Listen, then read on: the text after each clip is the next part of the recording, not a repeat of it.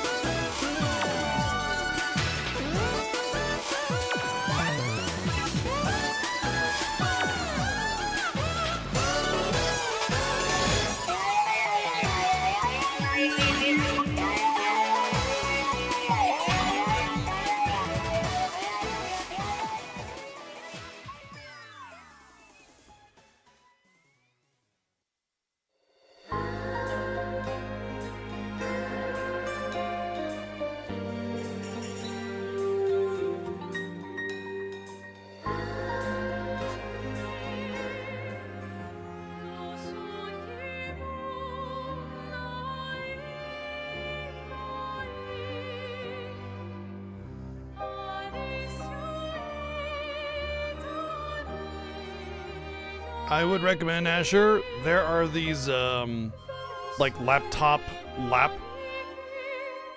things. I don't know how to explain it. Basically it's like a plastic kind of table thing that goes on your lap, but it has like a beanbag cushion, like padding on either side. So you just rest it on your legs with the beanbag cushioning paddiness. And then you put your laptop in, it has a little place for the mouse and everything. Little felt part for the mouse. That's what I use and what wife uses. And For real? For real. And it's super comfy. Yeah, it's like a laptop tray, I guess. Cool. Yeah. It's honestly, I had big issues with laptop comfortability. And that tray, like, basically made it completely viable gaming space. Yep, it's really nice. But yeah, I would look at laptop like tray, I guess, or just ask RPG Chick. Send her a whisper. I bet she would. I bet she'd link you the one that we got because it's really comfy. It's super good. Thank you, Donate, for 144 bits and the 123 bits. And Playtastic, thank you for the 301 bits. I guess we're probably going to be playing TMNT 1 on the NES after God of War. Oh boy.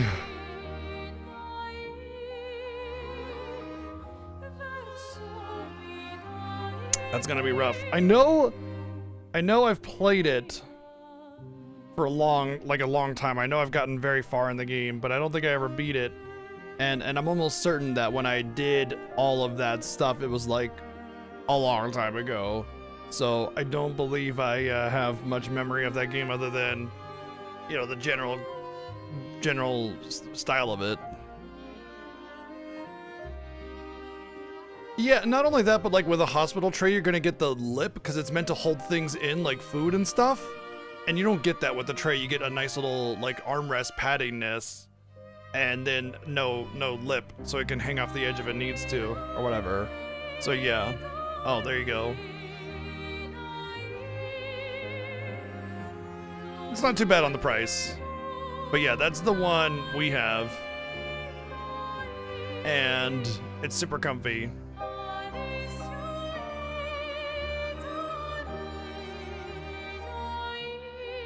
You can get pink?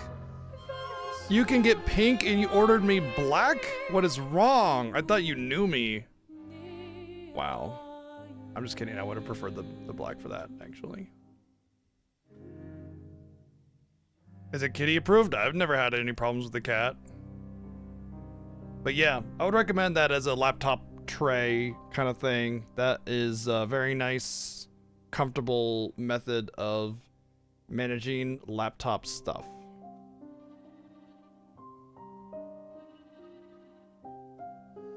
Wow, that's a fat streak. Lots of fat streaks in here. Well, welcome into day 8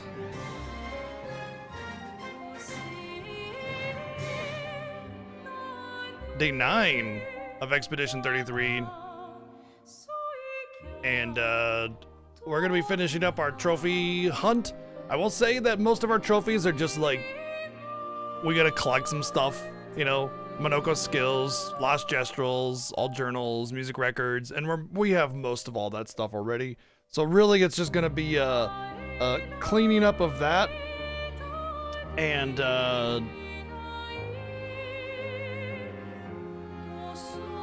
then we have like the super boss potentially, and we have to get level 99. There's also like some CL thing I have to do. I'll probably just do that right off the bat. I don't think it'll be too difficult to manage.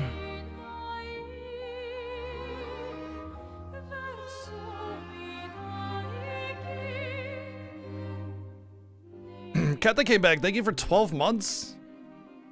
With the Aryan gift sub, thank you both. And then Nick Bad, thank you for 55 months. Wow. Thank you.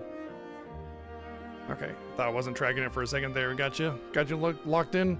So yeah, that's all we have left. Just some collection stuff, and then we have also the big one is the super boss. You know, that's the big one. And I'm gonna try to make sure that we do that like midday, if at all possible. Not just because like I want people to have a chance to be able to watch it, but also because I don't want it to be too late, because obviously it's gonna be hard, and I want to be a little bit, you know, aware. I already had a headache coming in today, so I took some ibuprofen.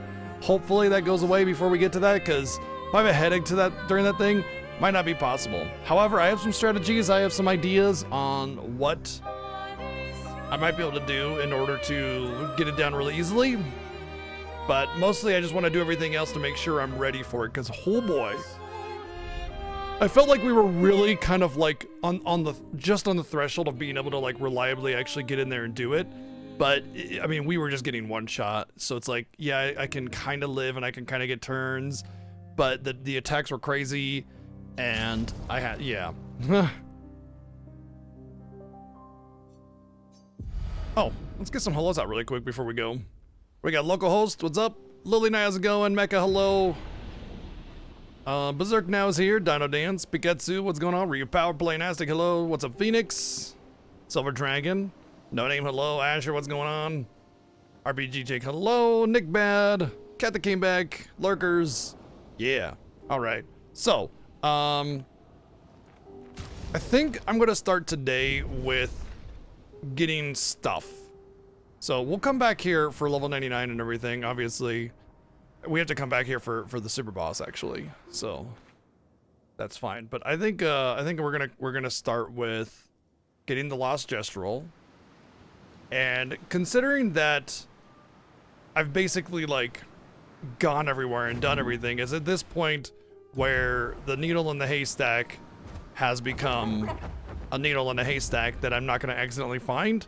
So I'm just gonna, I brought up lists of where everything is at, and I'm just gonna use those to find the collectibles that are hidden across the world. Because there's no way I'm gonna find them otherwise. Oh, we did that. That was like pretty easy. So I have 8 of the 9 gestrels, but we're gonna have to use a guide for the last one. When it comes to collectibles, I don't feel so bad looking it up, because it's like, it's pretty much find as much as you can, and then at that point it's just gonna be a needle in a haystack for the last little thing. You know, think about mini medals in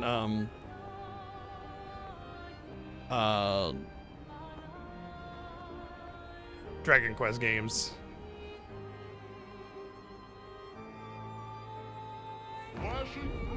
What's up, Ziggy? So I'm just gonna go through this list to find where they're at and then see which one I don't have. Actually, I know we got that. Through the sky.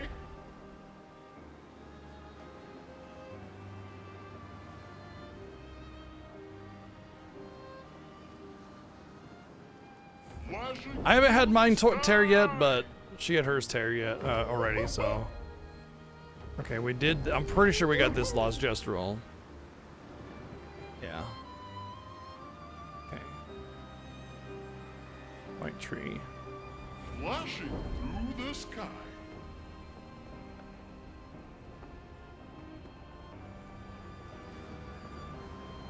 I think I got this one too.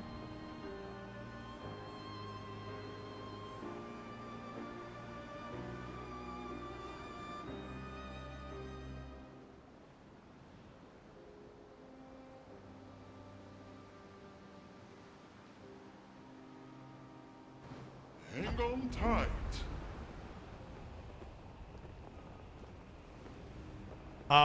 We'll be doing it hopefully later today. I'm gonna be doing my everything else first. Well, almost everything else. I have to do New Game Plus in order to get the last trophy because I missed something in the very beginning of the game. So I'm pretty sure I won't be able to get those without New Game Plusing. Hang on tight.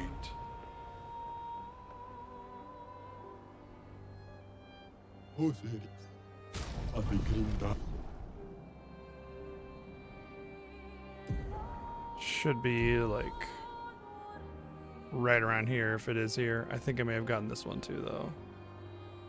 I'm fairly certain the one I missed is one that opened up when the game opened up because I mean when you're walking around it's a lot easier to see them because you have a lot closer zoom to the world.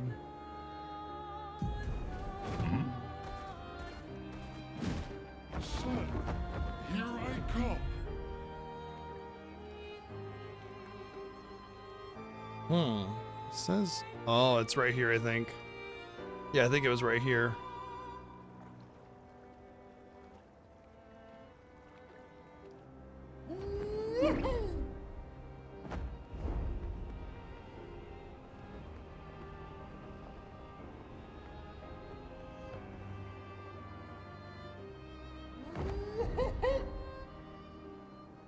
Flashing through the sky.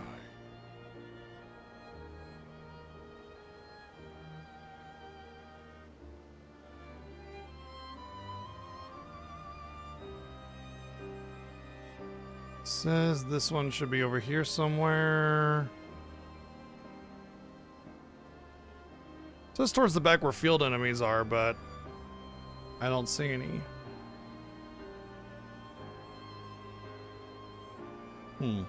So that means I must have gotten this one. Flashing through the sky.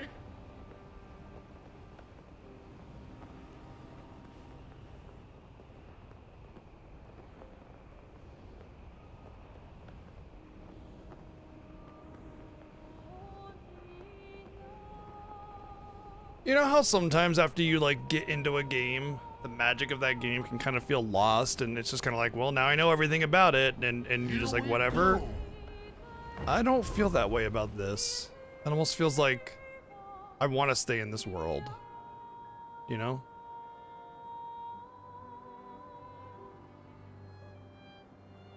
Just keep playing, going around, doing stuff.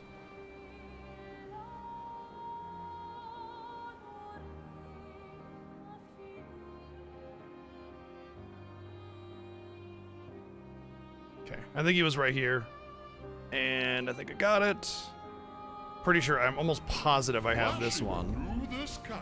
It's over by the Reacher. And then there's like a little spot over here where he's at. He was right here. Yeah, I'm certain I have that one. It was one of the first ones I found once I got flying. Endless Night Sanctuary. I'm certain I got that one. Oh, I know which one. I can tell you right now. Rotisserie chicken? Yeah. My little rotisserie chicken chan.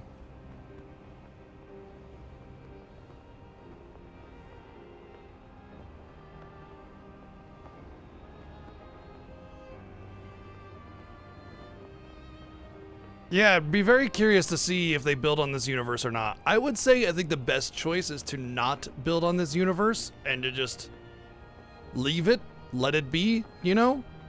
When you delve into another universe, when you delve into the same universe like this, I feel like the magic can be lost a little bit.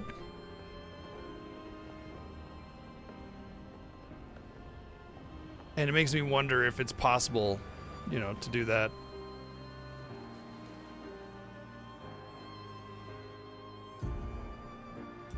It says it's like over here.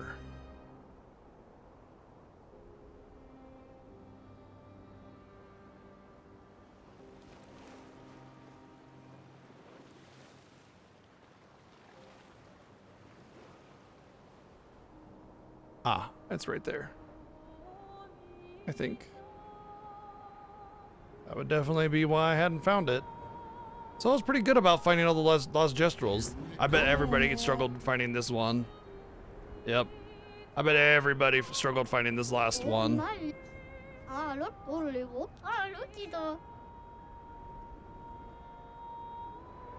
Damn. Talk about hidden. All right.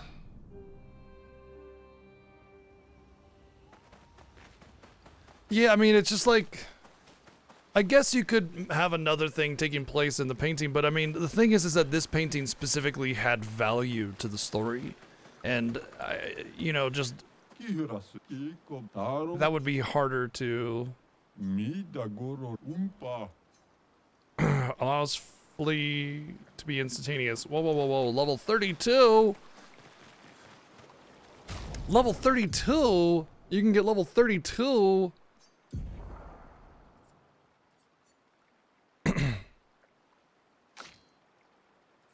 It was HP speed.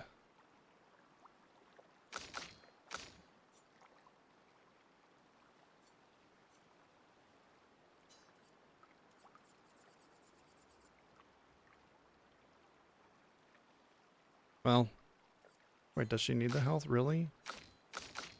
He does.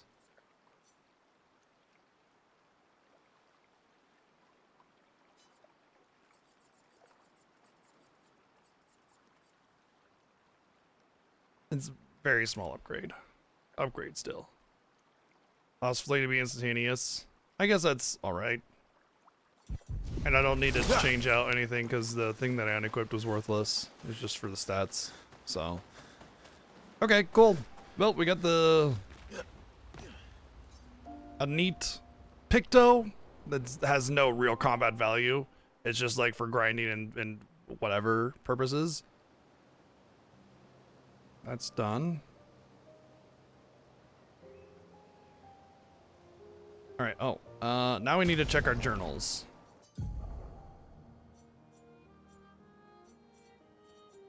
So 42. Apparently is in Old Lumiere. I'm gonna bring in Monoko as well. Actually, Monoko and CL for now. Actually, I don't really need to worry about my power. What I want to make sure I do is learn the Pictos, so we'll do that. Son, here I come.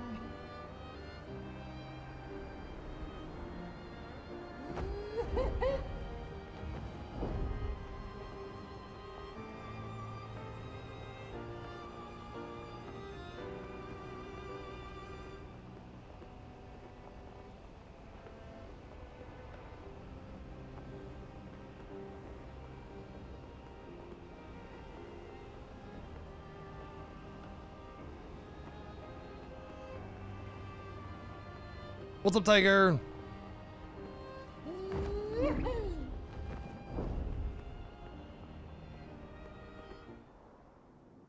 Okay, it says Manor Garden. Although I feel like if I'm here, I should maybe fight a few things for. Oh, you know, I skipped by a lot of stuff here. We are forced.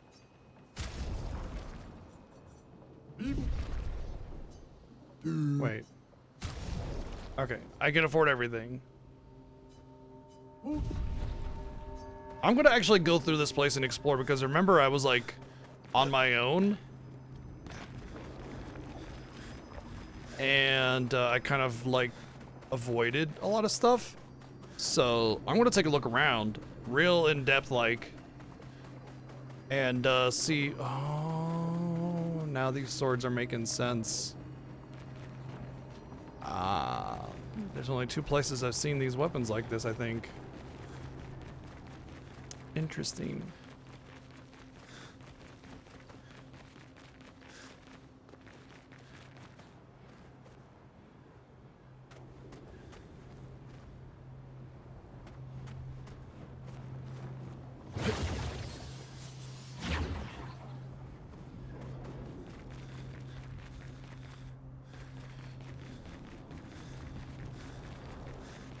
Was this the right way?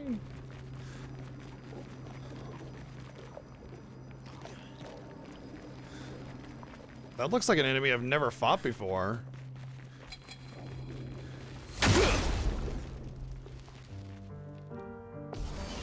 Chromatic and something.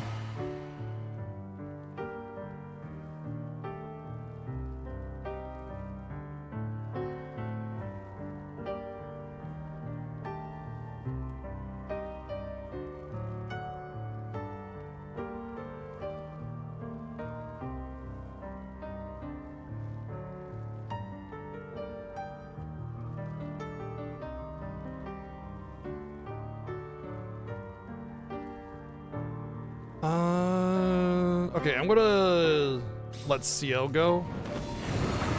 And I want to see if I can... Ready to strike. Well, now we gotta kill the clones. Oh! Okay.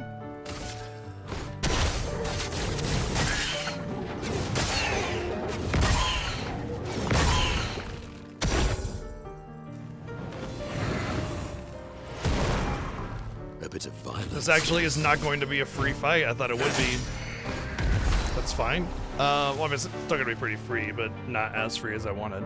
So what I need to do with CL is consume 40 foretell on a single target during twilight.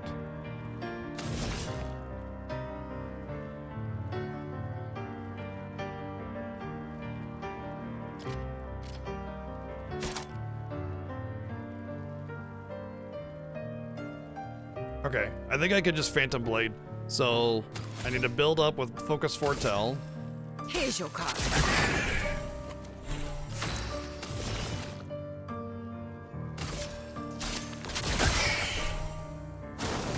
Oh, I don't know if I'm going to be able to.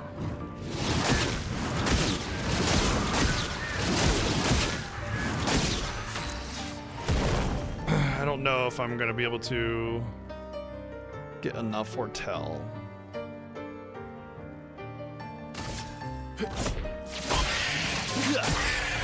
Let's have some fun. Oh, shit. Well, now I'm definitely not going to be able to do it. I lost my input when I was switching targets. Maximum damage. So, whatever. Now we're just going to have to win the battle. She is a lot squishier than I thought. She's squishier than her clones are, which is funny.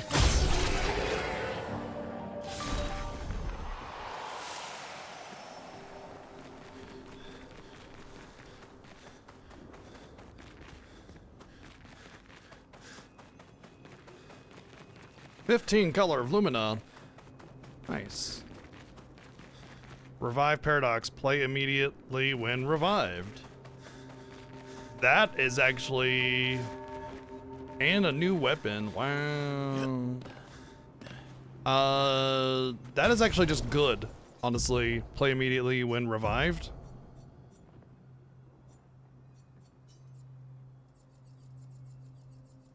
It means, like... First off, there's like the death break, and then revive and just immediately get a turn. What's the cost? Only 5? Oh my god. Okay, wow. That could have been so good for so long. I could have really used that. Oh man. I could have really used that so many places. I feel like I might have even just beaten Simon the first time if I had that.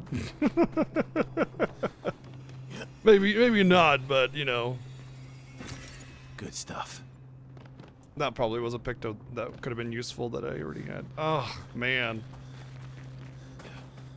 I forgot to go back into this dungeon after I finished it, but it was like such a heavy story moment that I just kind of got overwhelmed and forgot about it.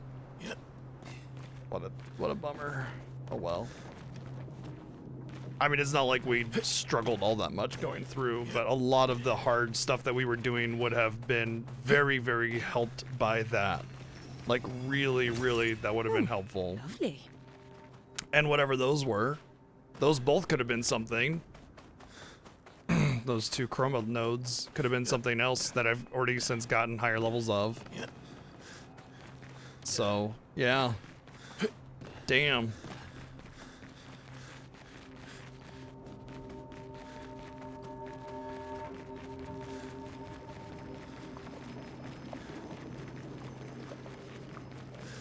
Yeah, as far as I understand it, the way that works is that it's like, I don't know if it's a free turn that doesn't interrupt, like interrupt the flow of the CT gauge or whatever, or if it's just like your turn is now next and then your CT counts from there.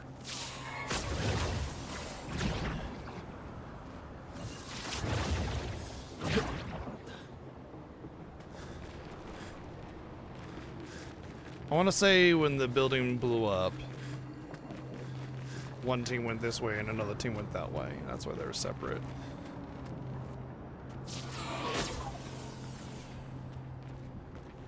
So I'm gonna have to go both ways.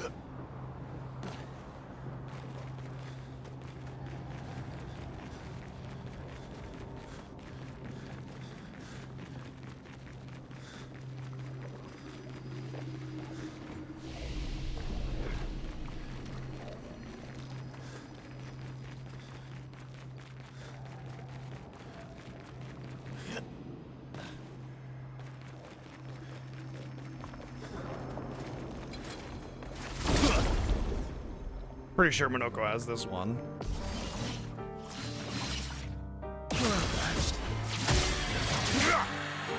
You're outmatched.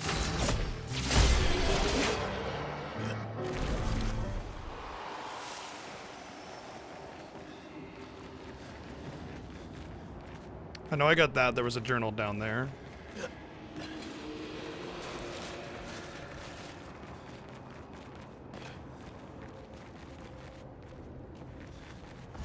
Oh, hello. Dude really wanted to have a fight.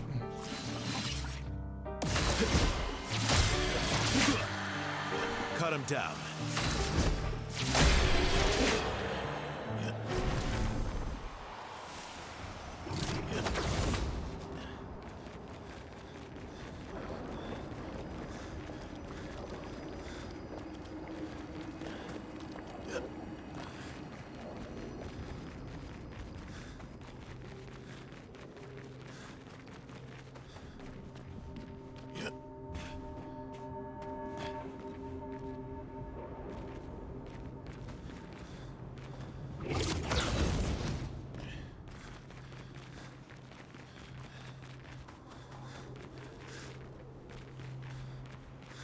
Okay, there's probably an item up here, and you want to get it by going up there.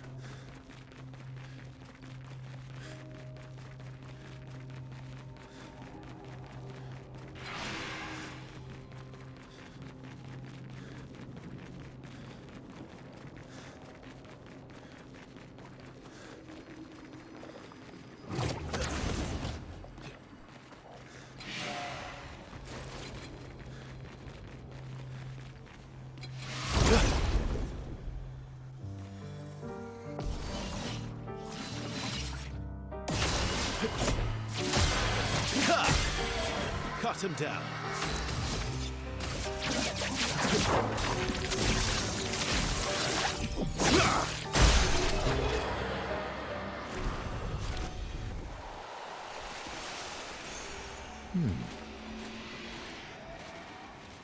Applies rush for 3 turns on battle start. Well, that is new.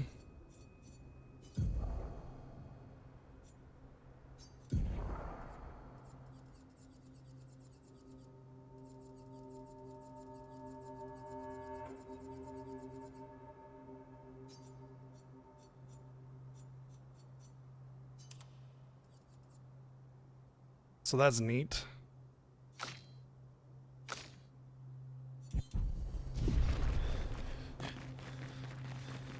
Already I've gotten two Pictos, one of which was very useful.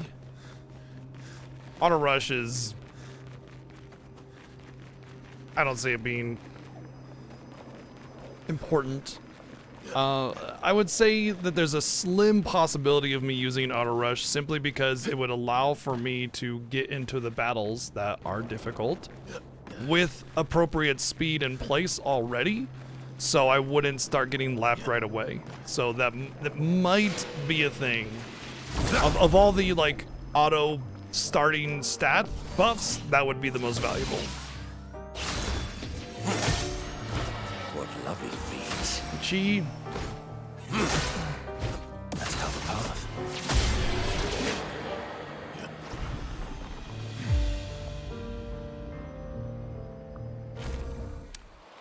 Reviving Paradox. Let's get that on right now.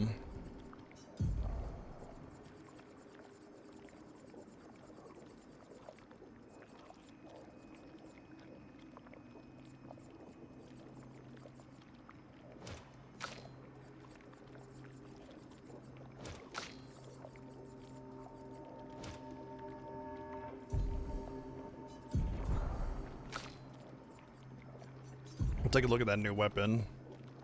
Base attack gives 1 perfection per burn. While powerful, 20% chance to burn on hit. Doesn't say on base hit. Plus 1 AP on rank up. That's actually pretty good. I would have considered this one quite a bit before I settled on this one.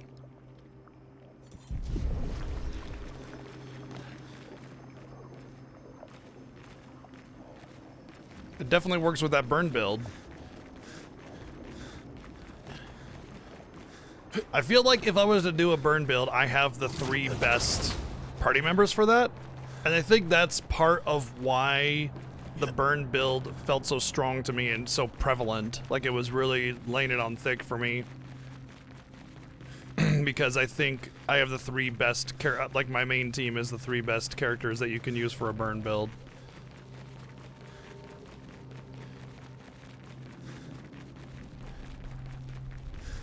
Oh my gosh, well, I already missed some stuff right here.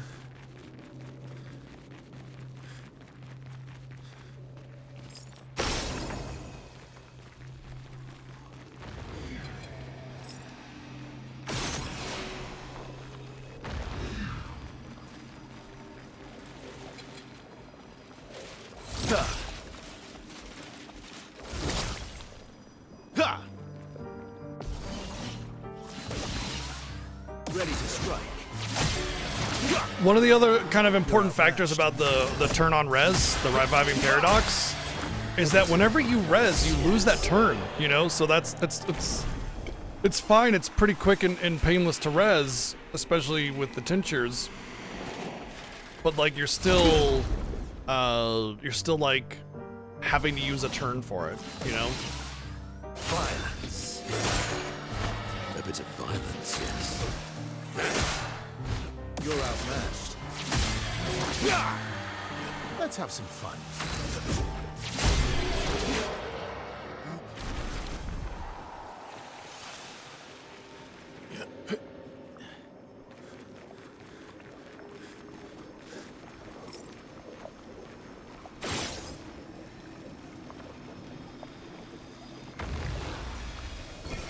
An advantage.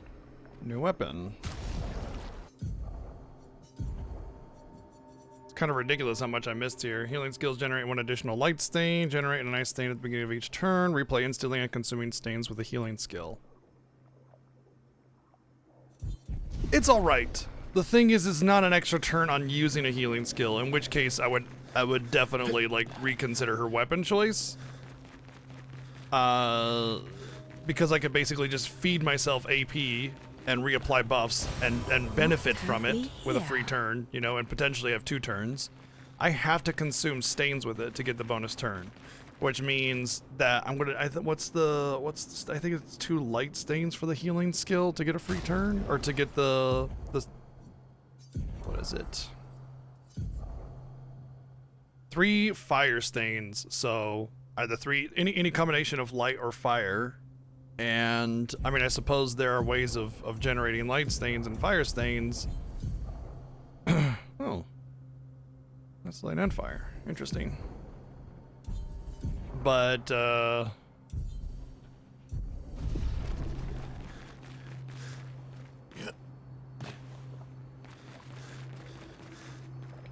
not reliable, and you're having to use turns in order to get those stains, and so you can't just like sneak out free turns just for healing. If it was the other way, like I said, I would 100% switch, because it would just mean I could heal for free, get AP, and reapply my buffs, and benefit from it. Like straight up, I would get AP, I would top everybody else off, which, by the way, oh, that reminds me. There was the healing master or healing bonus or something like that, which increased her healing boon. Oh, that's the one.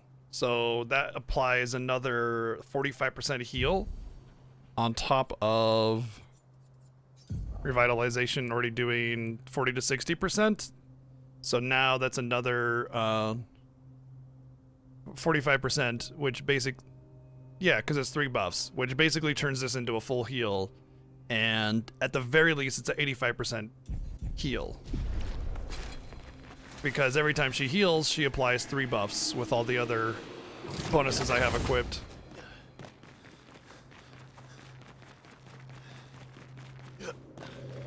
I wanted to make sure I put that on while I was thinking about it, because it's definitely something I want as part of her major build. And on top of that, I've noticed that my heals have been a little lacking. And I thought it was because I had missed something else, and it's not. It's just simply that healing boon basically turns it into a full heal. Okay. I want to drop down first.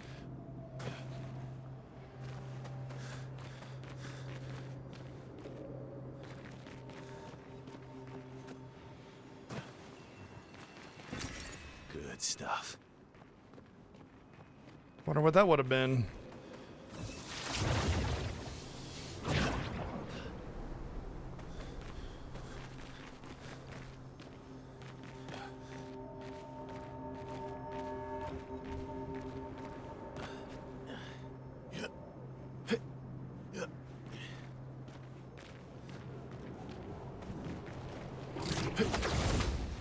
Part of me almost wants the game to tell me what would have been there if it didn't get converted into chroma, because it would help me kind of realize what I may have missed, and maybe if I play this game again.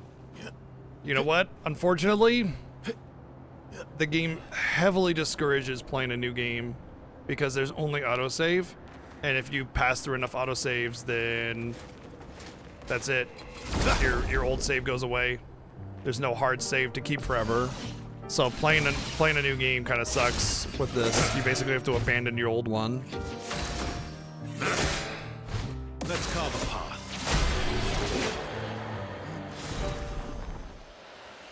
Oh, apparently that was a different Chevalier or whatever. Oh, lovely.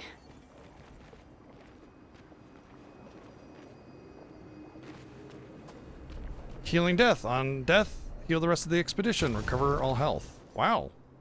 Another new Picto. That's crazy.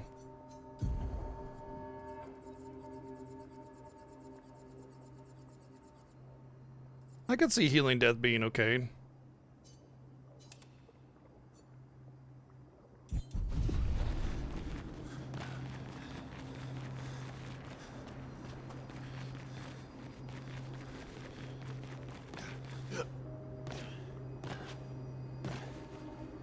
Like, think about it. If somebody is getting wrecked specifically, they die mid combo, I wonder if it heals them. Like, if it interrupts the damage being dealt, heals everybody else. Could be something. It would also sort of give value to the other reviving stuff, because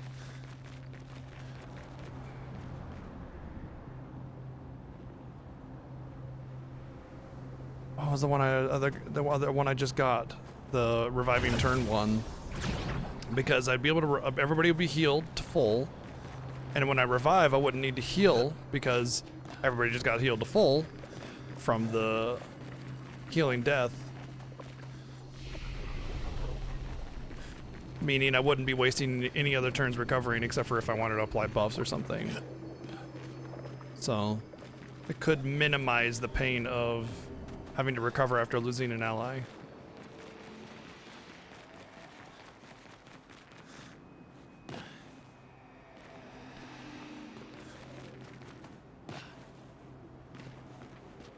It really feels like there should be something down here, doesn't there? Maybe there wasn't, I already got it, but this place doesn't look familiar.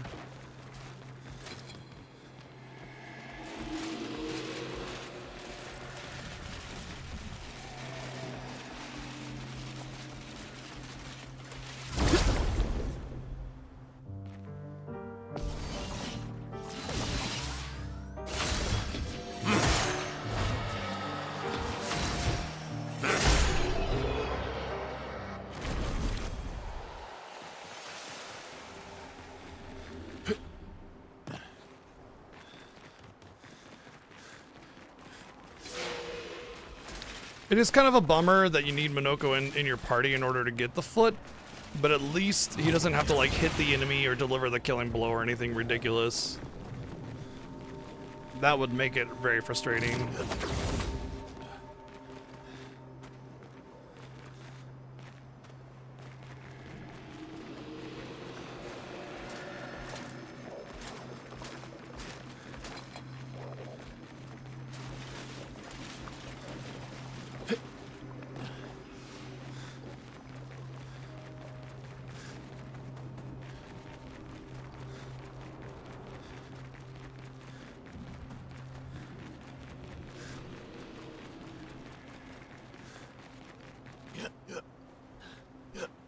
Oh, I think we're full circle on... No, because this thing wouldn't be alive.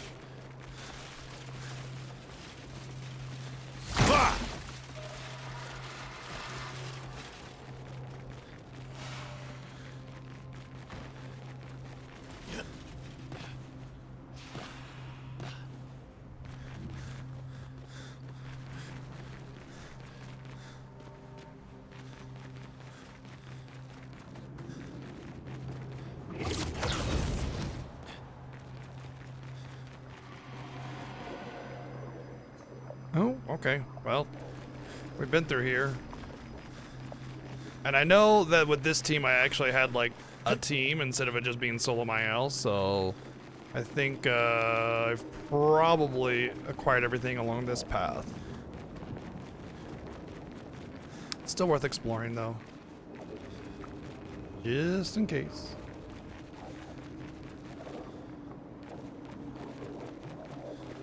Another one of those fountains from Lemire.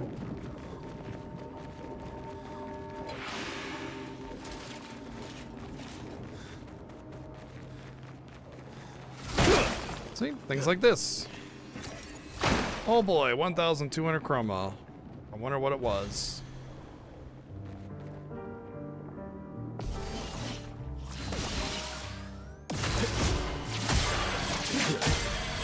Let's have some fun.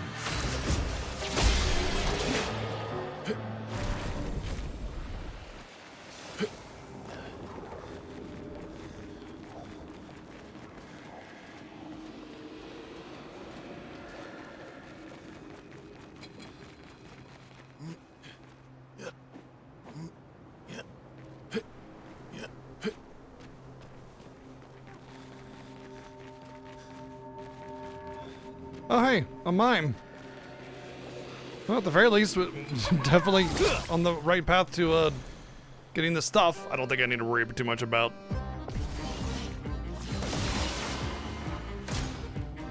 Getting a preemptive there.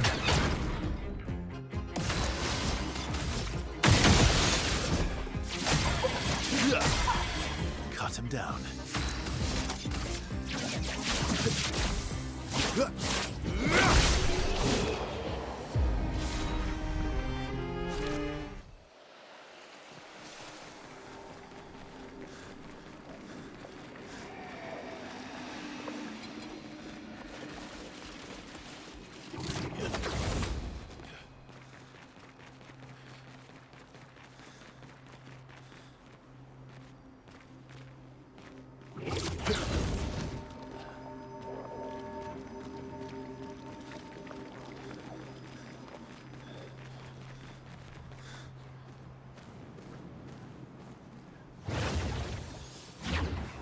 finding all sorts of stuff.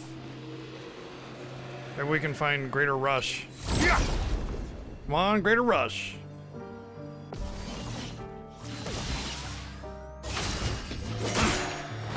A bit of violence, yes. Let's go, path.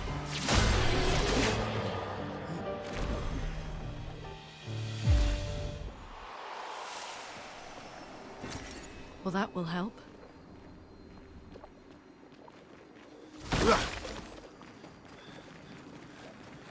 Found a journal, but this isn't where the thing said 42 was at, so... But it is 42. Expedition 42. Okay. It's been 2 weeks, and still no word from Freya or Olivier. They've never Confirm missed each same other universes, before, Trails in the Sky. no matter how exciting their find. Oh, my friends, I hope the end was swift. What's up, The Hellart? grandest exhibit is likely our last. But as Olivier would say, it is also our grandest. I wish you were here, making that joke for the 1000th time. I'm proud of our work. We've pieced together so much. I just wish we had more time. The Gommage is still a few months away. Perhaps I can make one last trek. If you're reading this, my unknown Oh, happy future birthday! friend, I hope the information we've gathered helps you find answers. Zoom Geburtstag, We've viel done what we Glück. could, in the hopes that you will prevail. Tomorrow comes. Just not for you.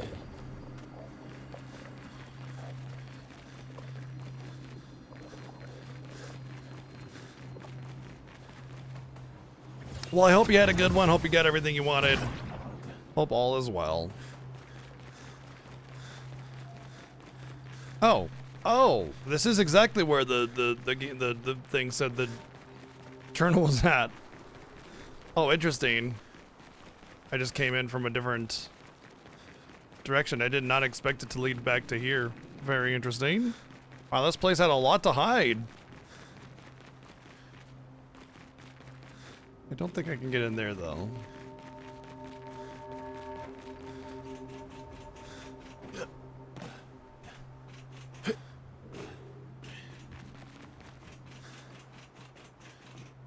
The brick sounds like metal.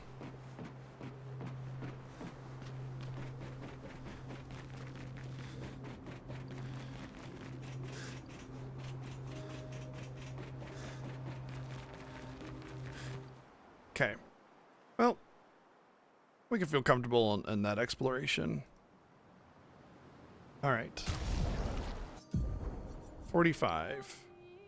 As a note, I missed 42, 45, 65, Julian Simon. Those are the only ones I missed. I found all the others. And I'm pretty sure one of them is in front of Simon, so we'll have to get that when we get it. I bet the Julie Sutrin Rescue is the last door. Or something like that. I don't know. Anyway, 45. Crushing Cavern?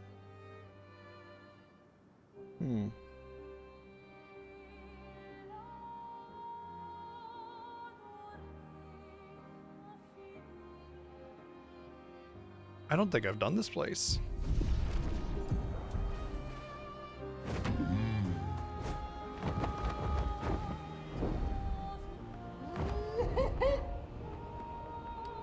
I know that there was like that slightly hidden area, Here we go. but I'm pretty sure I accessed it and did it back when it was new, which was basically from the first area of the game. There was like a hidden little spot. I think it was through the Yellow Harvest or something like that.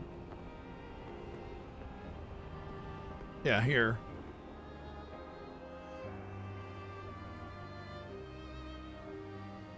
Lost Woods. Oh. Crushing Cavern is up? No?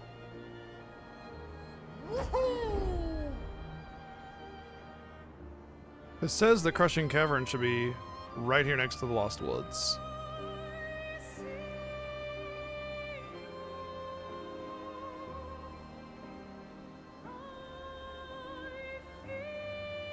Maybe it's through the Lost Woods? I don't remember the Lost Woods at all. So, oh, the Lost Woods is just a singular little thing. It's where you get one of the music thingies.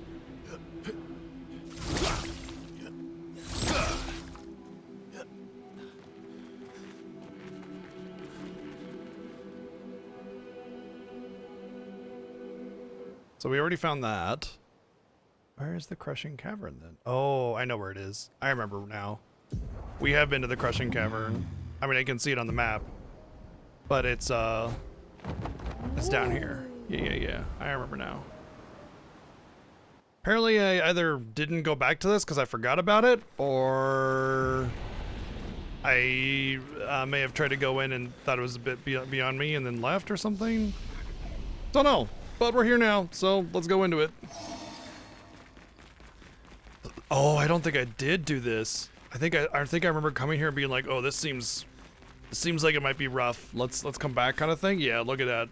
Already a glowy item. We haven't done this at all. Ooh.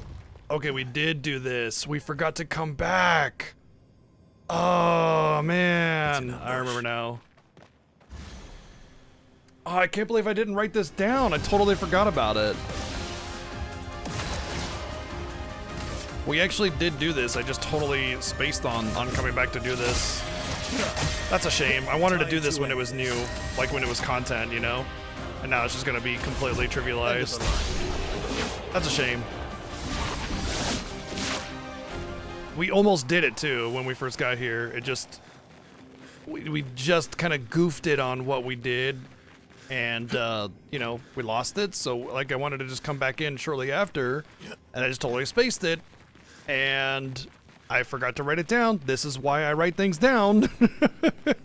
That is why I write things down, because I will forget. You should see my notes on this game. They're very, very long.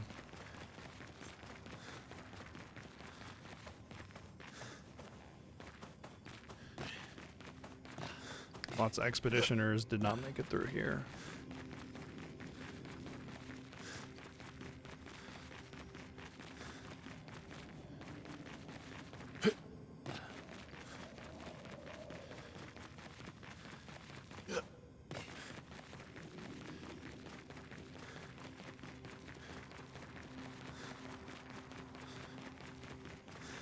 Well, the good news is that I might find some really important pictos.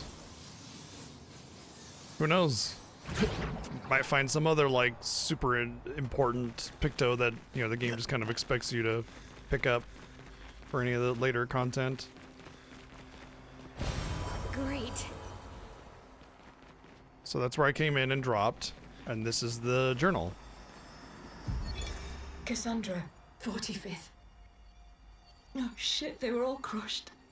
If Timothy hadn't pushed me out of the way. But both my legs are crushed as well. And I don't know how much longer I have. I wish I could have avenged you all. If anyone finds this journal, do not enter this cave. The Nevron inside will crush you. Whoops. Cassandra. Damn, it's always a bummer when I would have found this and I just spaced it, because I did go into this cave already. Ugh. Like that last gestural, I wouldn't have found it. It was a total... What, that's it? That can't be it. That's disappointing if it's just a journal. A journal in one color of chroma?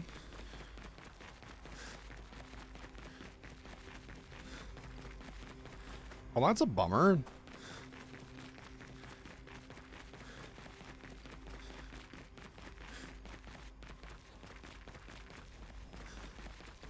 Gosh, it's like this trial. It's like mid-game trial, and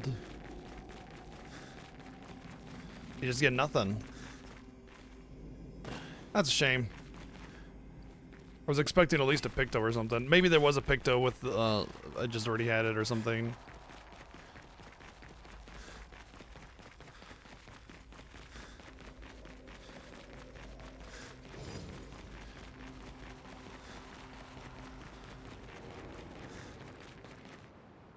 All right, let's take a look.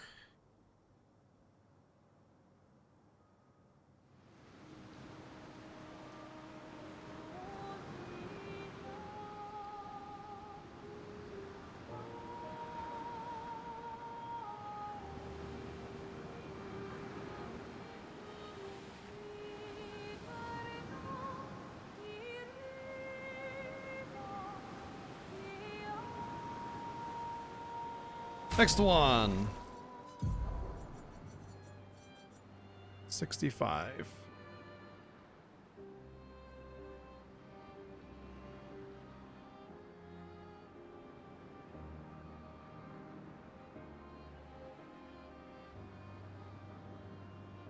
Oh, this one should be pretty easy to get.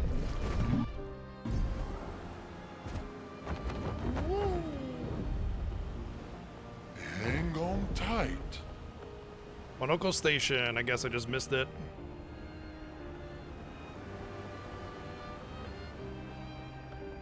I thought I did a pretty good job of going everywhere in Monoko Station. I guess not. Sky.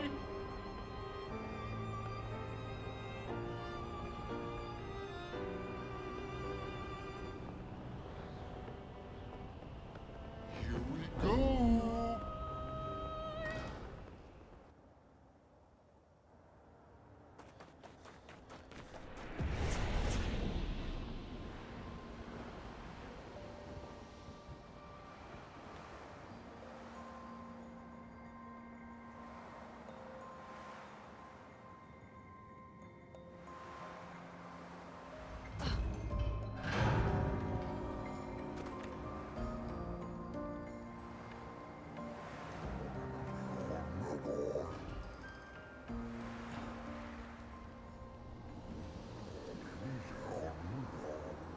Hello, you look different.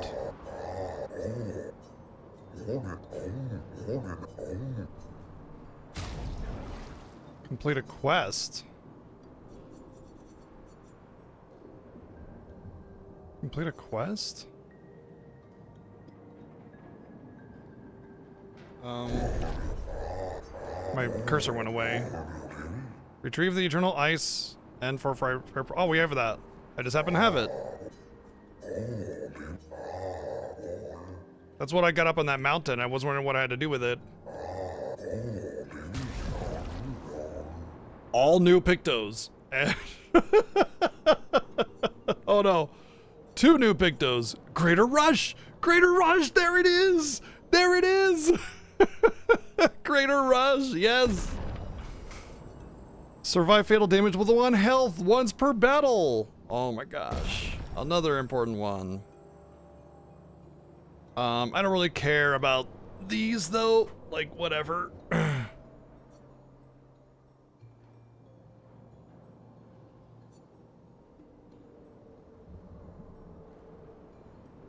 No perfection lost on damage taken. Perfection is instead lost on being healed. Defense and agility. Gain 2 AP on a counterattack. Gain 1 rank on counterattack. That is an excellent weapon, and I may have used that instead. Self-heal by 2% health on dealing a critical hit. 50% critical chance while on defensive stance.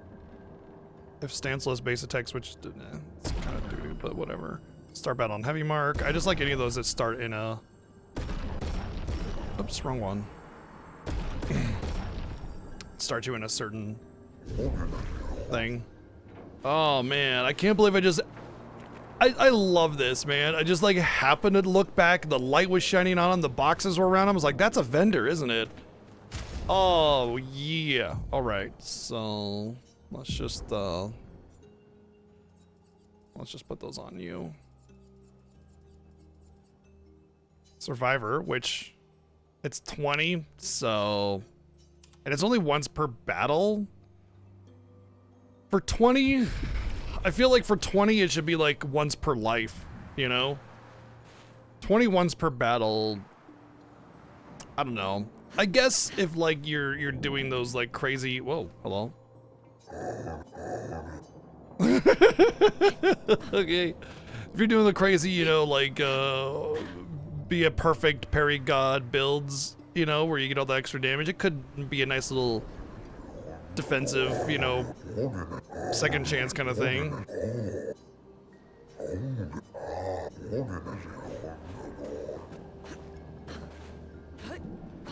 But we got Greater Rush. That's a big one. And I'll notice, by the way, with Greater Rush, that it's an additional 25% to rush speed increase. So let's say rush is 30% or 50%. I mean, that's a big chunk. The other ones are only 15. So yes, big. All right, it should be over here.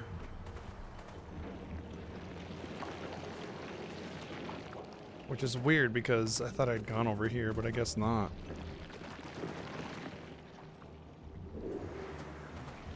Right here. I just straight up haven't gone over here at all. Oh, thanks.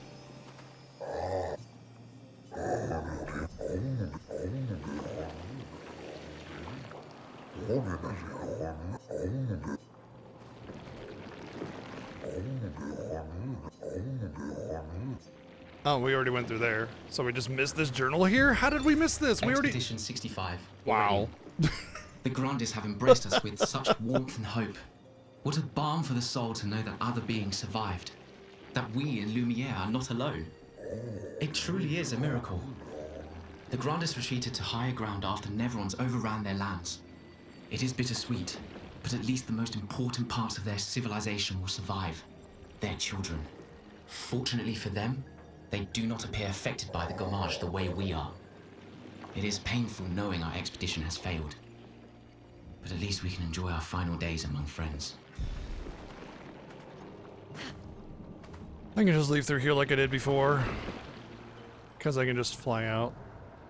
Even though it is like a like it's a mountain surrounded area. But I can just... Alright, the next one is... weirdly something I missed.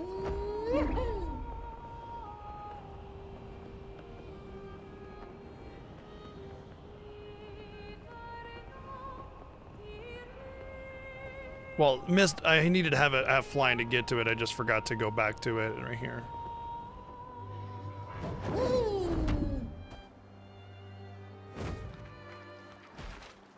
Looks like a spike thing. I could have just Julie, walked. Search and rescue. I know what I saw. He died. Fucking died. That attack destroyed half his torso. There's no walking away from that. But when I found him, he was unconscious but whole. His uniform was destroyed, yes, but his chest was merely bruised. He says the blast just missed him and it was chaotic during battle, so I probably misunderstood Been what I talking saw. about Verso, I bet. Bullshit! Absolute bloody bullshit! He and his father keep saying the paintress is the solution, not the problem. But I don't buy it anymore. I think they're lying about what happened to Expedition Zero. Somehow, everyone else died, but they walked out without a scratch. It hurts to think he'd betray us. But nobody ever expects to be betrayed. His mistake, though. He's thinking his charm is sufficient to sell his lies. We'll take him tomorrow night. Claude, Louise, and Dion are no fools. They saw what I saw.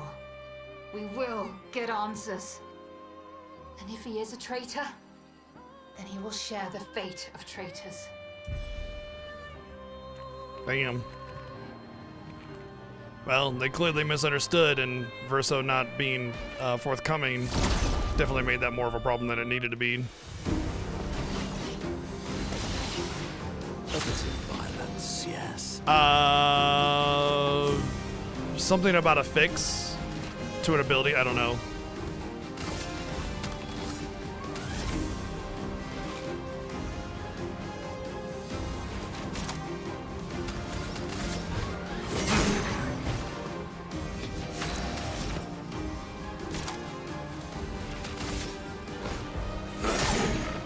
Oh, this actually might be a problem. Here's your card. Deal me in. Here's your card. I'll try to get my trophy for this.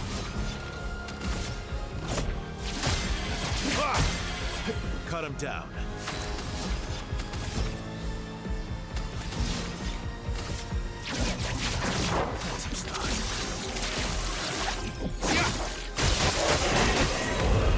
Okay. The ads didn't die. That's bad.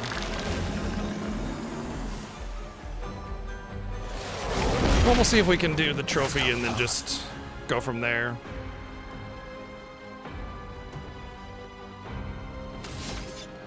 No time to lose.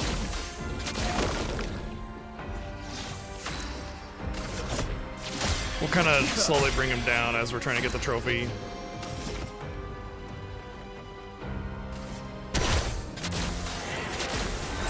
Energized. Invigorating.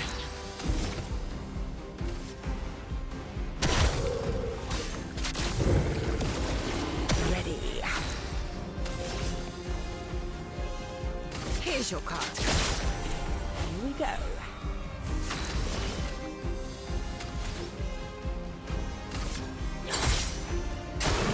Incoming.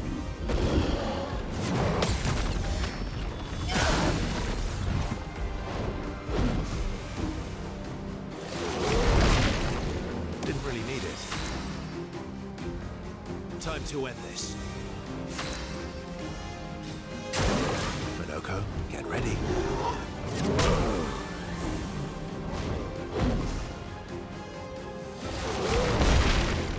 Do me in.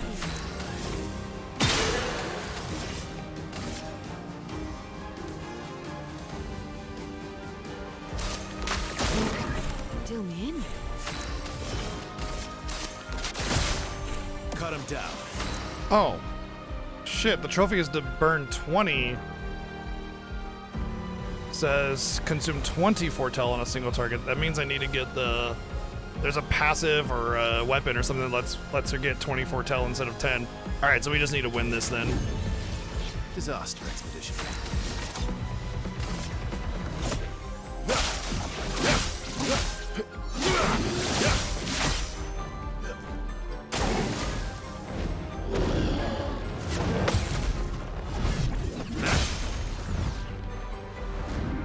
There's a very specific, obscenely broken build. Is glad the game did so well to warrant post-release attention. Hope this means more content will eventually come into the universe.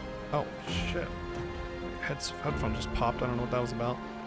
Well, I don't know if it's anything I'm using, but I don't feel broken, so I doubt it.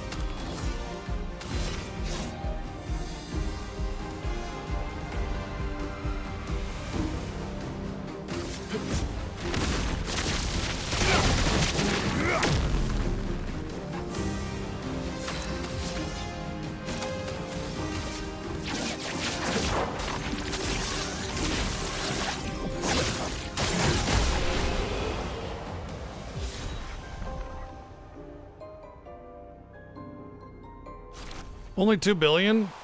Lame.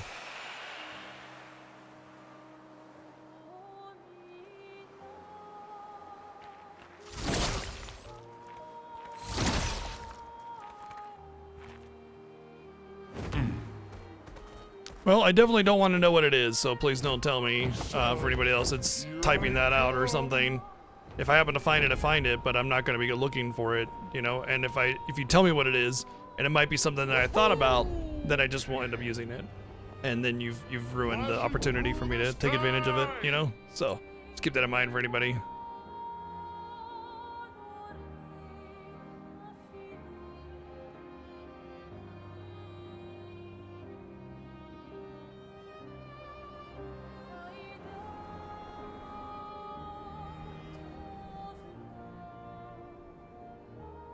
Okay, as I expected, the last one is...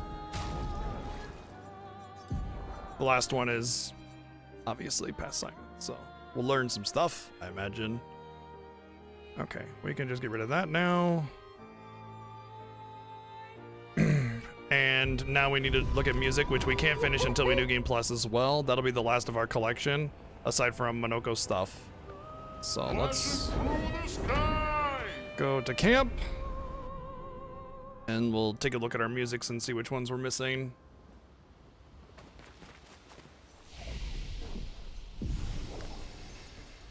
Oh, and I need to check CL's weapon. There's like something specifically that lets her go past 20 Twilight.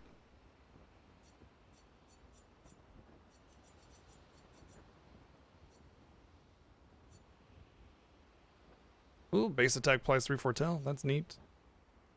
Oh, maybe it was a skill. I mean, she does need to learn some skills, actually, so maybe I should just learn some skills.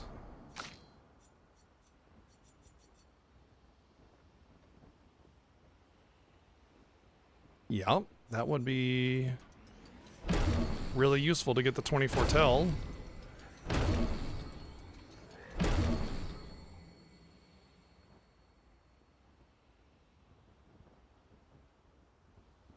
Oh my god. It's like you can one-shot any boss in the, or you can like kill a boss, a single boss, every boss, any enemy in the entire game, as long as you're willing to just do 1 damage at a time. And some of these enemies have so much HP, good luck. You would actually be there for years, wouldn't you? If they had enough. High direct damage on 3 enemies, consumes all foretell. What I need to do is consume 20 foretell on a single target during Twilight. How do I get into Twilight, though? That, I don't know.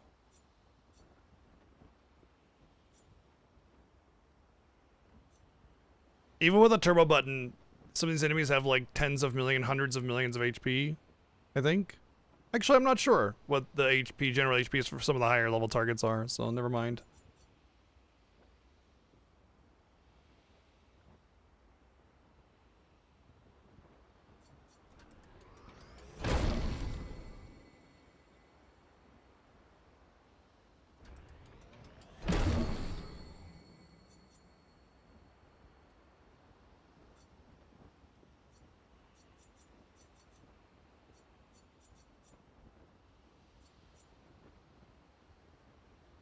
Wow. Fortune's Fury with Gommage. Been using the wrong character.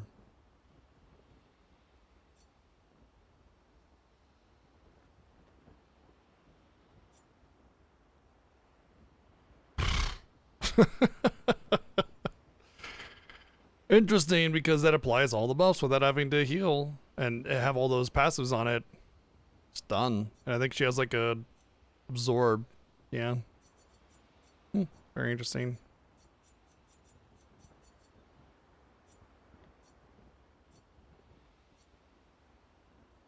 Okay, I need to read up on CL. Some of CL skills apply foretell to enemies, 10 max per enemy, generate sun charges. Other skills consume the applied foretell in order to amplify their effects. These generate moon charges.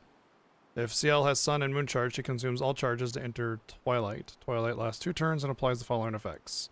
Increase damage depending on the amount of consumed charges. Doubles foretell applied with skills.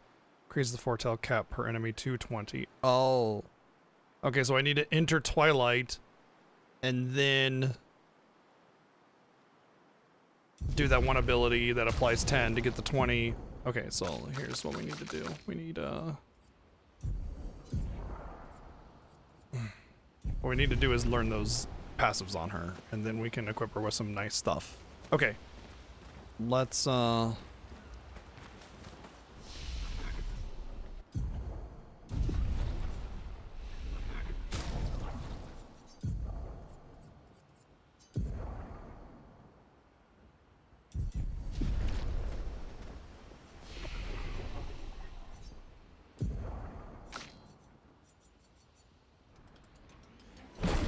we can just get all set from here. There we go.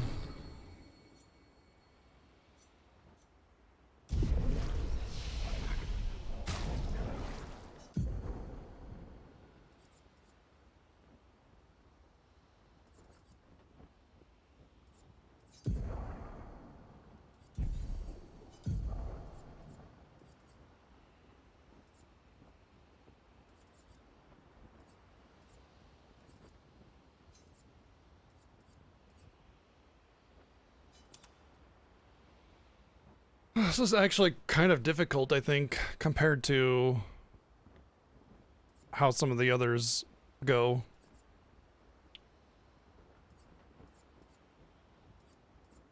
I think Phantom Blade would be the one to get her into the stance, Twilight, because it gives her both lunar and sun charges or whatever.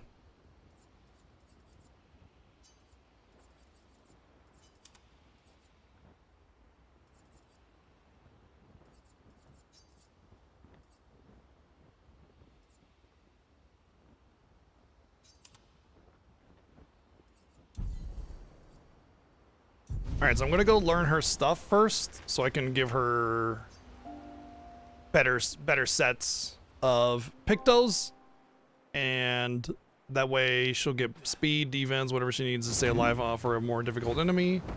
And then, Here we go. from there, I can equip, like, the AP boosting ones and stuff like that. She's gonna need, like, energizing turn, energizing start, energy master, that kind of stuff. My, what lovely beat.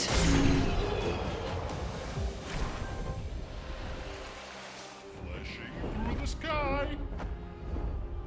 Flashing through the sky.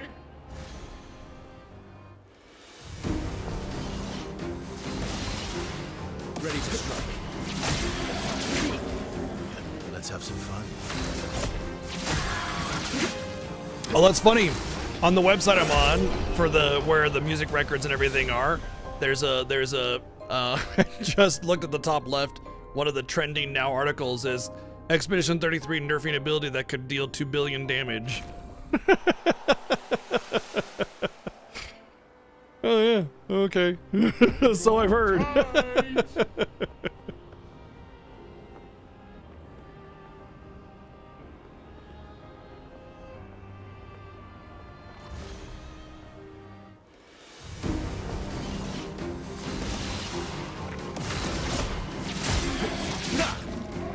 You're outmatched.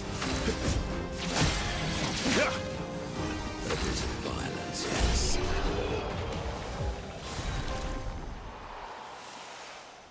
Flashing. The nice part about this is I am getting some feet as I go about.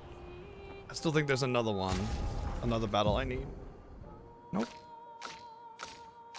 Cool. Okay. So...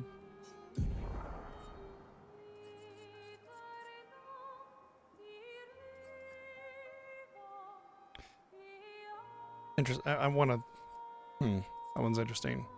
Okay, so plus IP at start. She has no defense. I would like to get something on there with HP and defense just to kind of keep her alive. Ate it up! Thank you for 54 meat. Meat. I saw feet and it was months and feet equals meat. Thank you, Tada, for 54 months. And yes, it very much is a total meme. They knew exactly what they were doing when they started that up. It's gotta be like, there we go. Lots of health and defense. Okay, she's plenty statted up for now.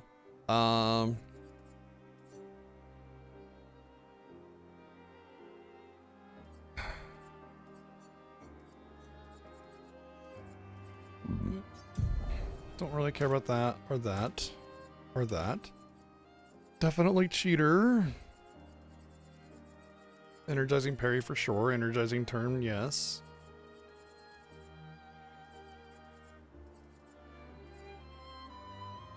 I think I'll use her. I think Lume will give me the AP that I need to keep doing this. Combo attack, probably.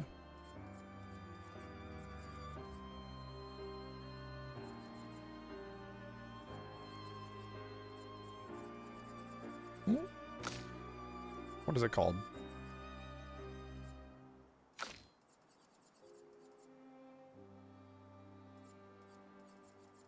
It's called combo attack. Why did I not see it? There it is. Combo attack for sure. And energizing attack.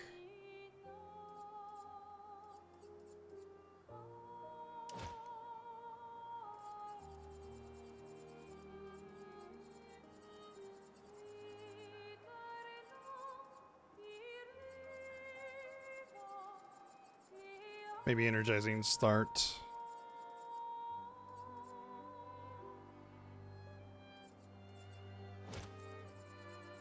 Oh, I need energy master.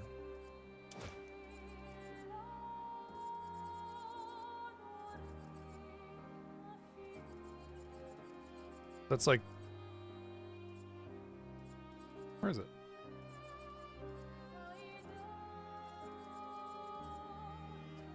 There it is, 40, yeah. I don't want to waste things on her.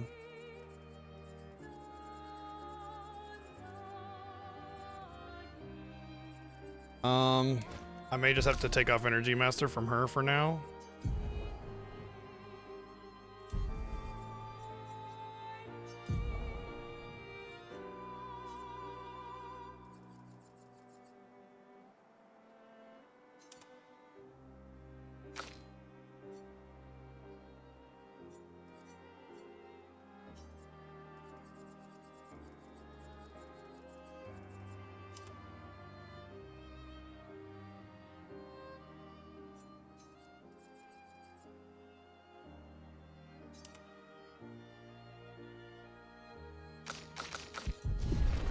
Okay. Hang on tight.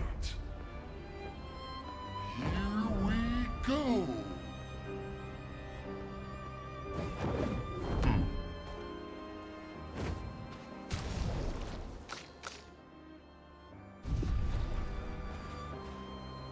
Okay, before we do the CL thing, I think we got the setup right, but I need to check the music. I forgot to do that. That's why I came to camp to begin with. So the first one is missing. It's Lumiere. It's the mime.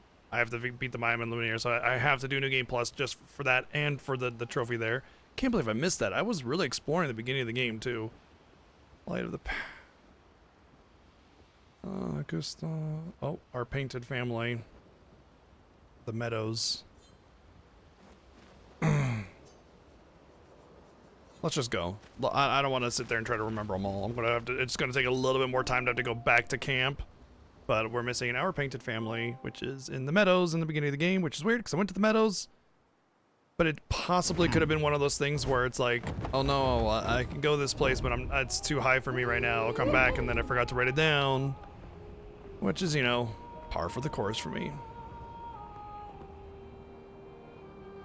Hang on tight. Getting into feet, you know? Yeah. Monoko's got that interest in feet. Don't kink shame.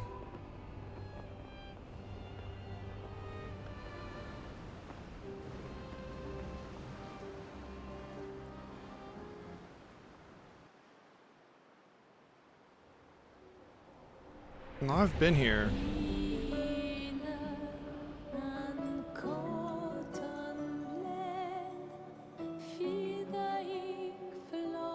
I've gotten this one, right?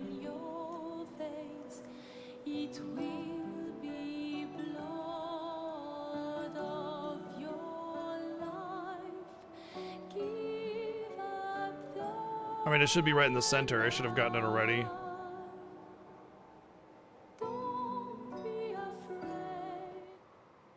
Let's go back to camp.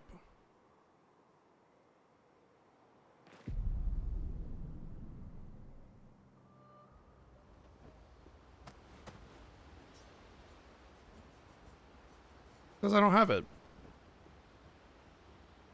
Oh, they're not in order. That's why. No, they are. Light of the Past. Fourth one should be, well, the first one should be Lumiere, which I don't have, obviously, because that's the mime. Then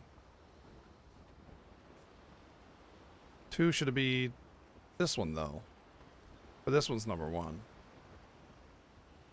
Ugh. Okay.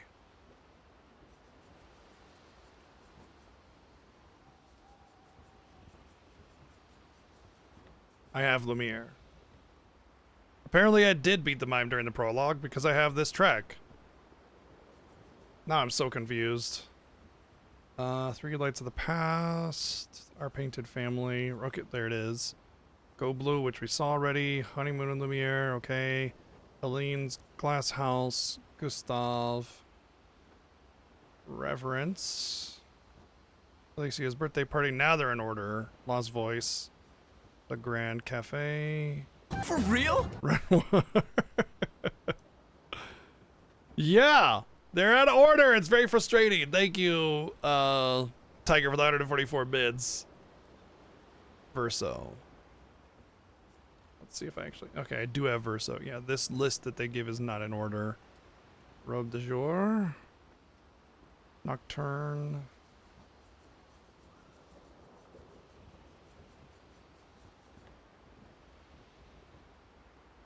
Lettre Amiel. Amour d'une... That one. Oh. Oh, there's a second chance to get Lumiere. And that's how I have it. Okay. Our drafts collide. Should have it. It says it's automatic. Helene.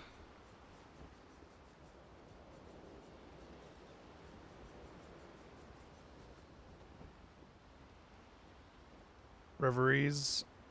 I'm missing 3, by the way. Linen and cotton. Alicia, I'm pretty sure I saw that up here. Yeah. Until Next Life. Forlorn.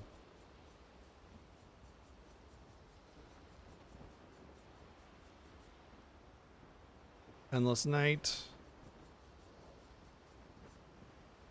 Oh, Endless Light. Clair, don't pull your sister's hair. I don't think I have that one. Okay, that's an easy one to remember. Looks like it's on the world map too. Well, no, it's in the mountain. Ah, you. I remember you. In the mountain. Nocturne something something something. Nocturne pour un masque de tristesse. You're welcome. Not that one.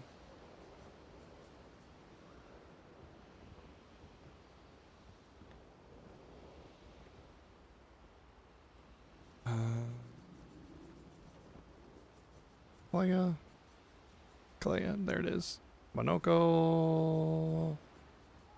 Lune. CL. I'm just missing 2, I guess. Maybe because of, because I counted it before I got the second chance of Lumiere. Okay, so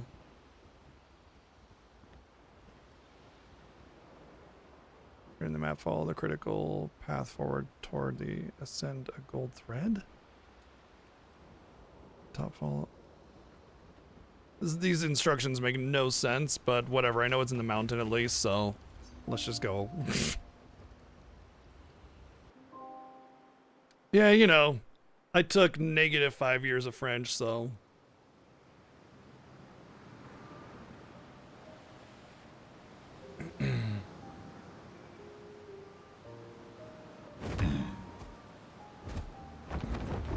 I've said this many times in the past, but French is by far the hardest language for me to pronounce. I don't get it because I never learned anything to do with French language, alphabet, or anything, so.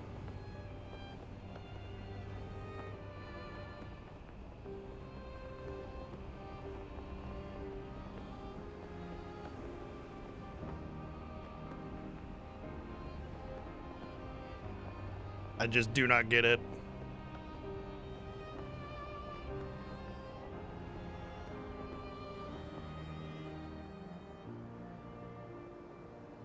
Flashing through the sky. All right, should be in here somewhere. Follow the critical path until forced to ascend a gold thread. Oh, a rope. Follow the critical path. What does that even mean? Follow the critical path. Like maybe required path or something?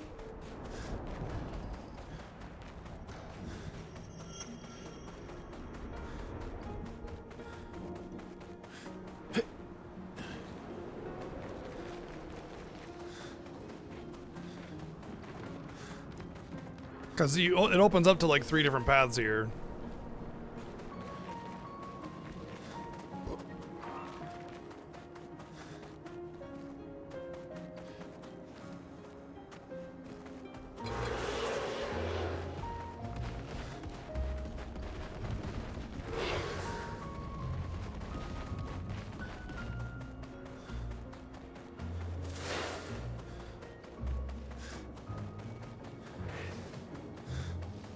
Does say it's forced to ascend a gold thread, but I had to let that gold thread down. That wasn't normally there.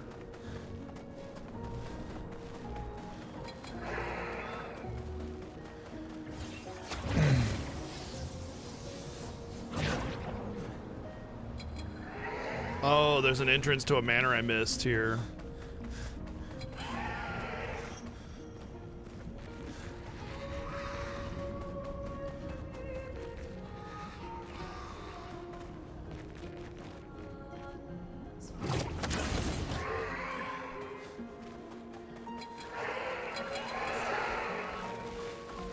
This actually does not look familiar. I think I may have missed this path.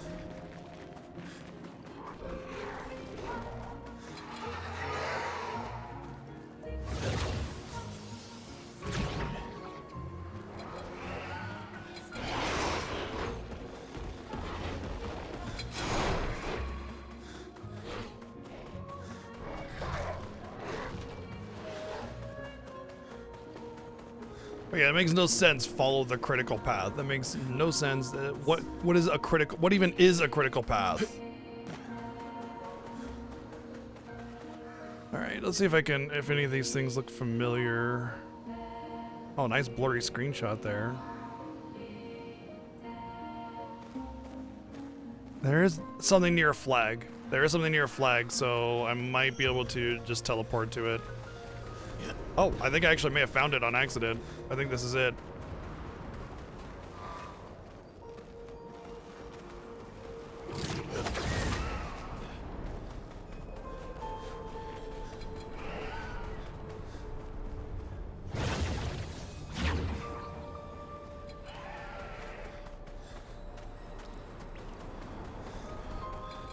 This is definitely not someplace I've found normally going through here, so let's take a peek around, shall we?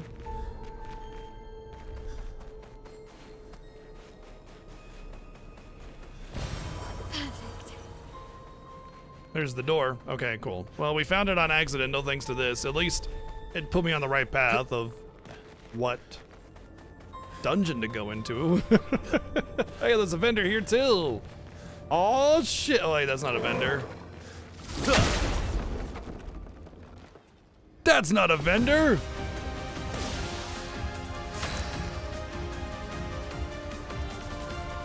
Oh, it's a chromatic enemy.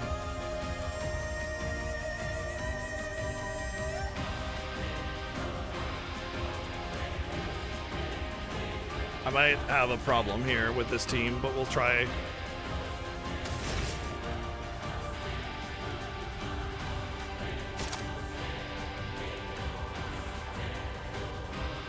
If I just did this, would I go into Twilight?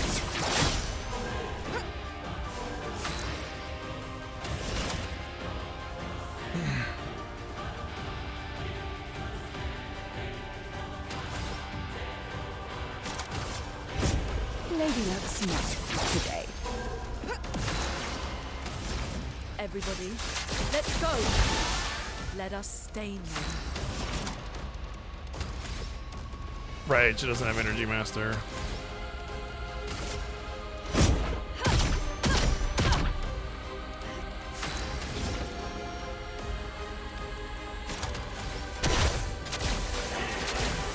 Go hit them back.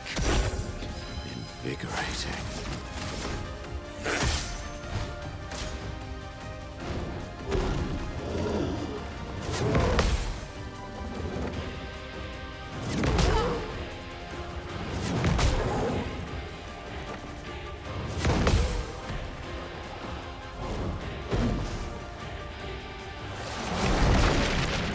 Let's play.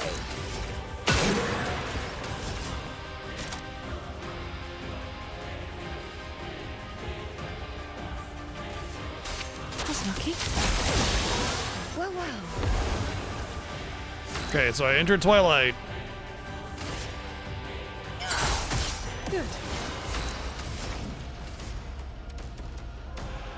Everybody, let's go.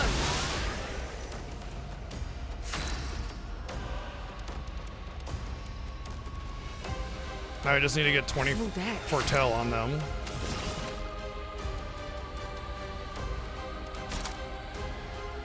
Where's the ability that, oh, there we go, applies 10 foretell. But that should apply 20 on this. Your number is ready. Okay, so now I just need to consume it. Consumes all foretell. Okay, so let me just make sure I got this right. With CL, consume 20 foretell on a single target during Twilight. Unusual. Oh, I'm not in Twilight! Fuck. Why did she lose Twilight? She had 3 turns of it. I'm not seeing. That doesn't make any sense. This isn't exactly a great enemy to do this trophy on because of the blight. So It's locked on you.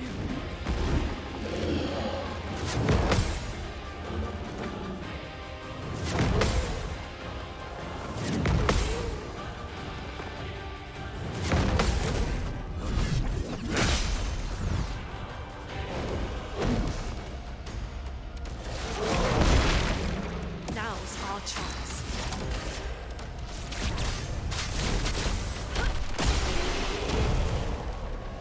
I think so. Energizing burn, +1 AP on applying burn, once per turn. Not bad. Glad I fought that thing. Thank you, Ellie, for 83 months.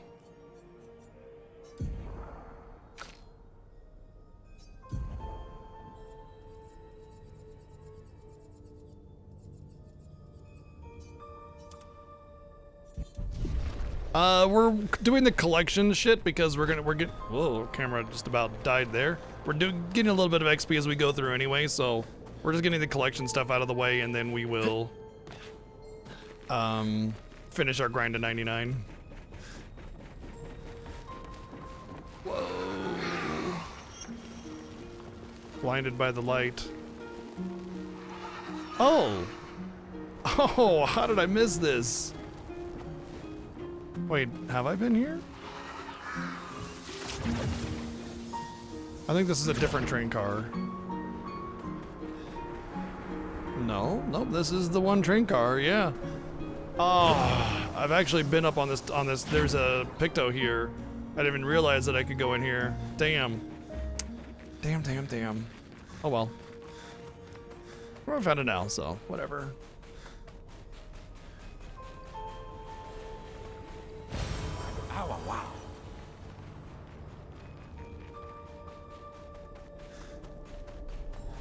No, I haven't done a review yet. We're gonna, once we get the platinum trophy, or rather all achievements, because it's not PS5. Then yes, then we will do the review when we're actually finished with it.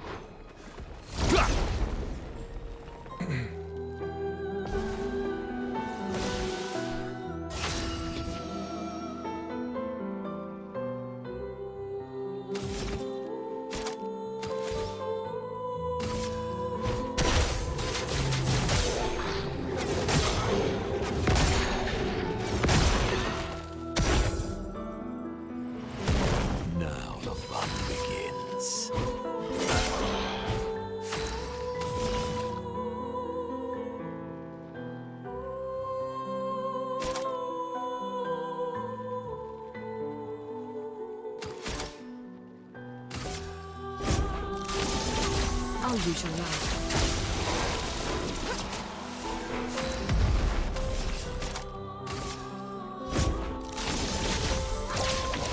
Okay.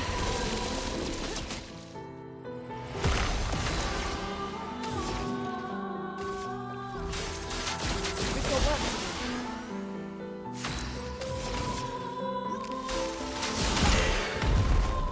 Let's gamble.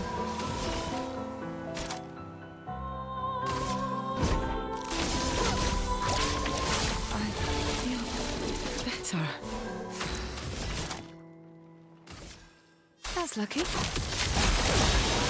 storm is coming.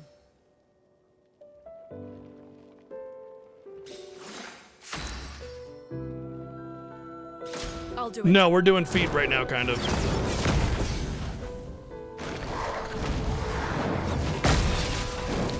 Kind of, sort of. I'm trying to do this CL trophy achievement. I don't understand how she works, though. So... 2 turns left. Well, I can already tell you that's gonna not work out, because Full deck. last turn. I guess what I could do is Your number is painted. just one-shot that thing. I think what I have to do is I have to apply 24 Tell and then go back in a Twilight stance and then consume it. I just need to make sure I find an ability that I can apply whatever element thingy I need to go back into Twilight without consuming Foretell.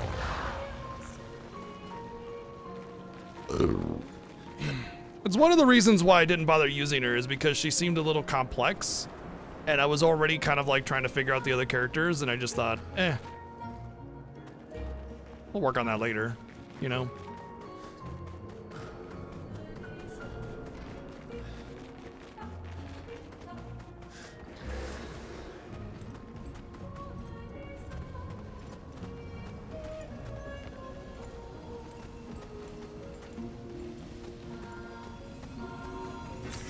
Perfect.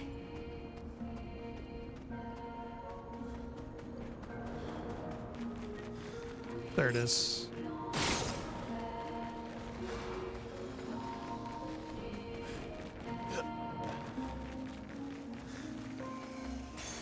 What have we here? Anti-freeze! Could have been useful.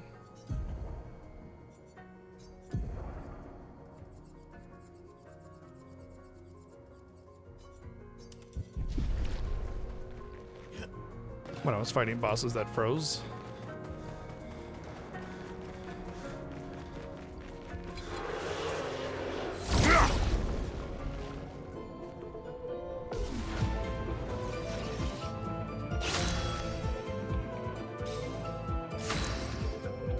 A storm is coming.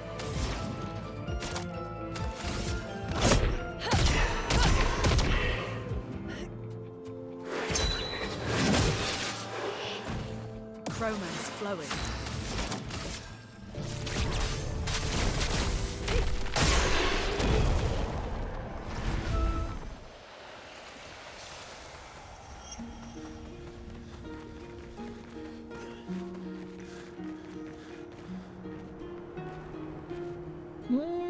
Kind of. Nope, I can't go down there. I was gonna say, it almost feels like a ledge that I could go up to. Oh my gosh. I think I know why the directions are so bad. Because they probably thought that the directions were given based on this being already drawn down. And that's something you have to go around to find.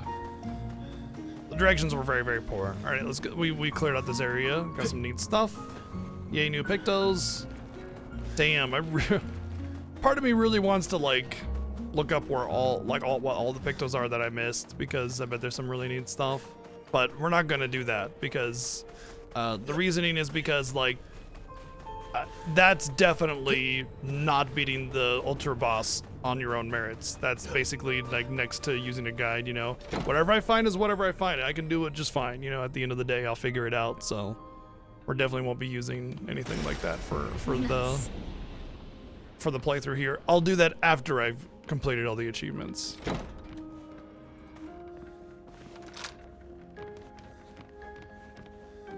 That should be the final door, by the way. We've opened up all the doors in the manor now.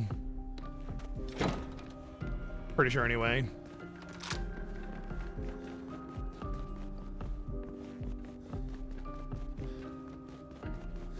Yep, all these 3 are opened up. Open. Opened. Opened. Opened.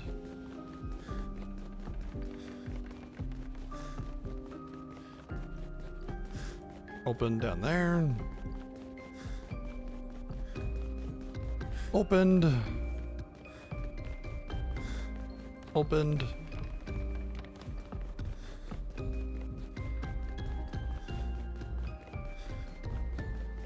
And I don't think that one can ever be opened. Because there's like there's no rattling of the door here. I have been in there, just not in this manner of speaking. Oh, that was so clever. That was like 5 meanings all in one sentence.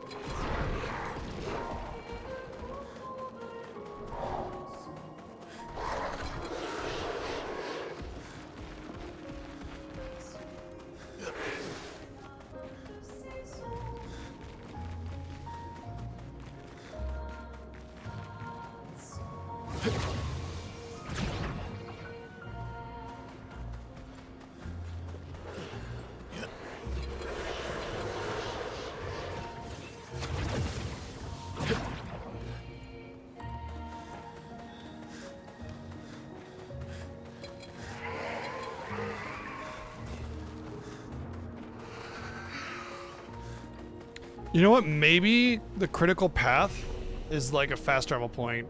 Nope. It's not. Darn. Just when I was going to give it the benefit of the doubt. I was just like, nope.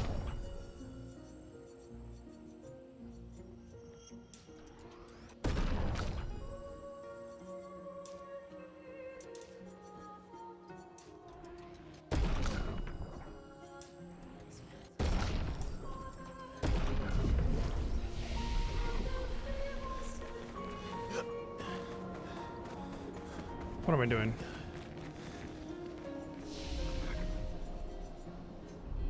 Okay, so the last music thing should be in the manor?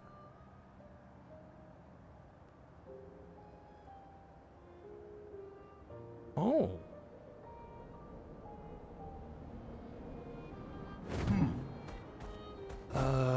What's the best way to get to the manor? I think I know.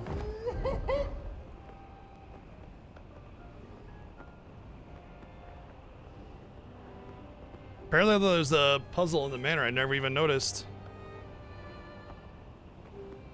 I know there's access like right there, so we're gonna go that way. Through the sky.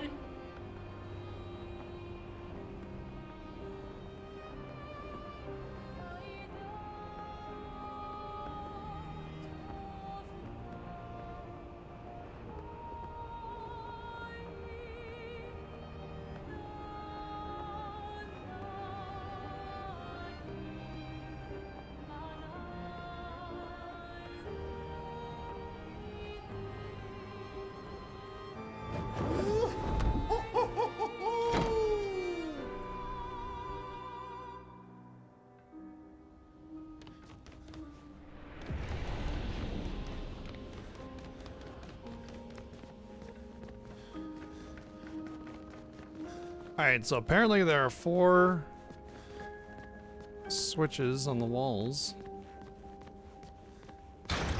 Oh.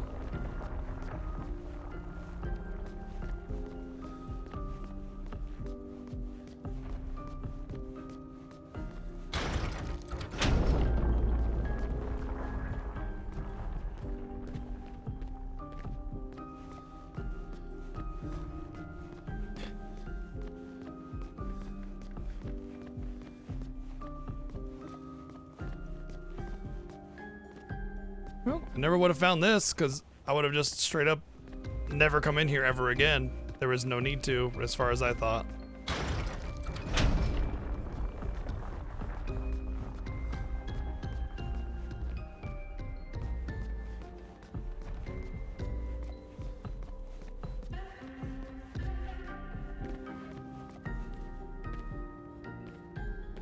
Oh, there's something down there.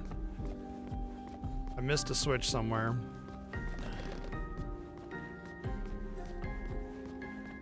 Maybe it's on one of the pillars.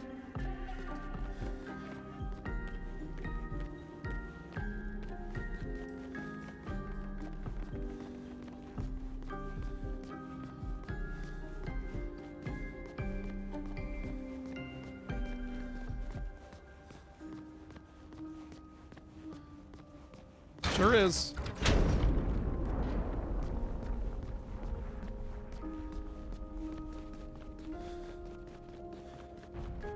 Is this the only path that's opened up?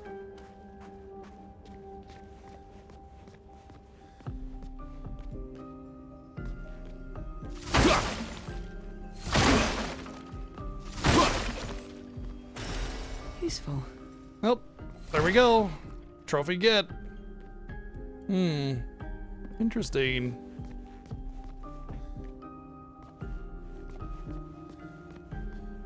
I wonder if that's all that opens up.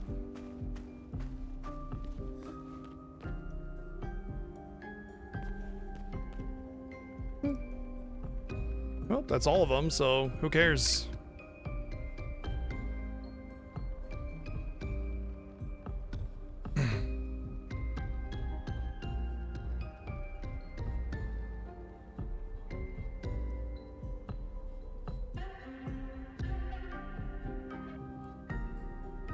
Alright, well the only thing left to collect at this point is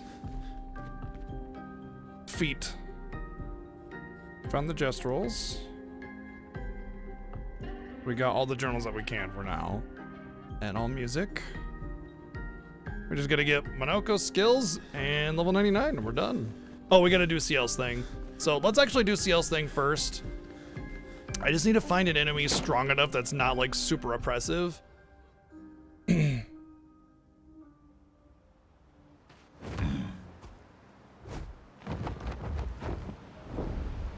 Maybe this one?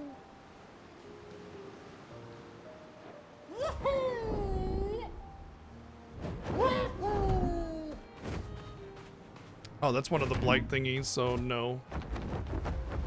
I mean, I could just put on anti-blight, but it's just like such a pain. There are better options out there, you know? I mean, heck, I could probably just take it to the final, not that final dungeon, the other one. Yeah, you know what? That actually might be, that might be the way to go. I know it's a little out of the way, but we're gonna have to come back around the world anyway.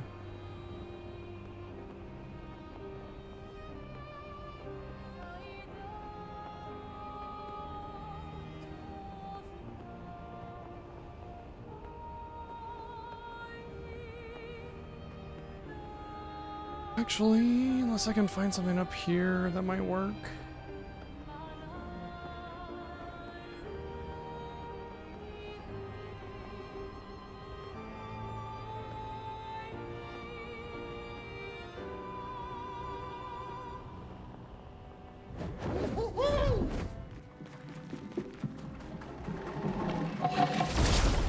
This might work. Okay.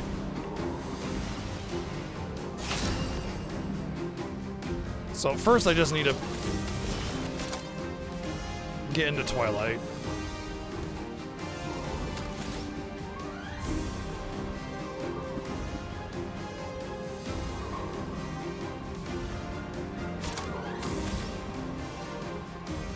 Seems like everything that gives me the night icon consumes Foretell. No, wait. Yeah. Oh, but I can use it on a different target.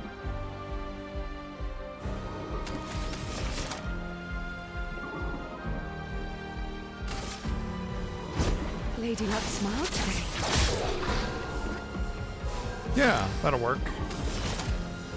And then I can just do this. And then I'm in Twilight for now. Let's kill this thing, I think.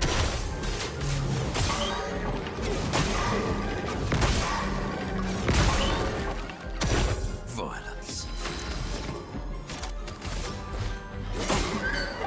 A storm is coming. Everybody, let's go.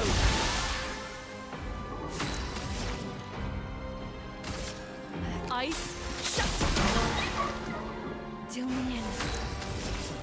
Okay, so if I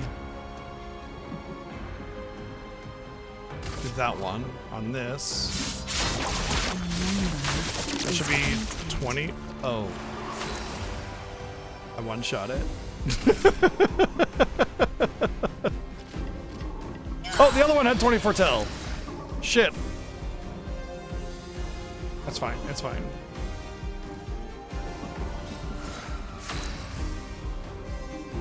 I'm ready.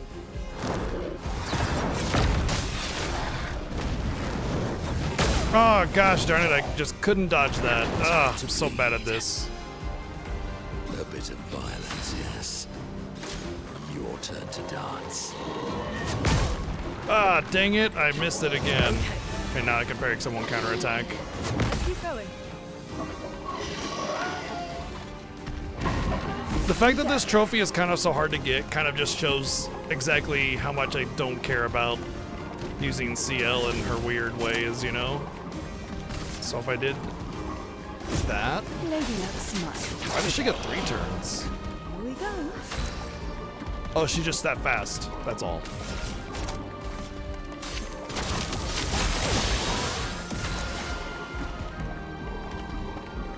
Now was our chance. Okay, so she's in Twilight. That thing has 20 stacks. At this point, I just need to consume it. Since I'm in Twilight, this should do it. I'll use your knife. There we go.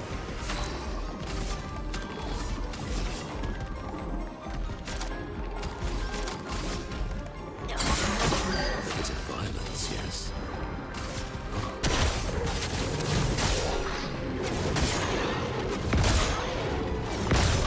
GG, you got the CL one.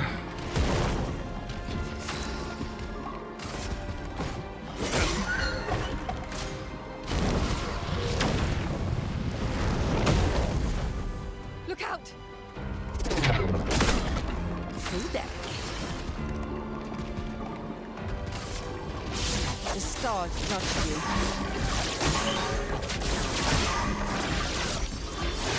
You can see that being some fat damage in the right situation. Let the ink flow.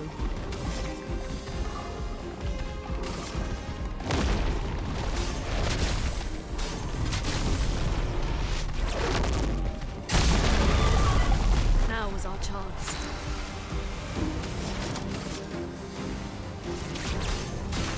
Feel the embrace. Apparently it didn't die to that.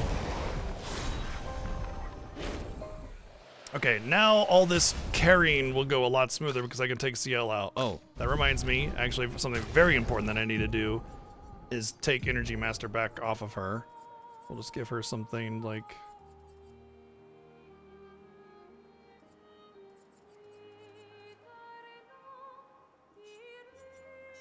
that. Whatever. And then give her back Energy Master.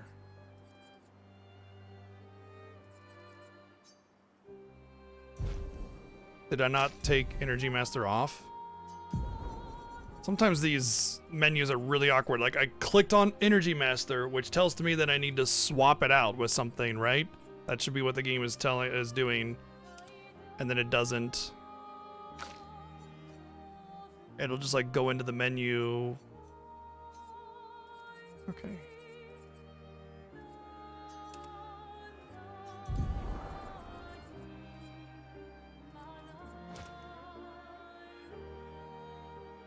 It the problem that I have with CL's Kid is it feels like it's a lot of build up.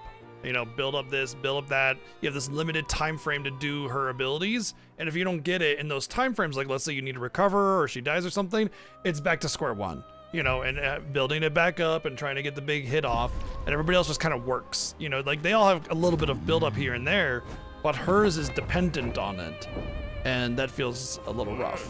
For me, I'm not particularly fond of that play style. Okay, so from here, I don't know if this is gonna be the right. Yeah, it looks like it's. All right, so we're gonna need a banner or something for the skilled learning.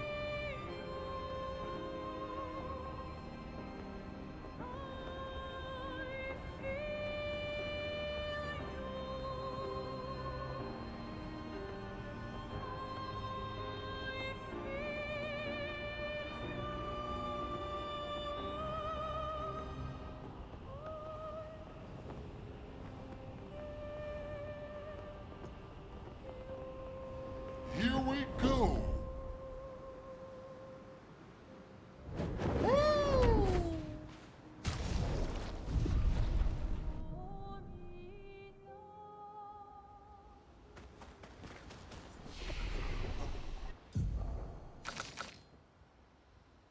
Nope. There's no like, man, okay. I need a better graphic on like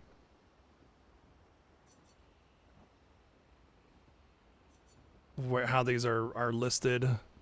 They're not in any kind of order. Once again, I might need to find a different list for this. This is going to be very annoying to go through. They're not in alphabetical order here. They're not in order like from top left to right. They're not in any order as far as I can tell.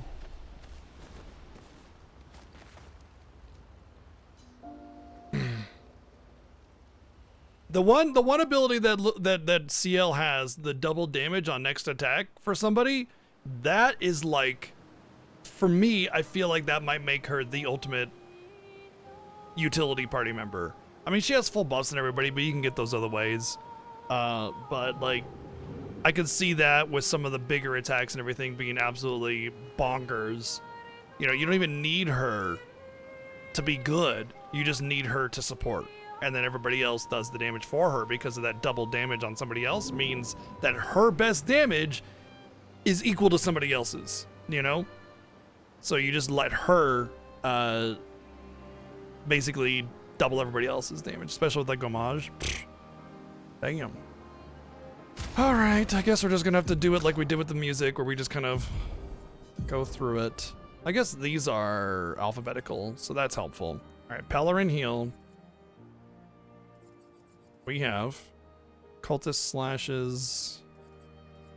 We have Sapling Absorption. We do not have Sapling Absorption. Enemies on beach east of Gestrel Beach interest. Which Gestrel Beach? There's like 5 beaches, bro.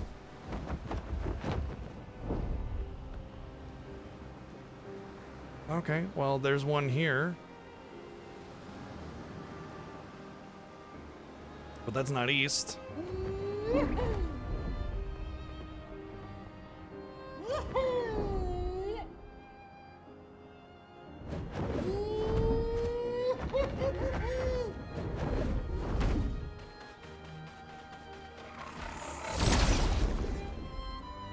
Where the beach is at. Oh, I forgot to take CL out.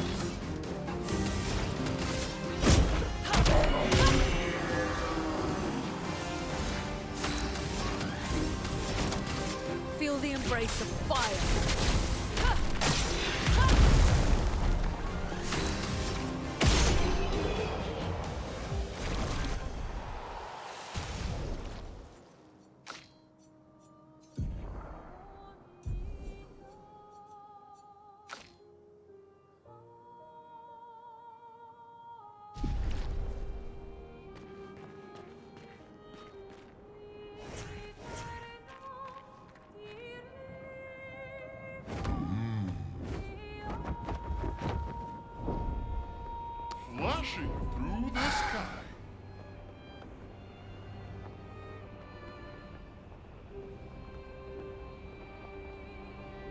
Yeah. I wanted it for the story purposes. Although at this point, now that I've gotten the endings, I suppose I could mess around with the costumes to find something like, honestly, the OG outfits are pretty rad. I'm not unhappy with them, so. Okay, so there is a Gestural Beach here. I assume that they mean the first Gestural Beach, which would make sense, because this is directly east, which does open up.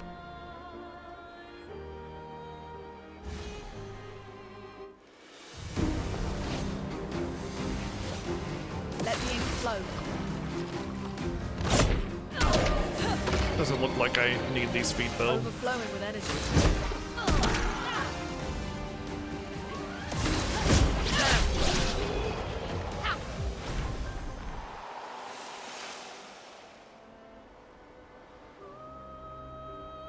There's a chromatic enemy here.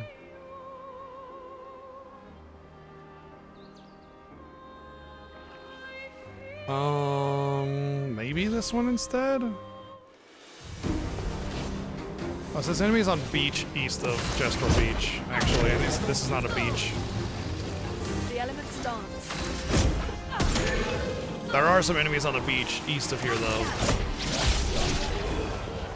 But I mean, I would not say east of Gestural Beach. I would say like south of Esquia's whatever the fuck here nest. Flashing Over through the here, sky. well, north. Then yeah, north. Oh no, it's Vendor.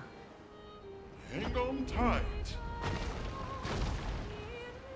Flash through the sky. So it's not the Gestural Beach then.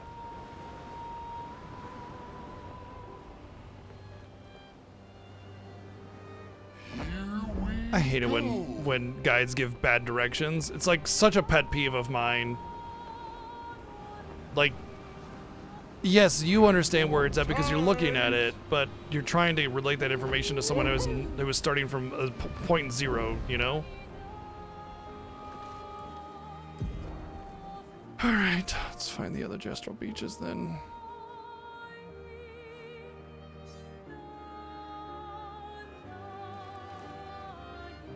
Maybe here?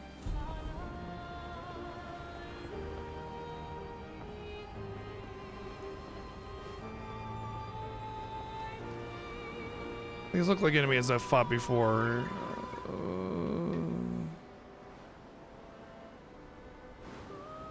But I'll fight them.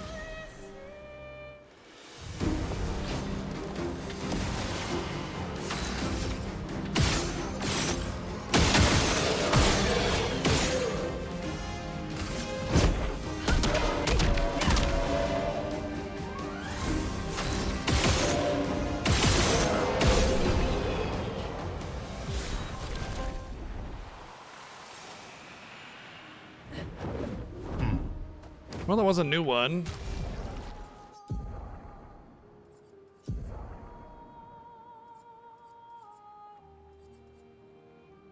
What I was looking for was Galt's Fury, which I have. Hexka Crush is what I just got, though. That wasn't the one I wanted. I needed Sapling Absorption.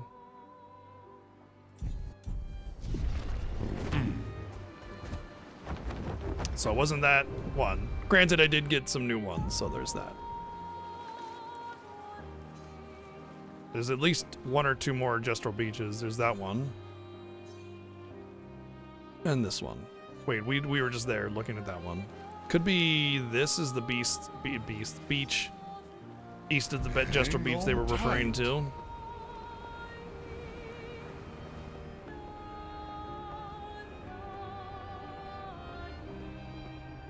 But yeah, it's a major pet peeve of mine. These guys are supposed to be professionals at writing guides, and they are bad at writing guides 9 times out of 10. It's very, very aggravating to me. Not hard to get that right, you know? As a professional, you should know better. A storm is coming.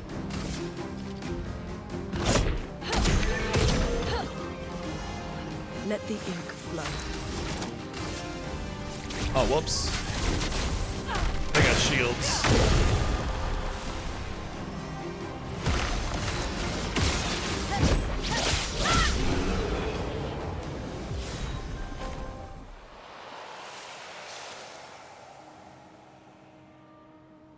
Nope. Oh, Miguel. No feet.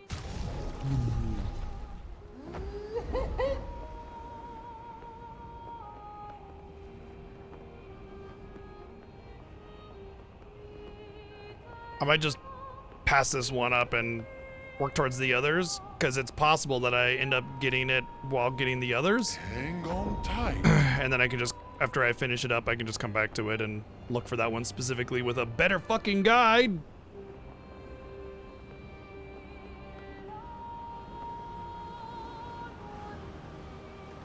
Okay, well, those are all the Jester beaches. We're gonna have to come back to that one.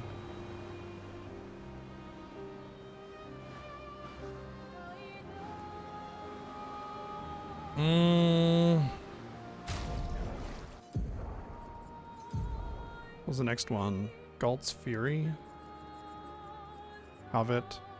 Glaze Earthquakes? Do not have it. Walk a little north of Endless Night Sanctuary to find a group of monsters. Well, that's pretty fucking clear, right?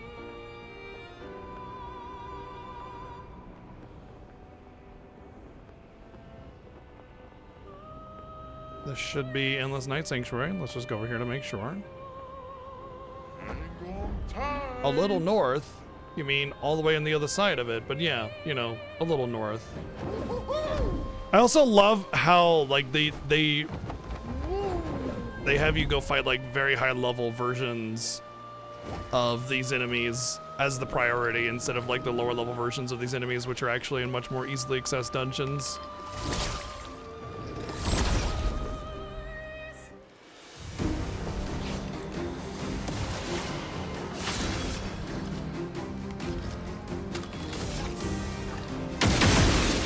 Oh yeah, absolutely hilarious. I am laughing hysterically. Feel the embrace of fire. Okay, that should be the Glaze Earthquake.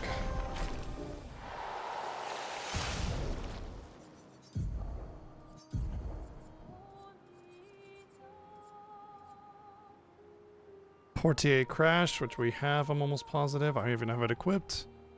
Chevalier Piercing.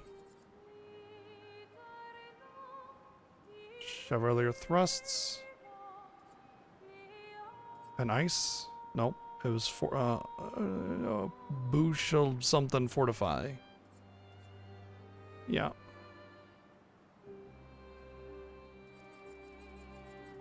That one. Now you're gonna try to pronounce it. Something Contortionist Blast or something, yeah. Chevalier Slash.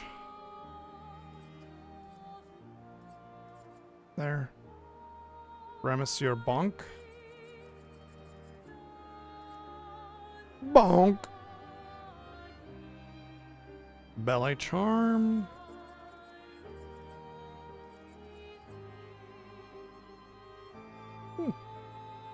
He's more of a debuffer, it seems like. If I wanted to actually really prioritize debuffing. Cultist Blood.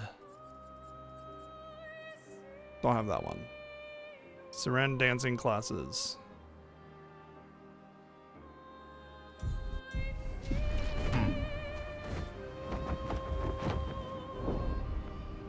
Flashing through the This one will sky. probably take the most amount of time from like the whole gathering thing because I'm missing quite a few of these. I had about half of them done, and there's just going to be a lot of travel. So this one might take, I don't know, half an hour or maybe a little bit longer. The good news is that none of the battles are going to be of significant like challenge. So it'll just basically be going in, slap an enemy, done.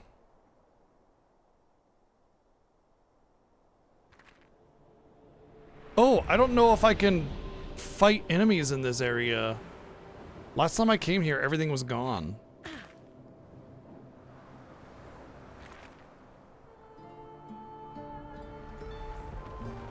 Yeah, I really debated using Minoko, but what made me choose not to use Minoko? Color of Lumina. That was it. I would have just used Lumina or Minoko and just kind of like vibe with him for a bit until I wanted to change him out. But, yeah, The color of Lumina meant that once you invested in a character, that was it. So I chose not to.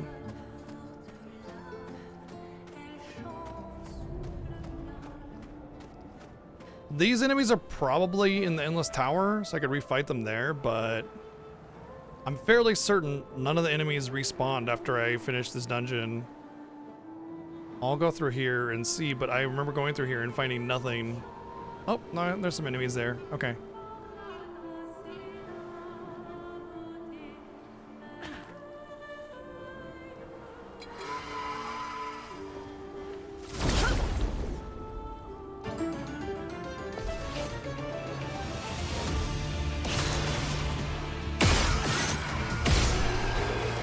Okay, well they weren't these ones, so I mean they didn't even have feet if you looked at them.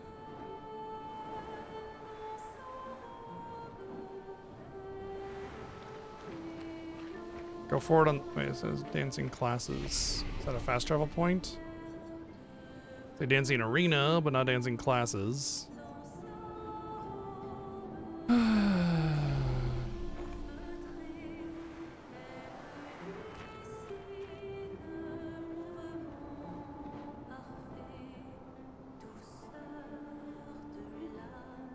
Well, it wants me to fight a chromatic greatsword cultist, so I can't get you. This fucking guide sucks. Unbelievable. I'm going to find something else. Christ. Want me to fight a chromatic enemy? Chromatic enemy is one time only. Idiotic.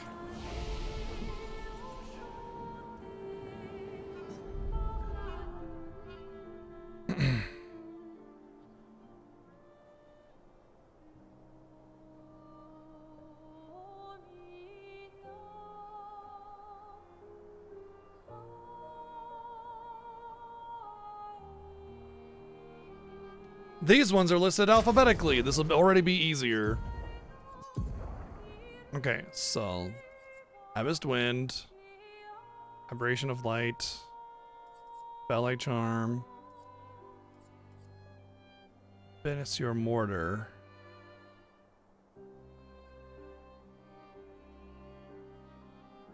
Okay, this is actually worse because it doesn't just tell me I have to click through.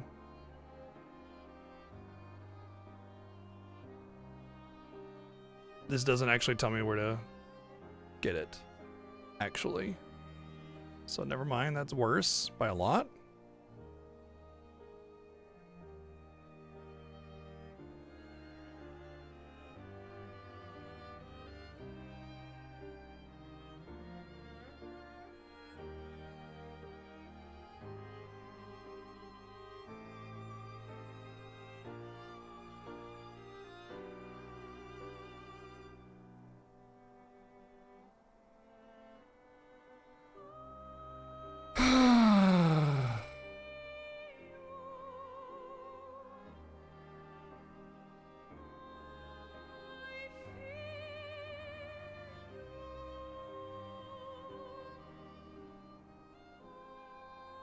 This is why I looked up a bunch of stuff beforehand, because I didn't want to have to sit here and be Google searching half the time. Yeah. We'll see you in a bit then. Okay, so this one's in alphabetical order, and it tells me where it's at. Abyss Wind, Aberration of Light, Ballet Charm, Brillier Smash, Brillier Bash, that one, Chevalier Combo, Chevalier Slash, Chevalier Ice, Piercing, Thrusts, Clair and Feeble.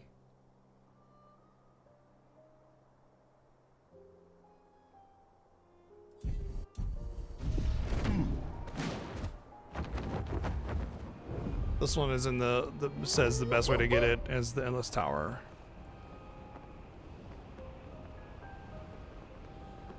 I think I should just go through this and then get all the ones that I can get in the Endless Tower. That might actually just be a good idea to just Endless Tower it up for a bit. Flashing through Especially since I've already cleared it, everything else should be pretty easy. I doubt anything is going to be past like 3 or 4.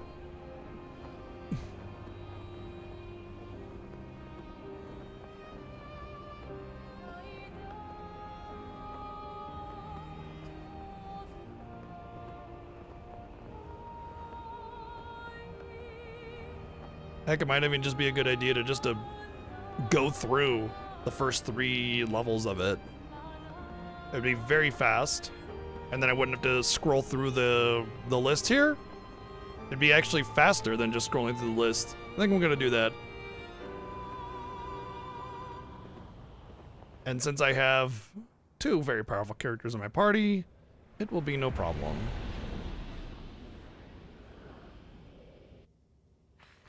Whoa, I was pressing up and it took me backwards. That was weird.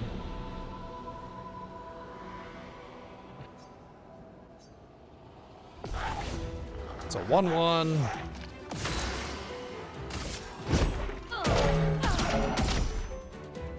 Now's our chance. Feel the embrace of fire.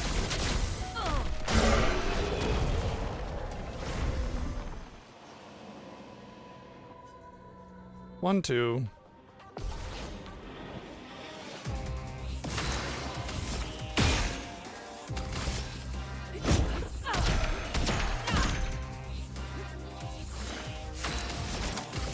Feel the embrace of fire.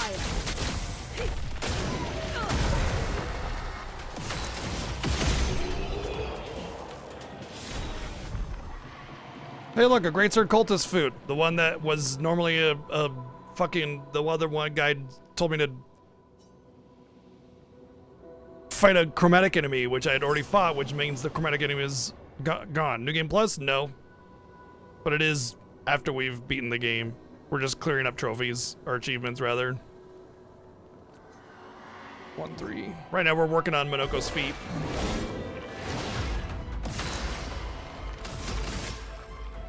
Shouldn't I be able to actually heal again because I have Energy Master on her? Let's go. So that'd be good. Chroma is flowing. Make sure I have enough damage to one-shot this thing. Oh, okay, never mind then. Dance begins. It refuses to be one-shot.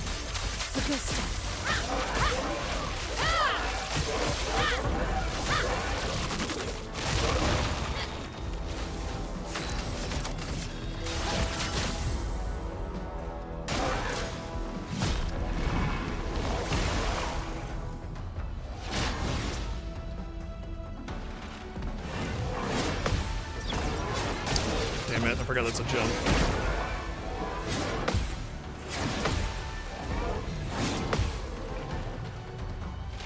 A bit of violence, yes.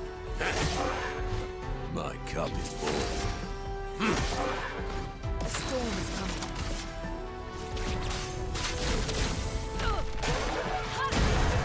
Why is that doing? Oh, he's resistant to fire. I didn't even see that. Well, that would be why. Blades shot.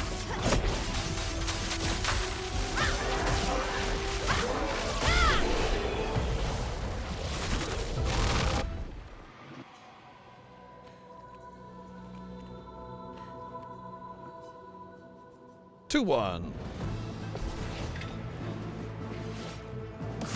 These definitely look like ones I've already gotten. Chroma is flowing. These are both floating, but that's fine. There's still a chance of hitting them.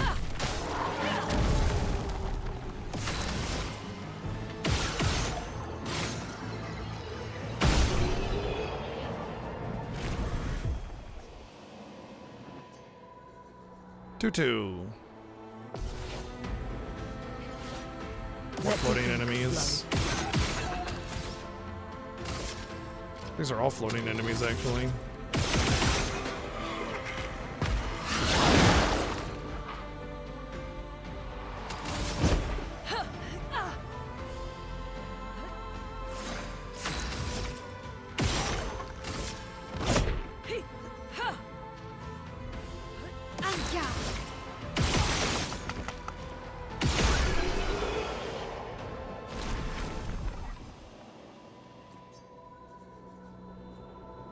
Two, 3. Let's see. We have all the journals except for one. That's not going to be done until very important thing is done.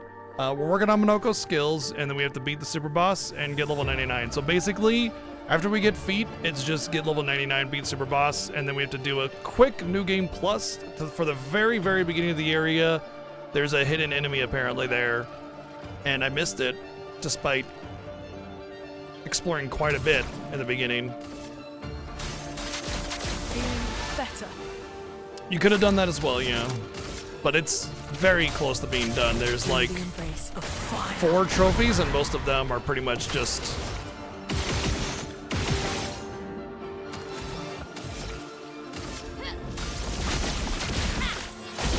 some quick grinding. And some of them are come with other trophies. All right, 3-1 now.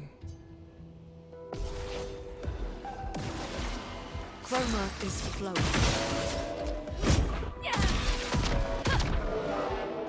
Overflowing with energy.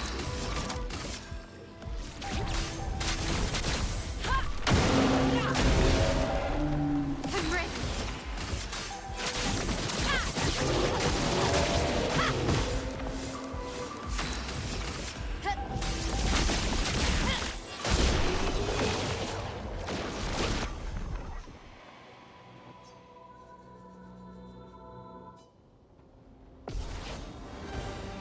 Yep. OnlyFans coming up after this, after we get all the feet. Oh, really?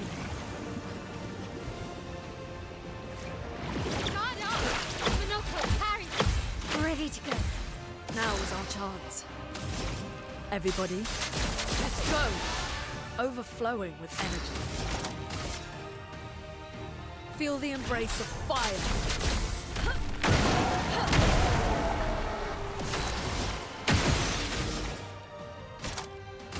Their defenses are down. Oh, right, I lost that one. Grace. For good stuff. I replaced the if they're on fire, I go to virtual stance with just a defenseless, which I think I need to remember to take advantage of. All right, 3-2. Wait, that might have been 3-2 already. Yeah, that was. Oh well. Ready to evade. I'm ready. Ready to carry.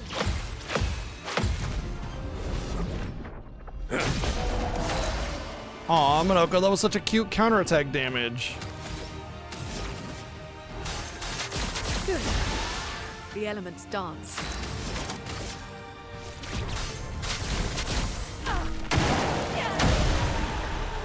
Time to hit big.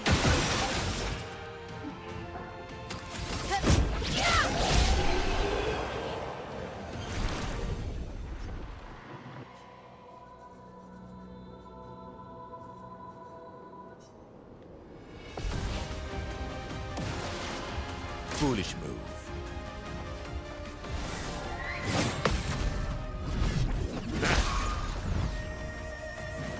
Danger. Feeling better.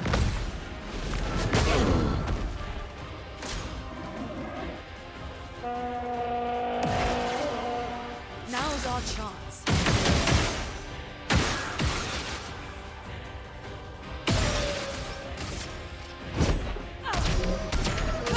Male is absolutely a beast, yeah.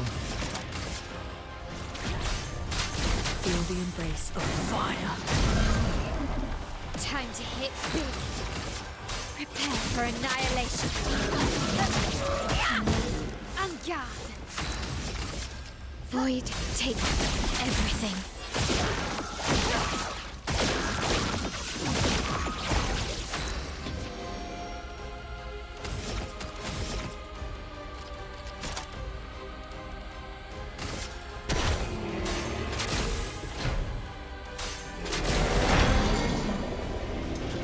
Time to bleed.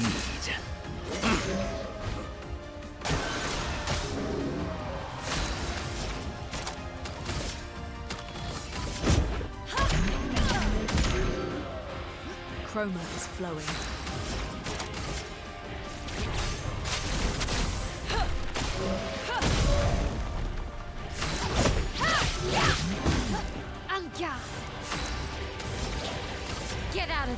this.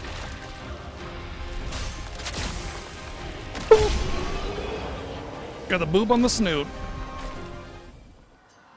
Alright, so let me just go through the list here and see if there's anything in the says that it's in the Endless Tower higher than 3.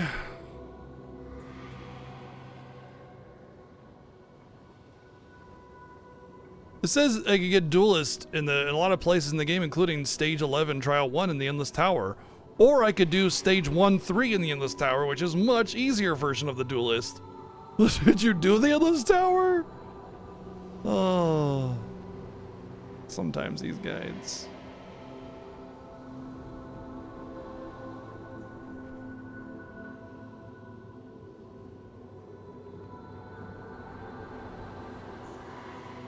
Okay.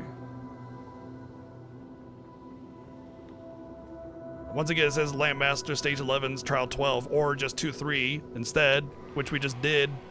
Oh, glad I did everything up to 3 then.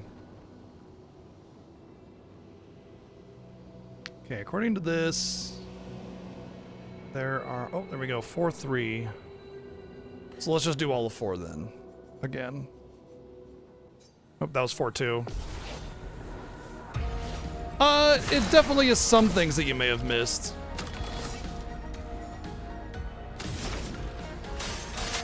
Good.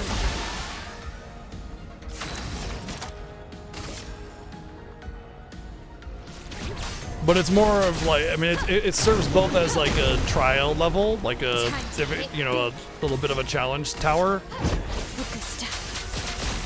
But also, you know, some of the enemy types might be enemies that you may have missed from Minoko's feet.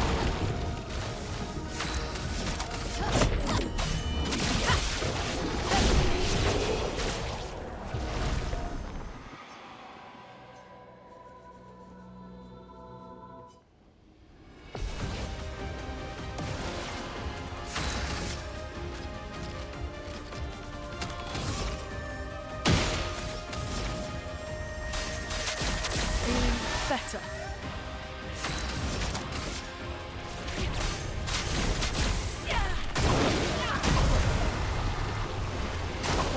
Watch out, Minoko.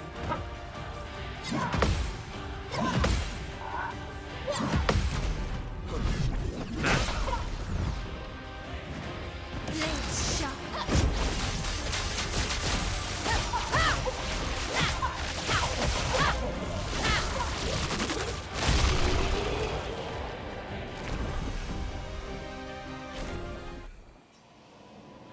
Four, 1, and 2 did not have anything. I actually might already have the foot for this. I was just thinking about that. Everybody, let's go. Oh, I did not.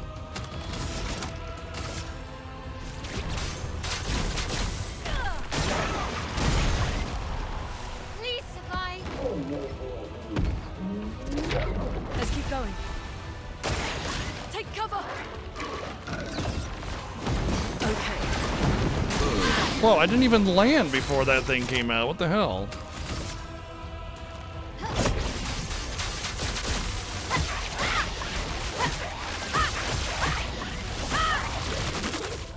Resist.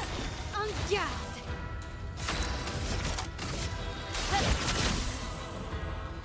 Favorite part. Yeah, get him with your regular attack. So damage isn't worth having you using the long ability.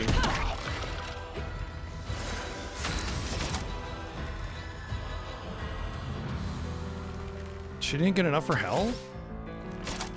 What?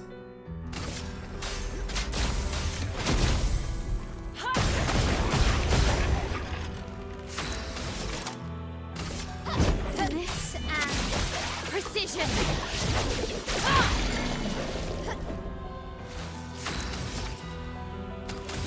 If I crit. Nice.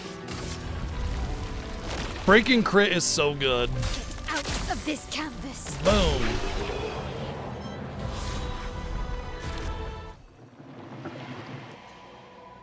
Okay.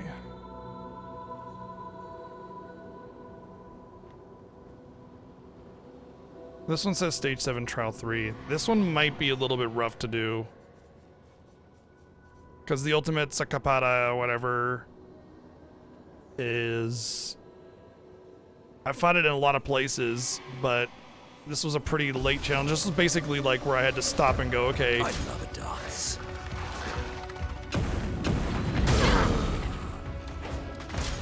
Let's consider our build a little bit more. Nice. Ready to go. Good. Let us stay. I am filled with murderous I'm not sure rage. why I bothered resing him, but whatever. Everybody, let's go. Let's dance.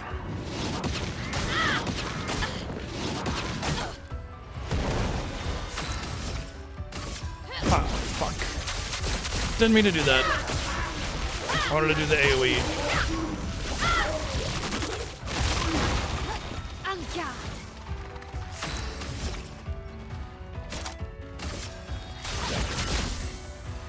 Okay.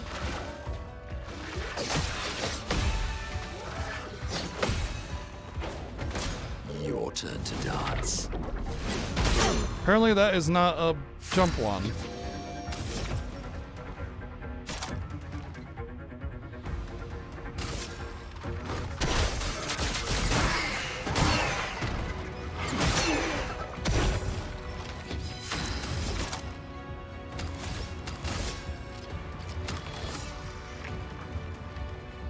Now's our chance. Feel the embrace of fire.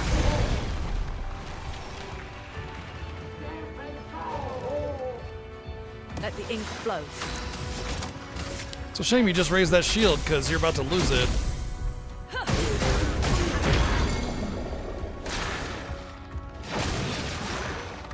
Arian! Lune, watch out! I'm ready.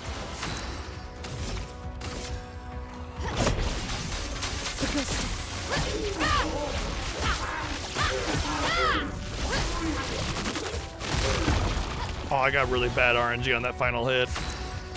The roulette got me bad there.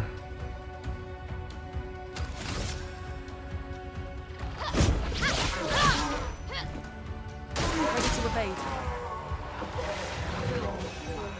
Oh no, 65,000. How can I possibly account for that? Oh, that was all of it apparently. Toughness of earth.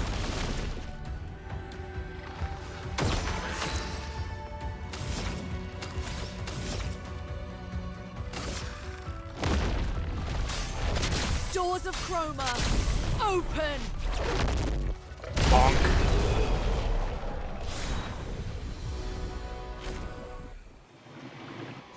Okay. Oh, there's another one, 8-1. That should be a little bit easier because it's a 1, so.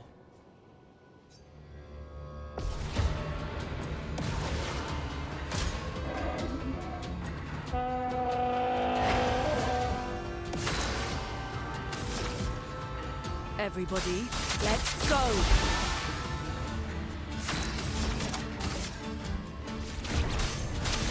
Is that an ultimate Sakapara Bada Bada thingy that I could have just fought this one only? I think it's a different one. I think it's the same one. Damn it.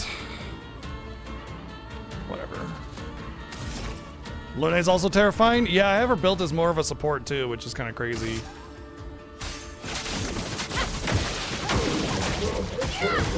Let's spill some ink. Void, take everything.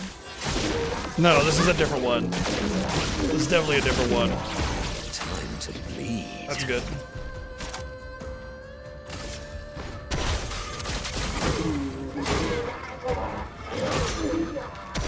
A bit of violence, yes. Oh, really?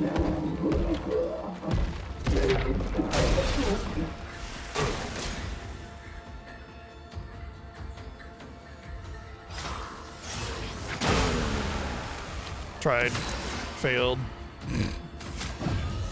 Well, I'm embarrassed.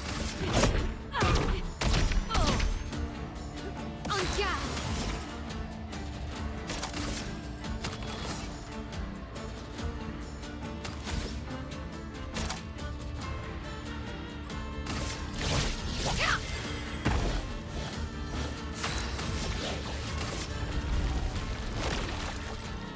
Sorry, Francois, I'm deleting you.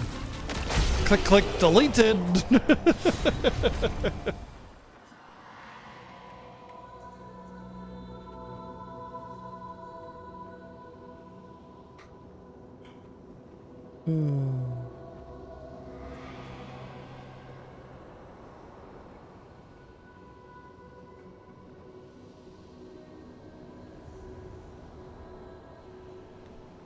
Oh, apparently there's one for each Avik.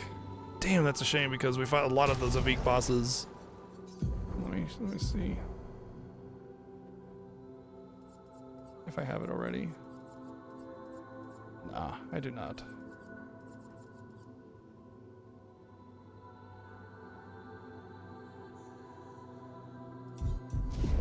Well, we're gonna have to go deeper.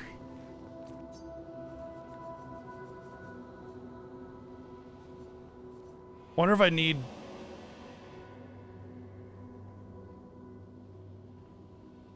only just any Avik, or if I have to do each elemental Avik. I think it's just an Avik period. Shit.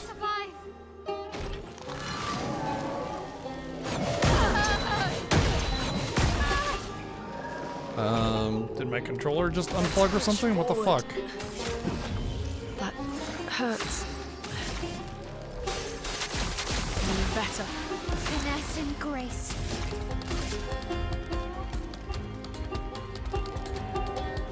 Prepare for annihilation. Finesse and grace.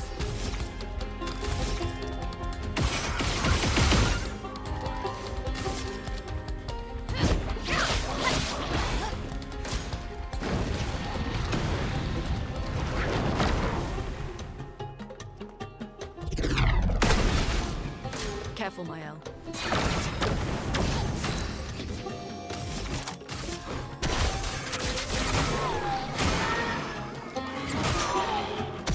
A bit of violence, yes.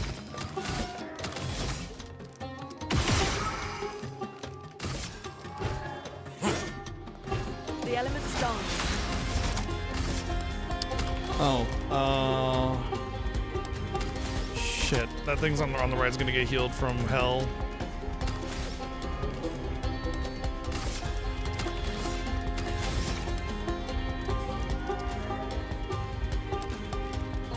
I guess I could Ice Lance and hope I get enough. Or just not hell at all and just make sure I kill this thing.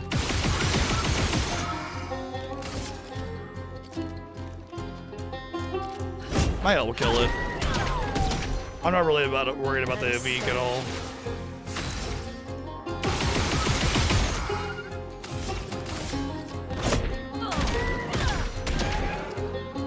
I'd love a dance. Let's dance. I'd love a dance. Foolish move. Let's keep going. Okay. Blades sharp. Prepare for annihilation.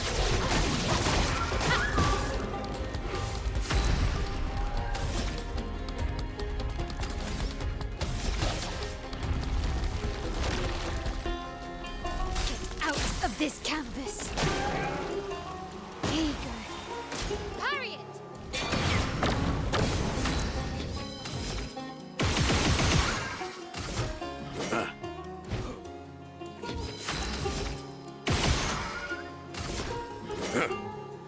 Overflowing with energy.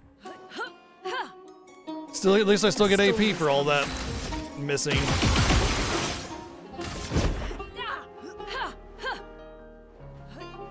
Take cover. The dance begins.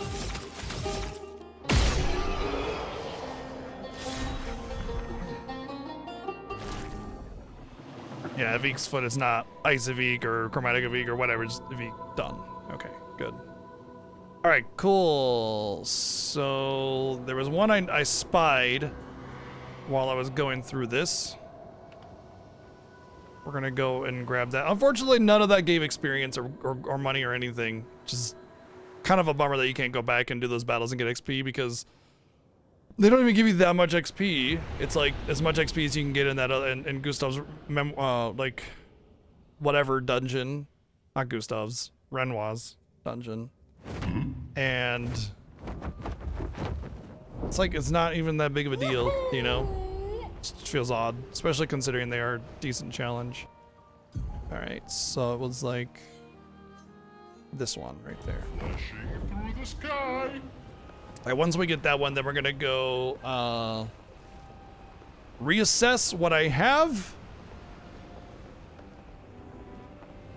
and go from there. Because I just pretty much cleared out like 80% of what I was missing.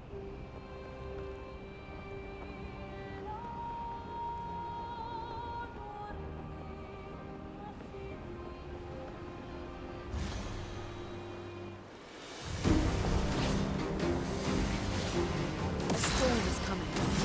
Everybody, let's go.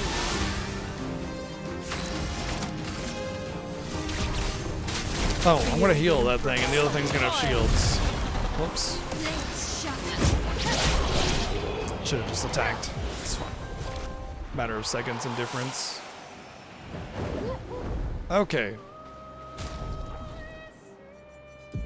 Let's actually go to camp, because then I can actually get a visual of what I'm actually missing. I'm missing 3. Nice. Look at that. That was fast. That was actually way faster than I expected it to be. All right.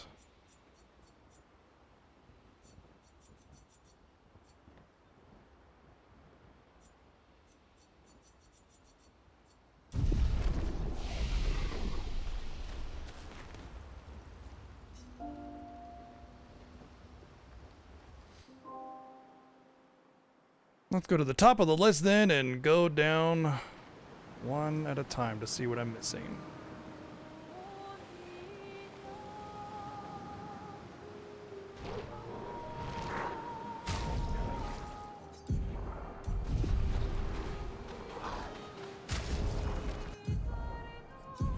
From the top. Tempest Wind, Aberration Light, Ballet, that. There. Ruler. That. Shither combo. Chipler slash. Ice. Piercing. Thrusts. Enfeeble. Blast. Barrier. Void. Extreme void damage to random target 3 times. That might actually be a really good one.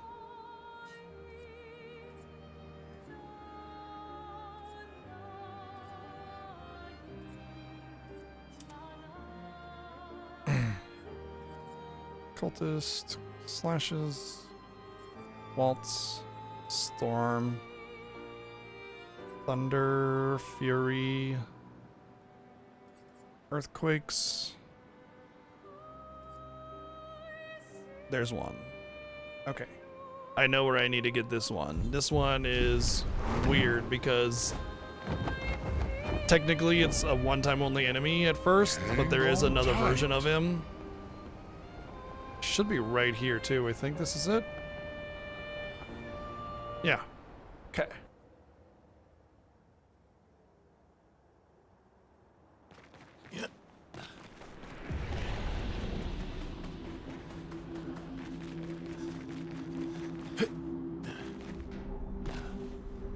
Wait, wasn't it? No, it was a little bit further down.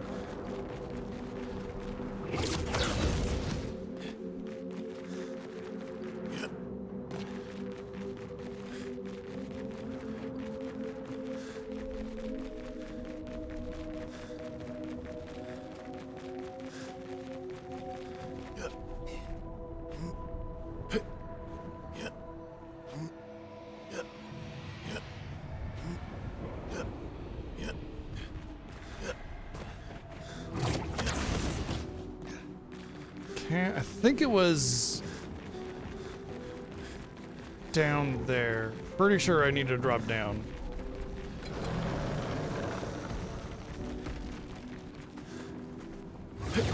Whee!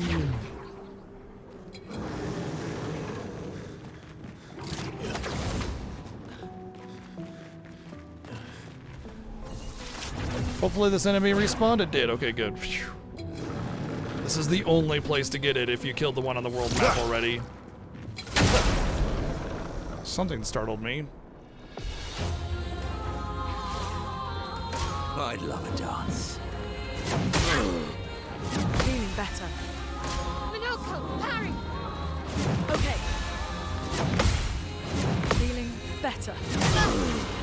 The elements dance. Let's keep going. The elements dance. Feel the embrace of fire. Yep, he's a tanky boy. Big. With the stuff. I think you're basically supposed to just live through the fight long enough. But we'll beat it by Let's damage. spill some Violence.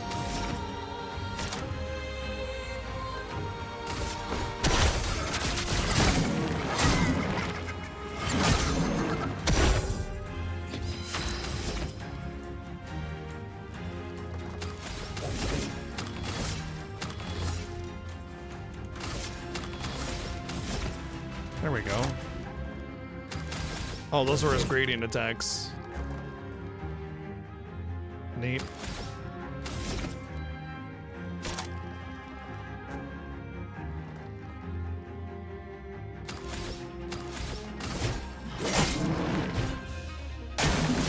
parry! I should attack it and then apply the mark. Okay. Okay. Okay. Nice. That's better. Sighs aren't difficult to parry. Why am I missing them?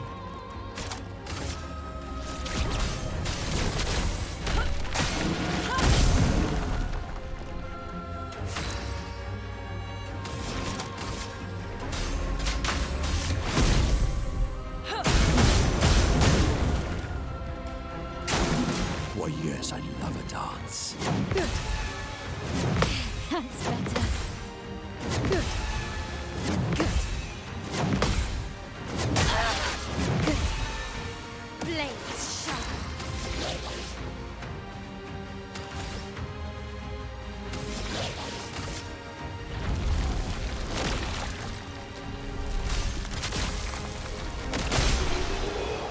I barely even moved its bar, and then I just gomaged it for 14 million, so it's like, done. Sweet.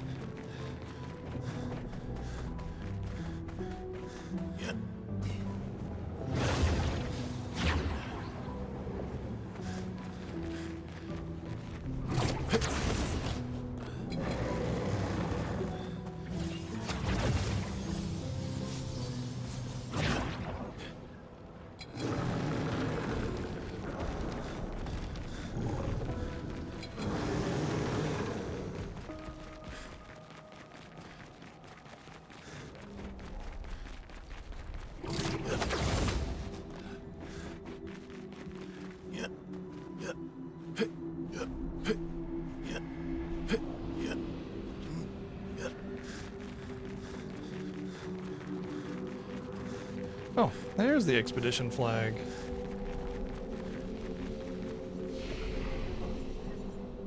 All right. Back to it. Ooh, it's a pretty attractive ability too. That applies defenseless.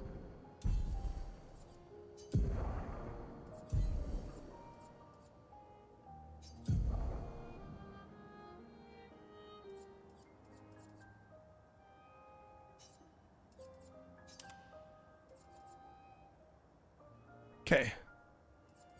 Gross Tat Whack. Hex Crush. Jar Lamp Storm. Light. Impale. Slices. Vendage. Obscure sword.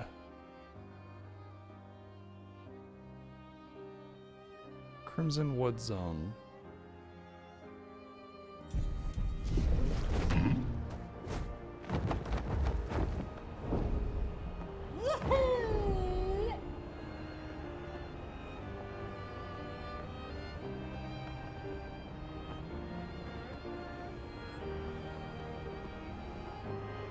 Streak is growing. You know, honestly, I always have a hard time finding time in my schedule to watch a stream. So seeing y'all with your massive streaks, man, it never ceases to warm my heart. Like, y'all want to be here and watch this random idiot on the internet. Appreciate you being here.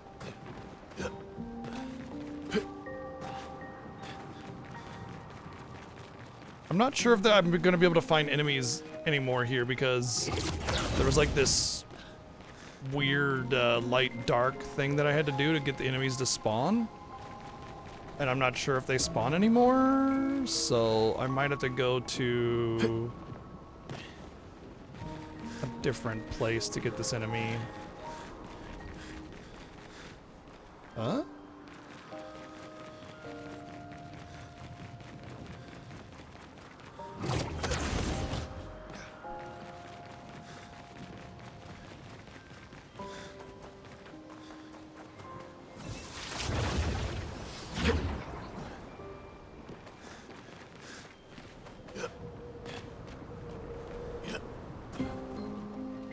Nice jump. Flawless.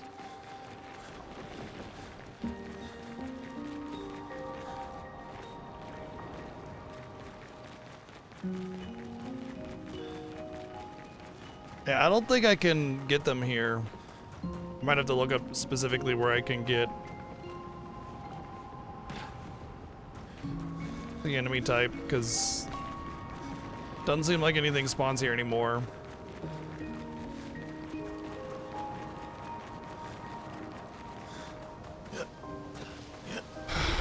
One of the problems I have with guides is shit like this. It's like they would, if they're writing the guide, they should have done this dungeon and known that nothing spawns here anymore.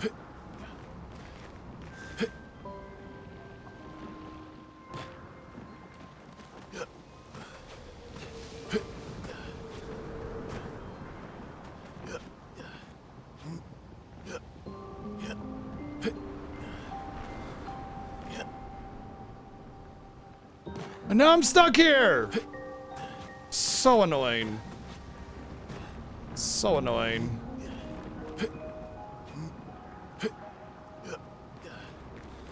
Bad guides wasting my time all day long.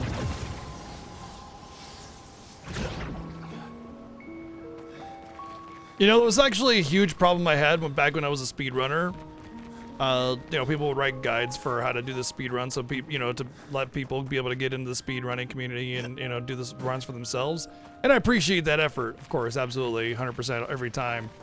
But goddamn, some people are really bad at writing guides, really, really bad.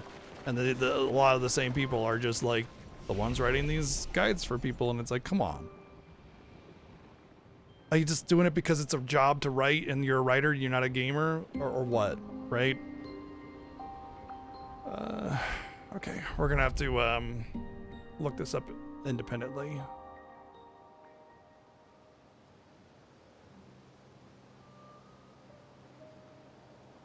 I want to say it was found in like the Lumiere, but I don't know how to get back to that Lumiere. I don't know if I can.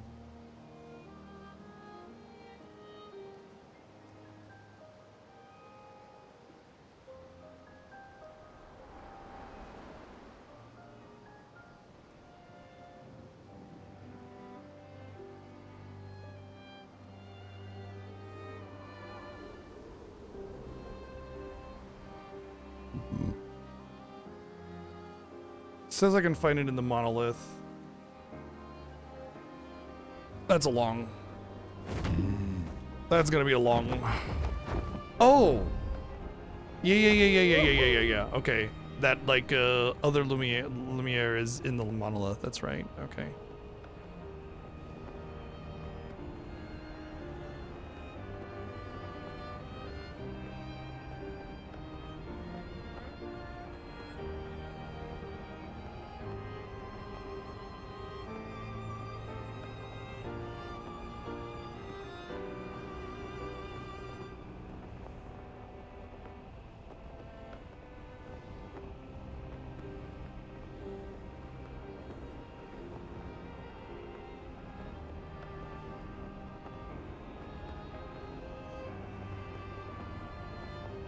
Unfortunately, getting into the monolith is a pain in the butt because you can't just like go up to the top. You have to go into this intro place and walk all the way to the portal to get to it.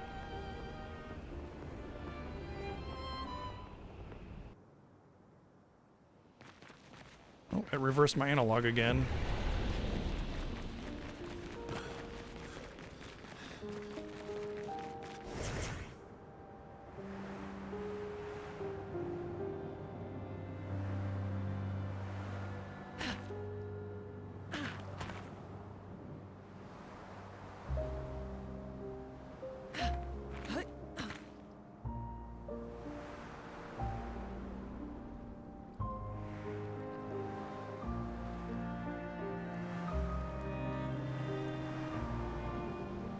And it's not a short walk.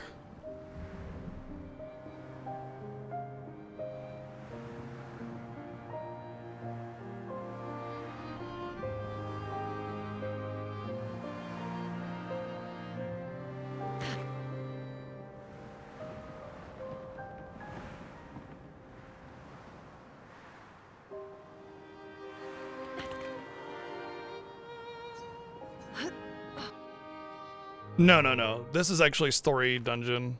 I know it looks very ultimate, but it's a story dungeon. We're almost there, though. We're almost there. Okay, so we need to go to the Tainted Cliffs, I think.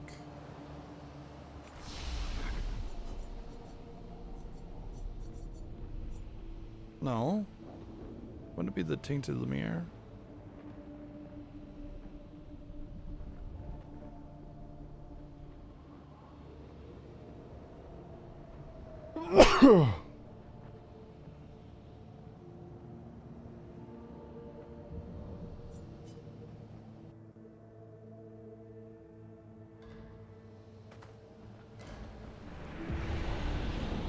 Yeah. Well, it's go home, but yeah.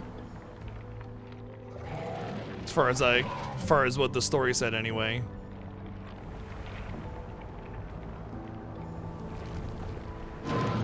Interesting. This is... Never mind. Okay.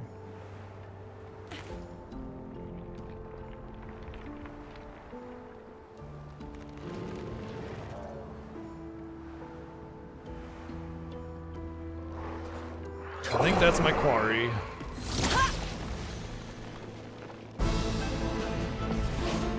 A height difference screws up your preemptive attack thing.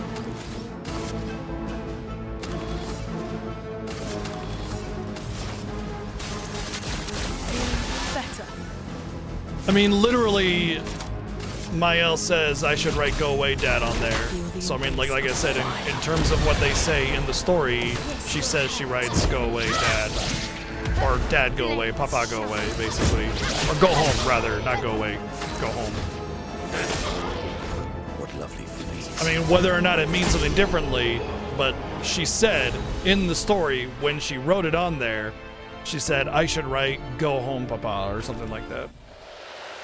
Because she's sick of everybody telling her to go home, and that was like the whole idea behind it was, no, you go home, kind of thing.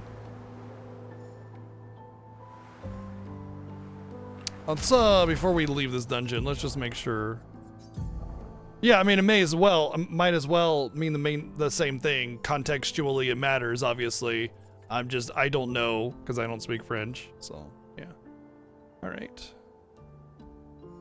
Obscure Sword, Orphelin Cheers, Portier Crash, Energy. That's complete garbage compared to what I can get with almost the same exact AP on Lune. Parallel Heal, you start with that one, I think. Ramazir Bonk. Hammering. There we go. Stuck.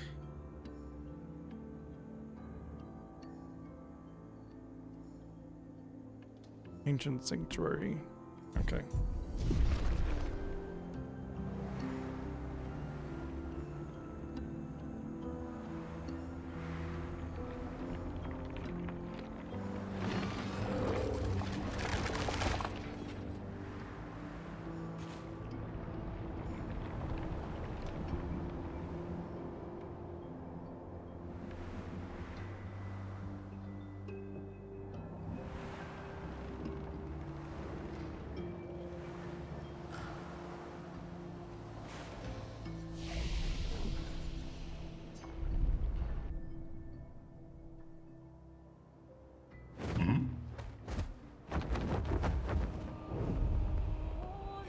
The Ancient Sanctuary is just the dungeon that we go through in order to get to the Jestro village.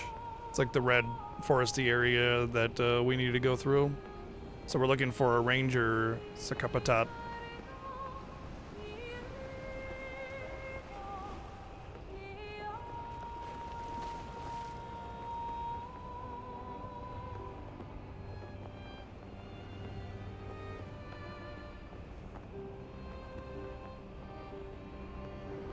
Flashing through the sky!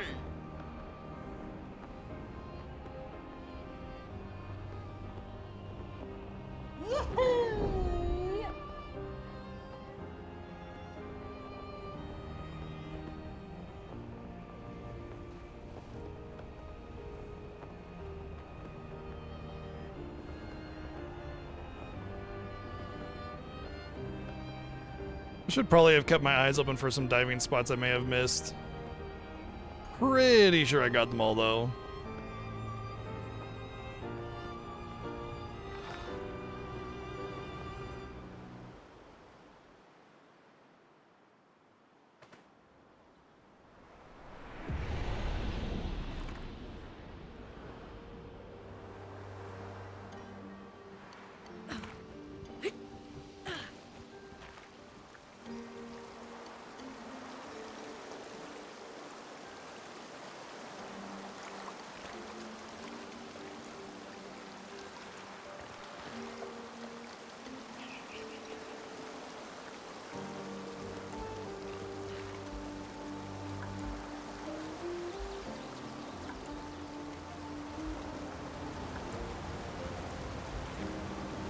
Hello, item I may have missed. Hello, item that I actually did miss. Good stuff. Apply burn on hitting a marked enemy.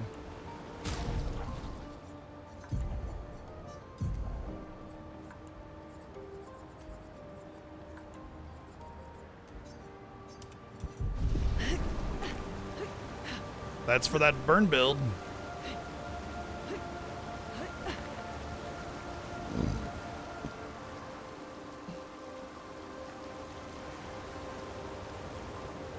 Sometimes it blows me away that I didn't. There wasn't a second option for Pictos like that. Like, did I miss all incarnations of Burning Mark? You know, crazy. Maybe they forgot to add it at a later level for an upgrade or something like that. You know what I mean?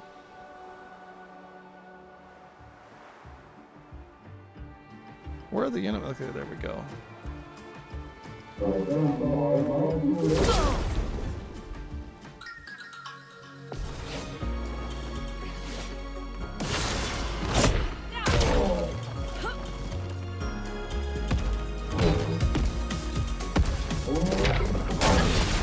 Ugh, 5 damage. Game over. There he goes. Acquire all Monoko's skills. GG, done. That one was a little bit ambitious when I first thought about doing it. I was like, oh boy, this might take some time.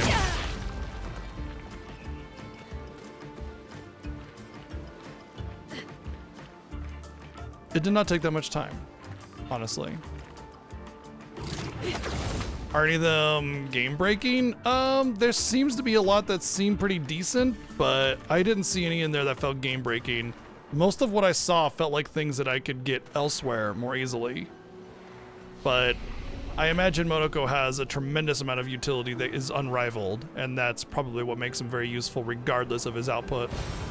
Oh, lovely. Wow, a level 19 upgrade stone here. That's actually incredible.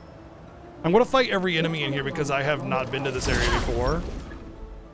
And by fighting every enemy, I might find some unique weapons or Pictos that are only available in certain battles or fights.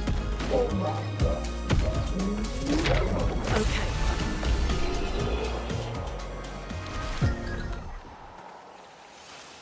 Because the first time you fight an enemy, there's an item you can get from them. Well, many enemies have first time rewards, would be the better way to word that.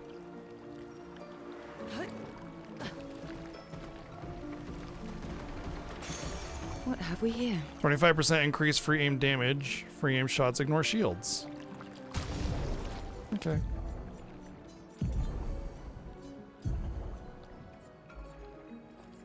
This is a higher level Picto though. Like getting this at this point would have been like, whoa. That's pretty high level for this area. If I can find it.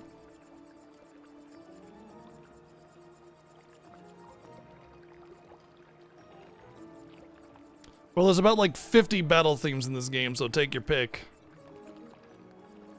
There it is. Yeah, level 12 is hugely high level for this area. A level 12 Picto specifically, so that's pretty incredible. An advantage. Color of Lumina, always good.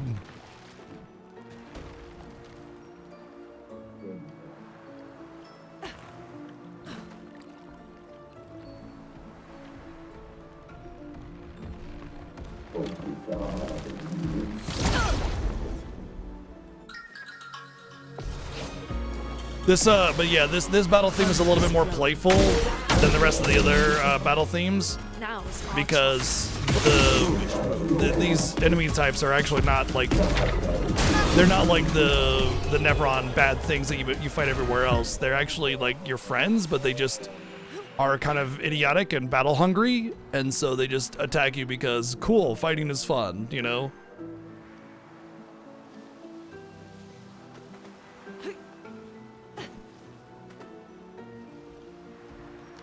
I didn't hit a flag, so this thing should not respawn unless it's...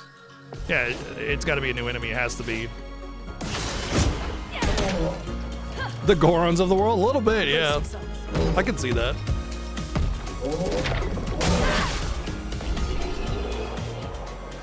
Except less Zelda fun loving and more we want to fight because we want to fight, and we don't care if you get hurt because it's fun, and you should be having fun because we're having fun, so why aren't you having fun? Oh, interesting. Is this where I came from? Okay, that changes things a bit because there was a path over here and I thought that's where I came from. Also, I don't think I went up on this ledge. Okay, I did, but I didn't go this way. Oh, this is, okay, eventually, yeah, okay, it's the same thing, it just splits off. There's a lot of it feels like it's non-linear, but it just splits off into two spots and then comes back around kind of design of the dungeons. And it's interesting because it makes you think, but oftentimes it isn't that punishing to go the wrong way, you know?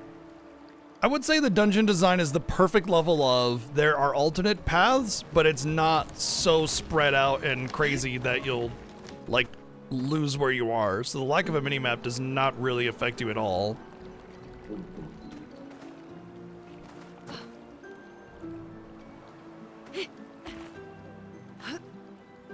Is that not interesting? Okay. Moogle's bloodthirsty. So Moogles, basically.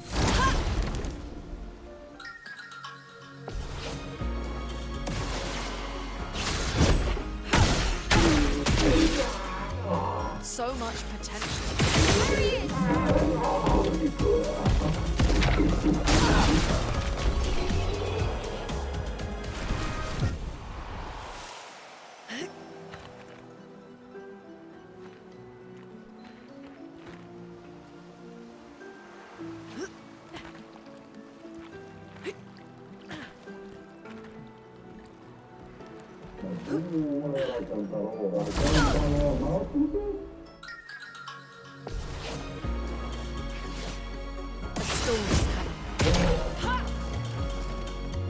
Watch out, Minoko. Let's keep going.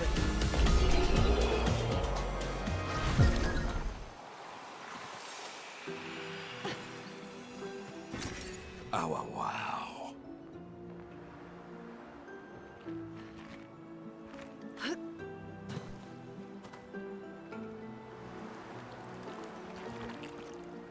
Still got like 2 new Pictos, which is kind of wild.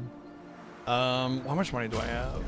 Not very much. Okay, so I can't go and buy those Pictos from the other vendor that I haven't gotten yet. I need about 2 million. I probably only need about 1 million for the Pictos, but the and I don't know if there were any that I like don't have. I think they were just upgrades. Still, I would like to get them. Anyway, I think that's it for Minoko. Basically, it's get level 99 and beat Simon.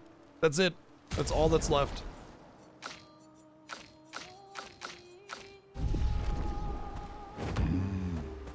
Yeah, well, considering we're going to grind now until we're level 99, we'll be making some pennies at least.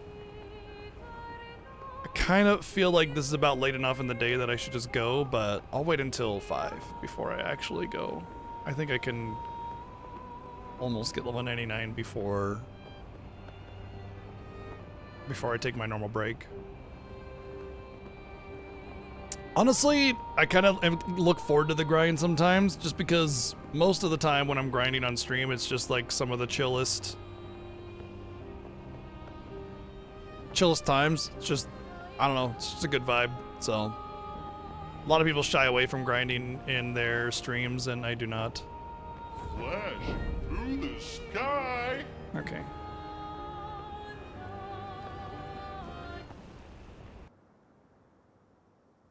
It's just 99. It doesn't have to be on all characters. Granted, I would like to get 99 on everybody, but mostly I just need 99 on my main 3 so that, you know, their stats are as high as they can get.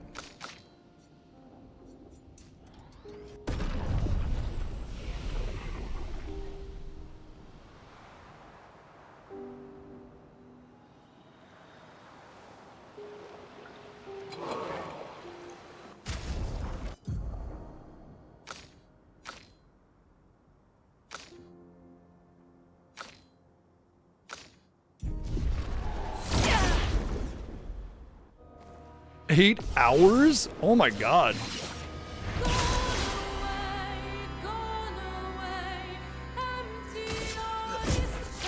I got lost there. It's like it's been so long since I've had my normal team. Like all day we've been playing with other characters. It's like, wait, what do I do with Verso?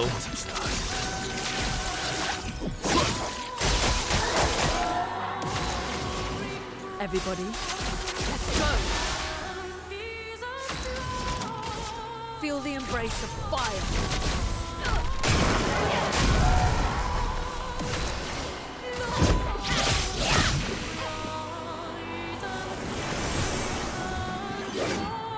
Time to hit big with the staff.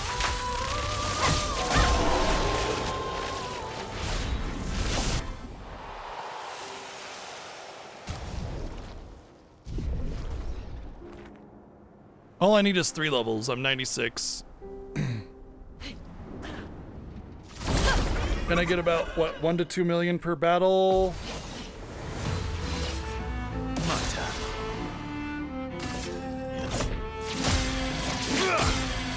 Let's have some fun.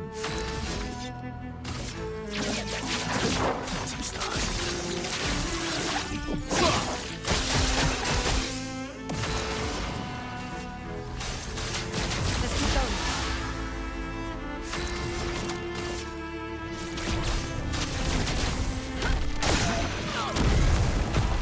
The dance begins.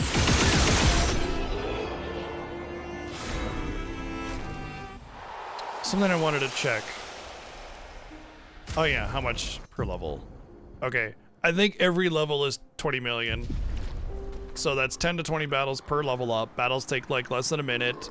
I think I saw that it was like 5 minutes per cycle last night. And that's like, what, half a level? So it'll be like 15 minutes to finish this, I think. Maybe 20. What if there's 133 levels? Wouldn't be a terrible thing to max it out. I don't think that's needed, though. I think I can beat, well, I know I can beat Simon right now. Let's go. I just need to fiddle with my build and my items, and then I would be able to do it, I think. I mean, obviously, like, at the end of the day, it comes down to execution. You know, you can beat Simon at level 1 if you really wanted to. Be insane.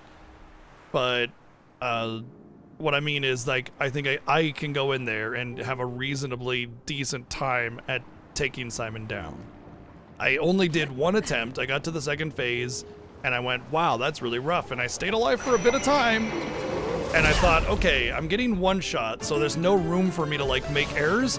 And this attack string is way too complex for me to like really invest my time into right now. So let's go around and find some stuff, complete the rest of the trophies first, and then we'll invest our time into learning Simon. And that's why I bounced out at that point. Maximum damage.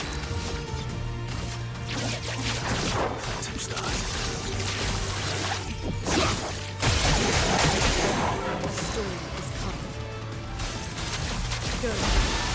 Let the ink flow. Feel the embrace of fire. Prepare for annihilation. On guard. Void, take everything. Should have done a Gomage. Oh well. See, now I don't get the bonus 20% XP, damn it.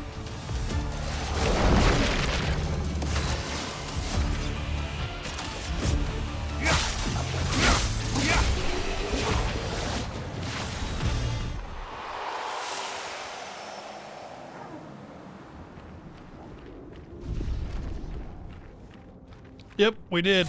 We completed our feat collection. We only really have Simon at this point. Let's carve a path.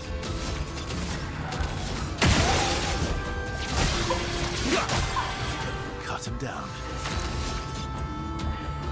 He's also level 99, which is what we're doing right now. A storm is coming. Everybody, go. Let the ink flow.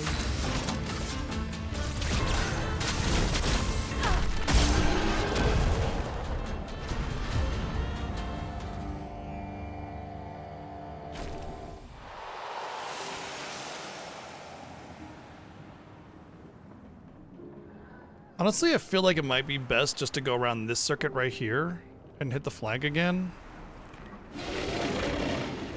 Because those enemy types only gave 600,000. That's really not a lot. You're outmatched.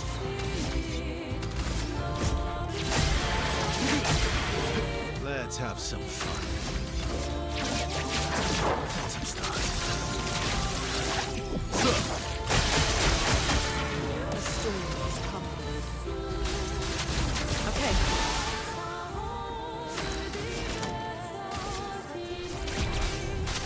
Feel the embrace of fire. Time to hit big.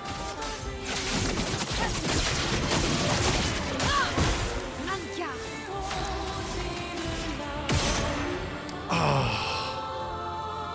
Damn. Not enough to get the third gradient charge. Take everything.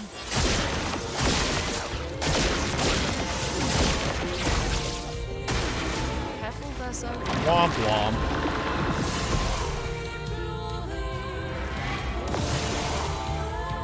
Ready to strike.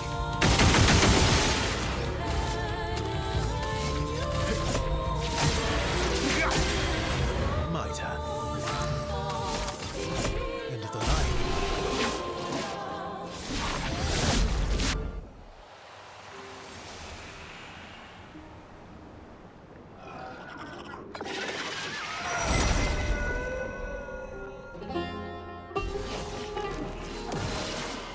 Ready to strike.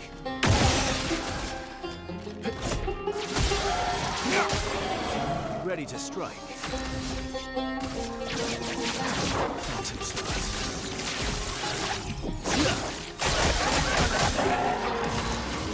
Everybody, let's go. A storm is coming.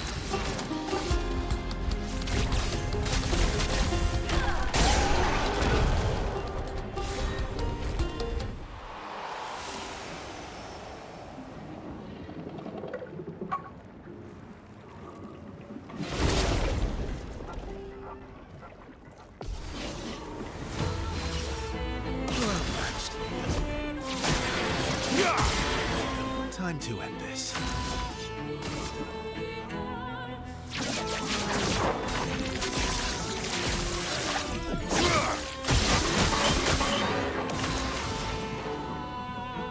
Everybody, let's go! Feel the embrace of fire. The dance begins.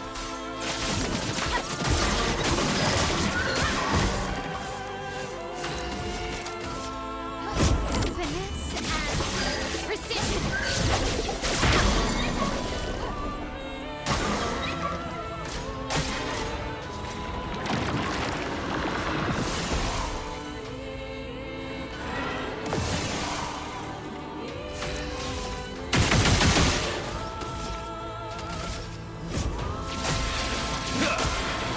Cut him down.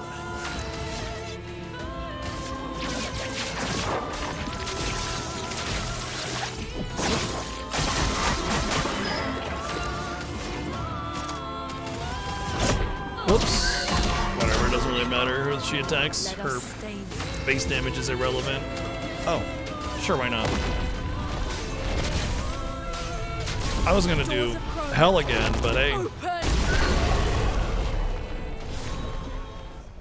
that's 2 million for not taking any damage. Just 10 of those and I level up. Whereas the other ones I give 600,000, it would be like 25, 30 of those. So, and the flag is right here. I think it's better to just fight these 3 battles and then reset. I think that's the way to go. I'm willing to bet it's just better chance of color of Lumina too, which means I'll end up with more by the end of it. And the battles only take slightly longer, so as far as XP per hour goes, it's still locked in, you know? Time to end this.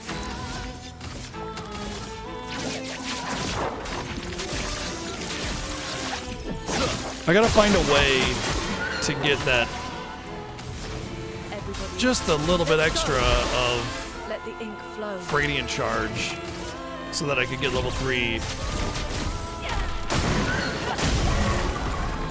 Finesse. Or I just need to not get screwed on roulette. That works too. So yeah, 97. 2 more levels to go.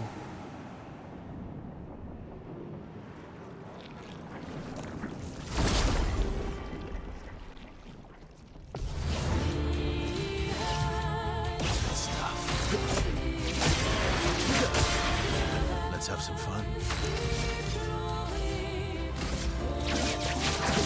Some stars.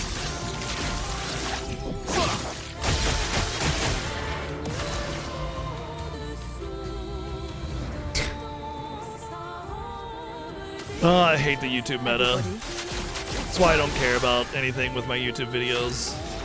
I just upload my stream and I'm done with it. feel the embrace of I put a thumbnail on it so it looks nicer, but that's about it.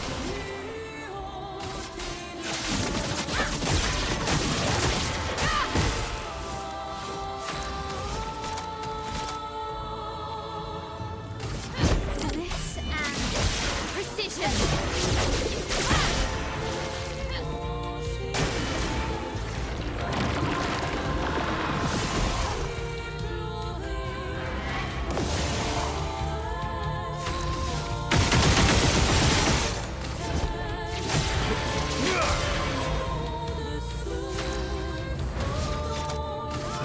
End of the line. Whap. Done.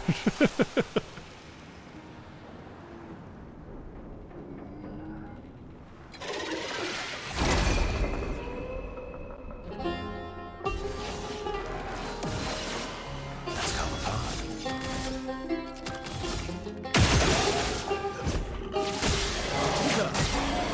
Ready to strike.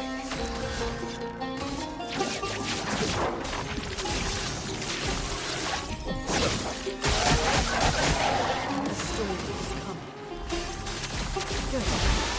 The storm is coming. Feel the embrace of How much fire. did these guys give again? Okay, 1.1 million, yeah, versus the 2 million from the other encounters. I think it's still worth fighting that one just because it's right there and it loops back around. But yeah, the other two are really where it's at for the XP.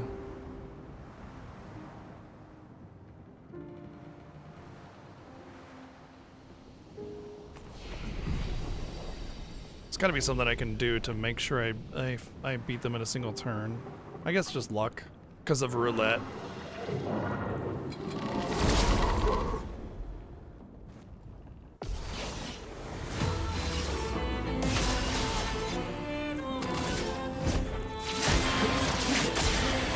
Cut him down.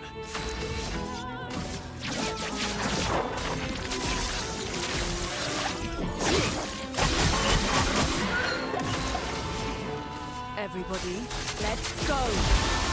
A storm is coming. Feel the embrace of fire. This will hurt. What happened? What's the difference between that attack and any other? I guess roulette, huh? So, roulette should be, on average, 33% more damage. Because it's a, well, it depends on what the chance is, I suppose. Because it has a chance of doing, every attack does either anywhere between 50% to 200% more damage. And if every percentage is equal, then on an infinite timeline, it'll end up doing 33% more damage. So roulette at 5 points is just straight up worth it, but it can screw you over, but it can also, like, you know, your biggest hits get really lucky hits, and then boom, you overcome the challenge with less struggle. Everybody, let's go. And I think it's worth it, honestly, even if, like, you get bad luck a little bit here and there. Obviously it's worth it, but what I mean is, like, if you can do a boss battle, you can do a boss battle, and a little bit of bad luck is just gonna be like, okay, it's gonna take a little bit longer, let's just focus up and do this. But good luck is just gonna trivialize it, you know? Totally different. This was a completely different battle than the last one. Damn. Void, take everything.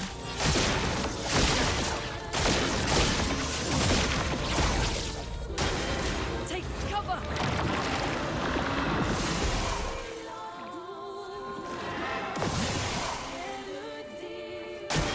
I'll do it.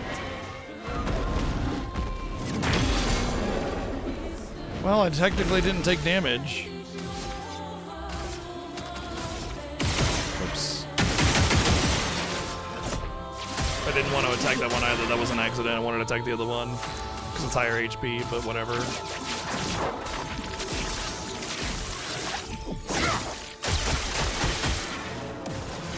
Let the ink flow.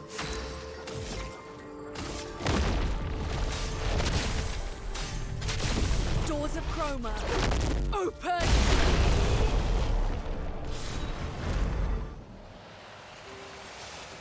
Still didn't take damage. Thanks, base shield. Oh, that's one I can get rid of for him too, because he soaks up the shields. That'll help a lot. Yeah. Base shield was like actually working really badly against me in that fight too. So without having that up, that's not like gonna give me a lot more damage, but it's gonna spare me 10 points as well.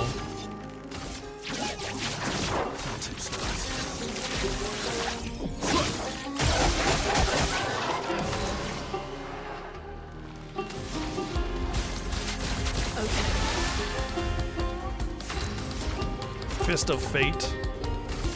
Oh my god. See, that one is completely equal, you know? Because you're talking about basically 0 to 200%, so there's an equal amount between what you're losing and what you're potentially gaining.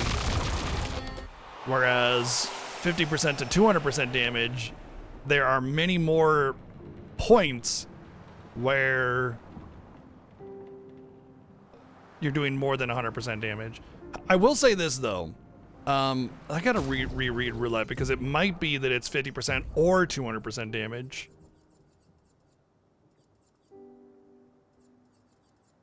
Every hit has a 50% chance to deal either 50% or 200% of its damage. So it's either half or double. Wow. So it's never 100% of the damage. It's always half or double. That actually makes it way better. That's way better. Way, way, way, way, way better. Yeah, sometimes you get screwed over, you know, whatever. But, like, again, on an infinite timeline, oops, I forgot to rest. You're going to do, on average, 33% more damage because twice as much versus half as much, they're not equal. It would have to be twice as much or 0 to make it equal. Because that would average out at 100% damage. Whereas twice as much or half averages out at, on average, 133% of your damage over a timeline. And the great thing about it is, like, most of the attacks in this game have like multiple hits to them, right? So Time to end this. if you're hitting for like 8 times, I mean, you're getting a lot of instances of that triggering, and you're on average you're gonna get half of them are half damage and half of them are double damage. So let's say you hit for 10,000 and you hit 8 times, so you get 4 attacks at 5,000 and 4 attacks at 5,000, 4 attacks at 5,000 and 4 attacks at 20,000. So you have 80,000 plus the 20,000 equals 100,000, which is where you would normally hit at 50,000. Did I do that right? 5,000 would be 20,000. 2, 4, 6, 8. Yeah, you would be averaging 200,000 damage instead of the 80,000 is what it would be on average. Yeah. So without the roulette, you'd be averaging 80,000 damage, but with roulette, you'd be averaging 100,000 damage. Something like that. Maybe it's 25% on average more. I think it's 25% on average more. Yeah, 25%. I don't know. Yeah, that doesn't mean much to me without having a calculator present because I fucking cannot math while streaming. I seriously cannot math while streaming. Point is on average it's more damage, and you should definitely equip roulette. Everybody, let's go. Let us stay there.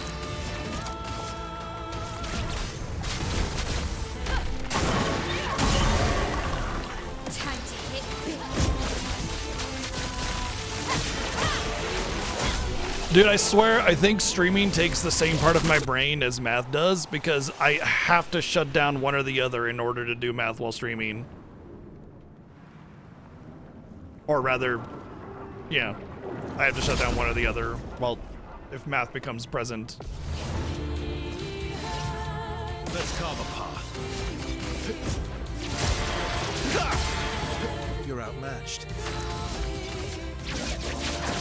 Time starts. A storm has come. Let's keep going. Let the ink flow.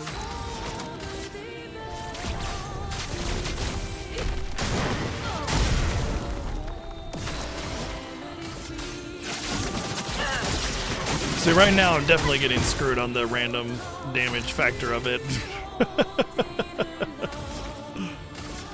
Void, take everything.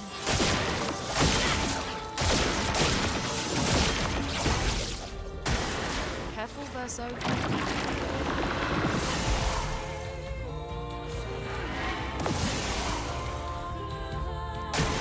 I'm ready.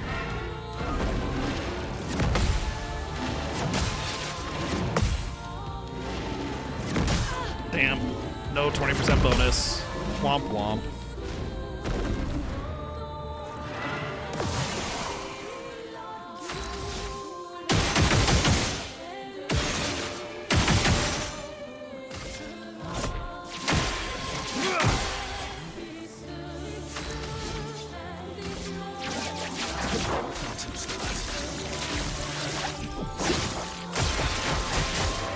Romance flowing. Oops, I meant to do Skybreak.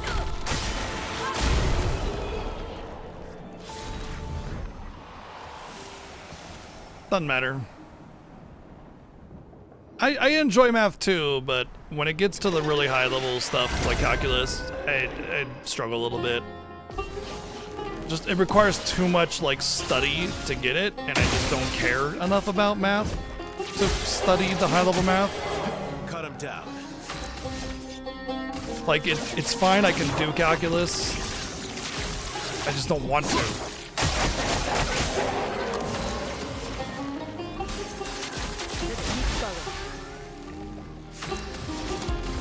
Feel the embrace of fire.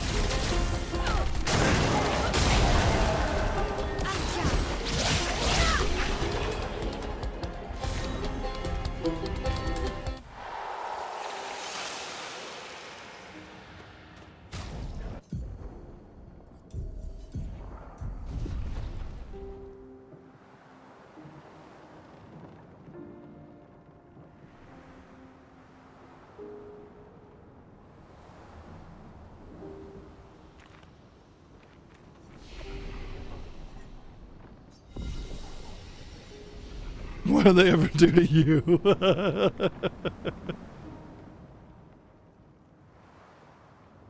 Yes, calculus is hard. I'm just saying that, like, I don't care about the high level math. The high level math is really only if you're like engineering and stuff anyway. You should know proficiency math and algebra, absolutely, and maybe geometry. Everybody should care about that. Anything beyond that, it's kind of like only if it's in your field, you know? Let's have some fun.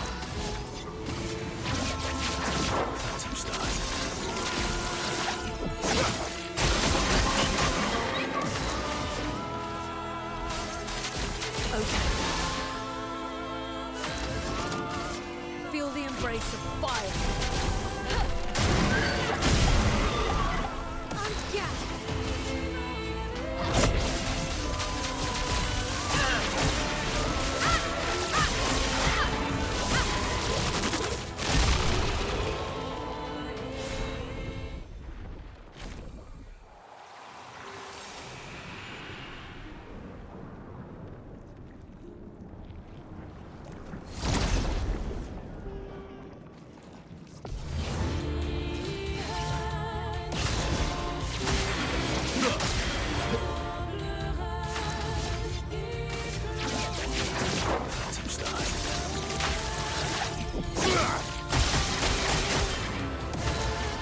Wow. There's a poll in chat about your thoughts on math. And I'm actually surprised by the Everybody, let's go. by what I'm seeing there. The results so far. But there is a poll if you want to vote on your thoughts on math. The dance begins. Prepare for annihilation.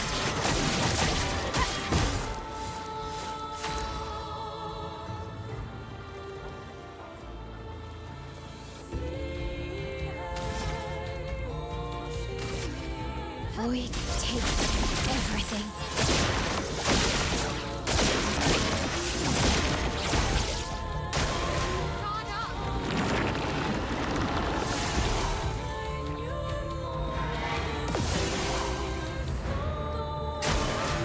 Yeah. I think it's more about, do you like doing math?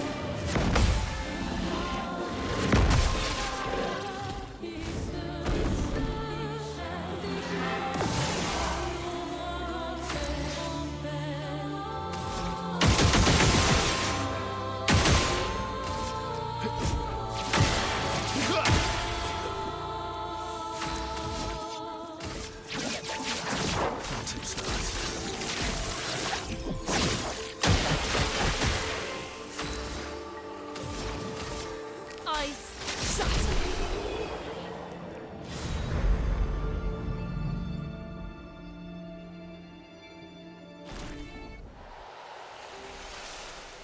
Yeah, it was actually pretty dominantly love it, can't get enough on math. I mean, I think math is great, and you know, like Mog says, math makes science possible. Science is pretty rad. It's why we have all the things that we have, like computers and, you know, roads and cars and all the modern conveniences are all because of science.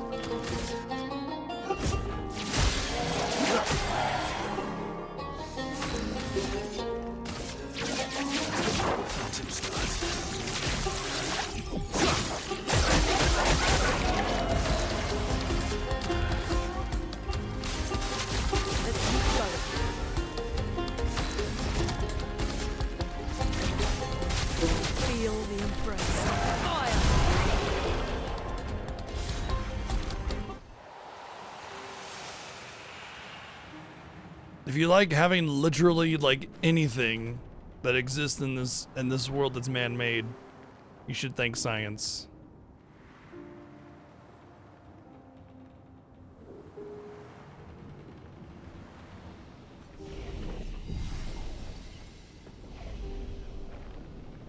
I think I was pretty close on my estimate for time. Because we're about to level to 98.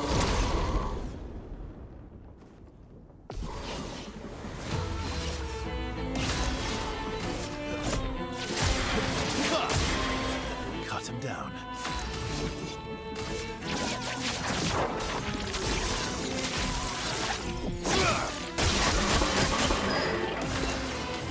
Oh, I get it. That's a math joke. I get it now.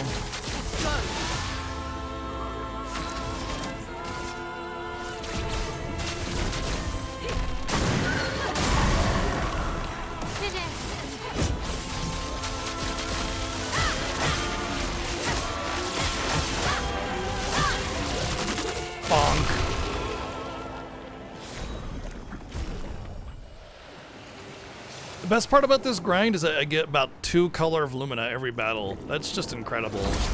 That is really just like... The fact that you can farm color of Lumina is awesome. Even if it is a bit of a long grind. It means that if you really wanted to, there would be nothing holding you back from equipping every single passive. I think you're crazy to go that far, but hey, I'm sure somebody's gonna do it.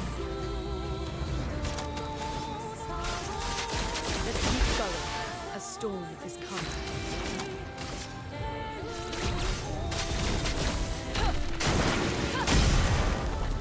Time to hit big. Prepare for annihilation.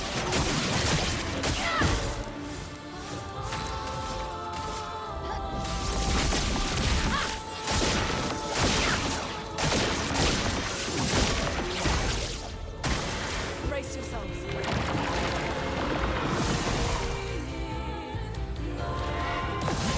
Die to fire.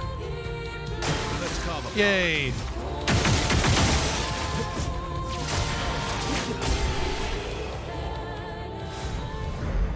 Okay, so the 2 are also worth 2 million. So this encounter with 2 of those things is worth the same as the one back there with 3 enemies.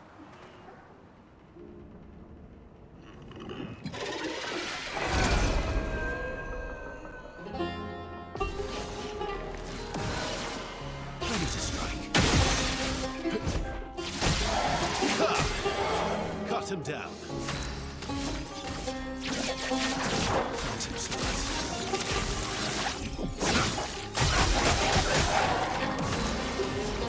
Everybody, let's go. Chroma's flowing.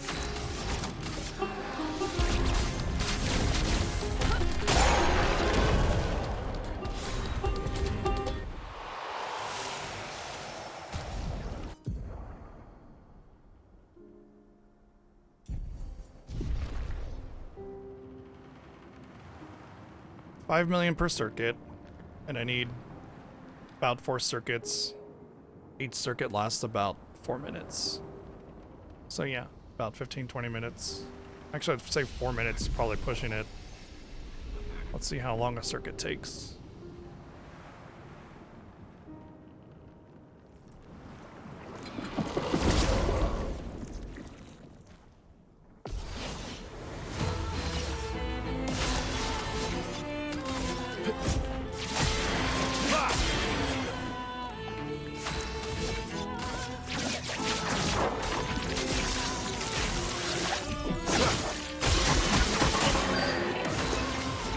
I feel like I could improve Verso's damage if I just changed an ability or something, but there was a lot of them are resistant to what he's doing.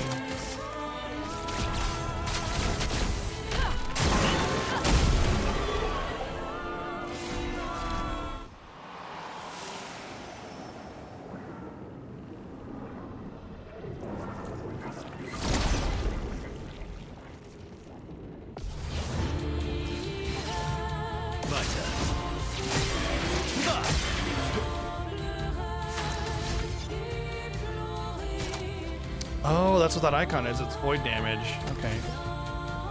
Yeah, he does light damage, which they're resistant to.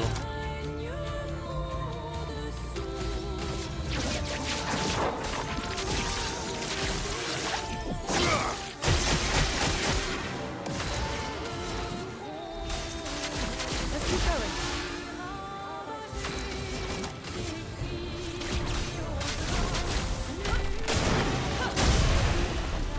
Good lord. Amazing grace.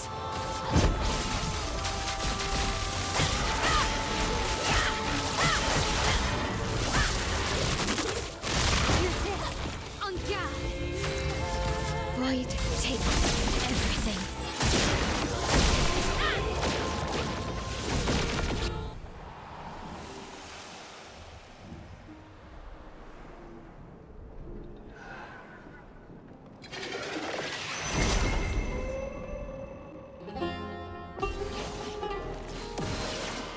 Ready to strike. Cut him down. Phantom style. Storm is coming. Let's keep going. Come in here, look at me like you want something from me, and then leave. Thanks.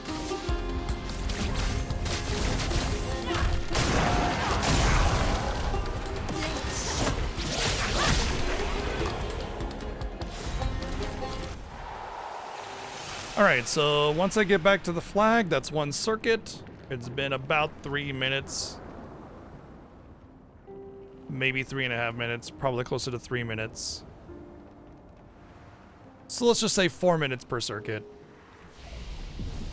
And I need 4 circuits per level, because I need, well, 5 circuits per level, 4.5 circuits per level. Because it's like 1 million more each level, so I need 22 million for the final level, right? Oh, I need 21. Yeah, 21 million. So that means I need like 4 more circuits, which means about 15 minutes for the last level. 15 minutes a level. It's not bad, actually. Like, 15 minutes a level at any point of grinding is really not that bad in the grand scheme of like RPGs and grinding.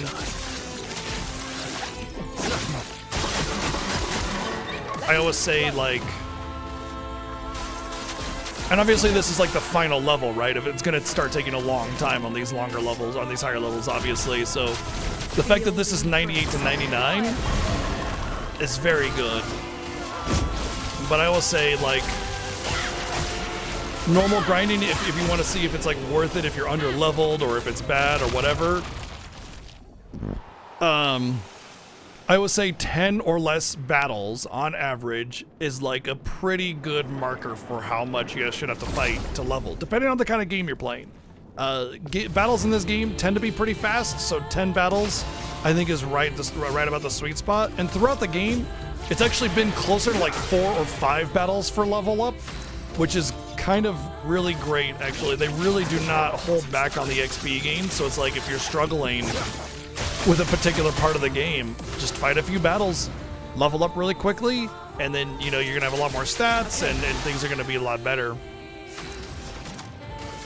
Stats really do have quite a bit of value in this game, so yeah, especially earlier on. But anyway, point I'm getting at is that 15 minutes a level is pretty decent, period. 15 minutes a level at this point in the game, with level 98 to 99, the final level, quite good, very good, in fact. Nice, they both died to fire. And I was being like I was over exaggerating, you know. I was being like more in favor of the time than anything else. So it's probably less than 15 minutes.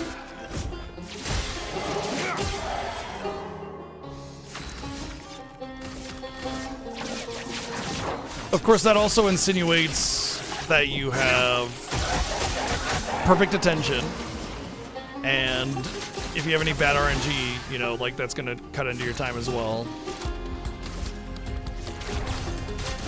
But all the way going through the game, when I was in a dungeon, like, during normal progress, a level was usually about 4 or 5 encounters, and I went everywhere, looked at everything, did everything that I could, And so that being 4 or 5 battles, despite doing everything, it really shows that they, you know, wanted to give the player a challenge. If you wanted the intended difficulty, it's right there, or extra difficulty, it's all right there. But if you're struggling, you know, we're not going to hold you back too much. Just fight a few battles, you'll be okay, moving on, you know? Love it. They really cared about the player experience here. Respecting the player's time. The only reason the only way they don't do that is no hard save, and like a death actually can push you back a little further if you just don't get an autosave. Because the lack of autosave, the lack of manual save makes everything reliant on an autosave.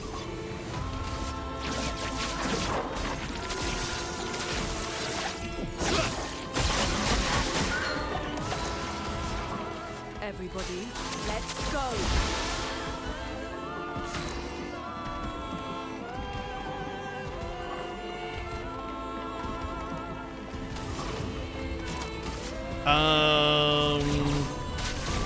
I don't recall ever struggling with the creation enemy personally. This thing is, I mean, it's definitely got some chunky HP, but I've never had a problem with it. It might have taken longer because I couldn't just shot it in a single cycle, but... Holy shit! That's a name I haven't seen in a while. What's up, Afunian? Dude, thank you for 7 months. Where have you been, my friend? I hope you're all good. Hope things are good for you, man. Cut him down.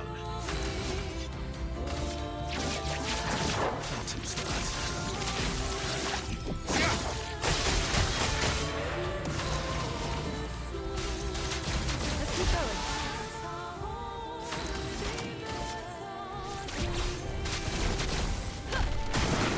Boom!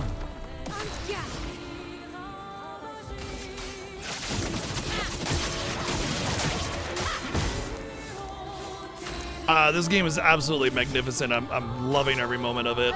We're going for all trophies, and we're actually almost done with all trophies, so that's how much I love it. I'm glad to know you've been doing well, though. It's great to hear. I don't know if you've played this or not, but I highly recommend it.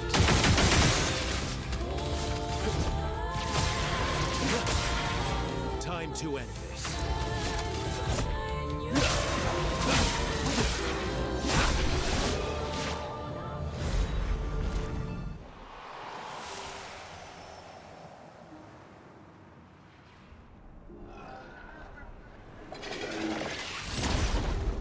Oh, you're doing the same thing and finishing off all trophies tomorrow. Oh, nice.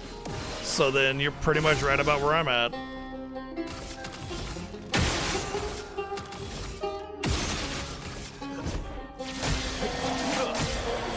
Maximum damage.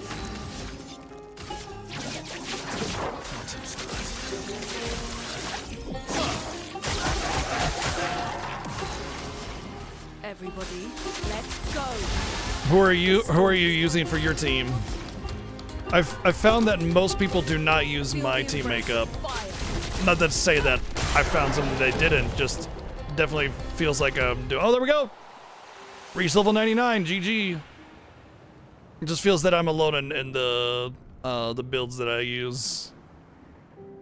All right, I'm actually gonna get 99 on my main team here because like I'm almost there, might as well, right? So just a few more battles, maybe one more cycle, and that'll be done for everybody. And then I'm gonna take a quick bio break, get some food in my belly, and then we're gonna take it to Simon. Which will basically be more or less the last trophy that I can get. But let's mark that as done.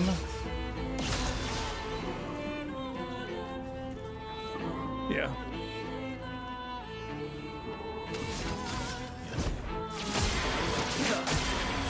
Cut him down.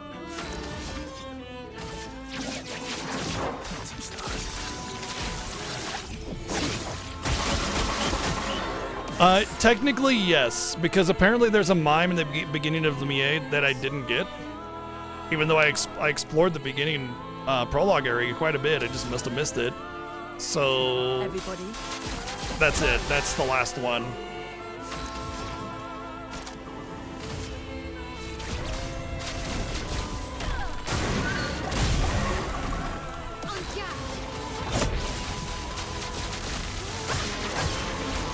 But I have to New Game Plus in order to get it, so we got it. I would like to have ended on Simon, but apparently there's a kind of sort of perma-missable. And I can't just do a new game to get it, which I would not mind doing because there's no hard save. And I really don't want to risk an autosave clearing out my file, you know? Maximum damage.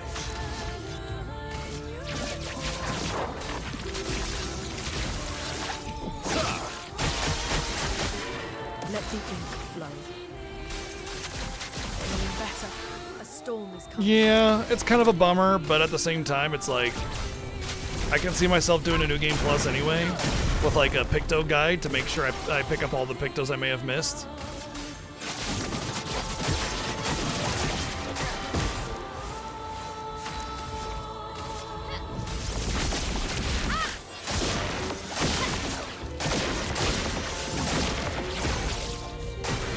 Just try it.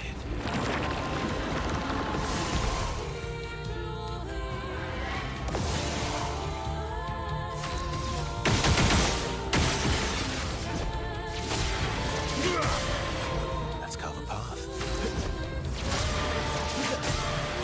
A storm is coming.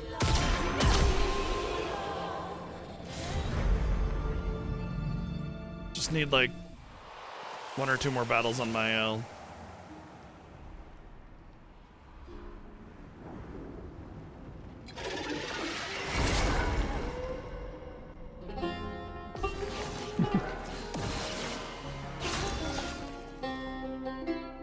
I think that was a good idea to not have a trophy for that. With how hidden they are and everything. It would be different if there was like a tracking or some kind of vendor that had like all the ones you missed or something like that. Because like otherwise, I mean, there's some hidden stuff. I was going through like one of the early game dungeons to get a Minoko foot just like an hour ago, and I found like 2 to 4 new Pictos, and then all the other like areas that I was traveling around finding feet I must have found like 10 new Pictos today. One of them was especially important to me, which was greater speed, greater rush, which will bridge the gap on speed between me and Simon quite a bit. Everybody, let's go.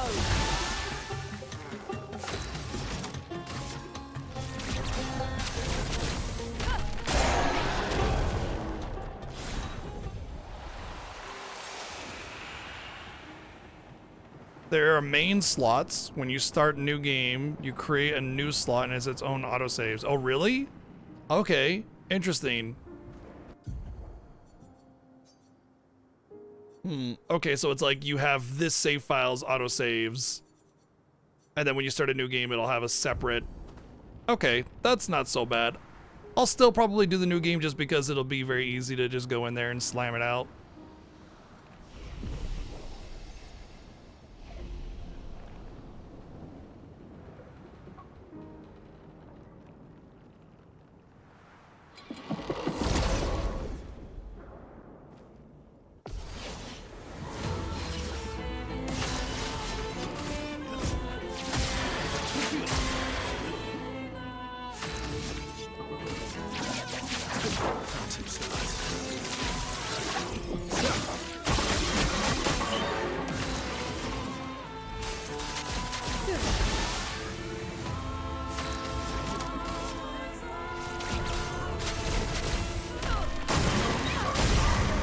Ugh, that was rough. Of course, the last battle that I need is going to be really bad luck on the, what do you call it? Roulette.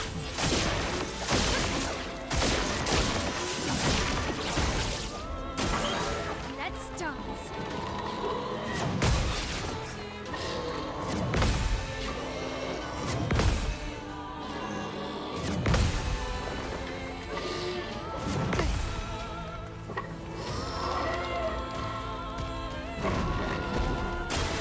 Danger!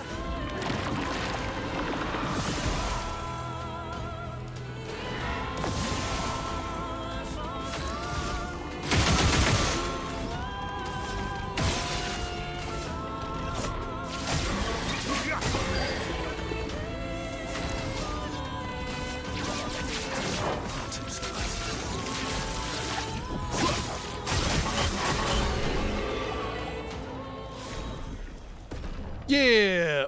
Oh. Look at the XP needed. 3, 3, 3, 3, 3, 3, 3, 3, 3, 3. But it's 0 out of. So yeah, level 99 is the max.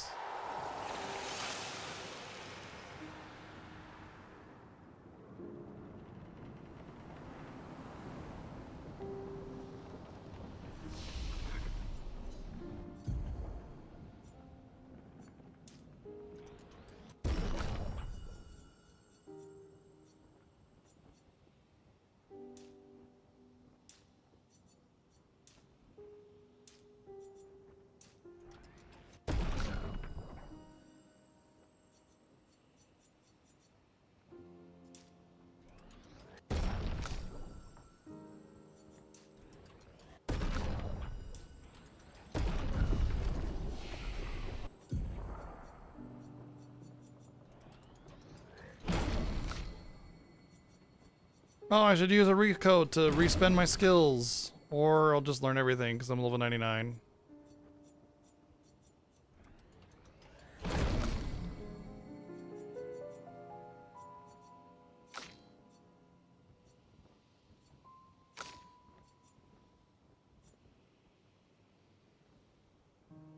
Wow, that's actually not bad.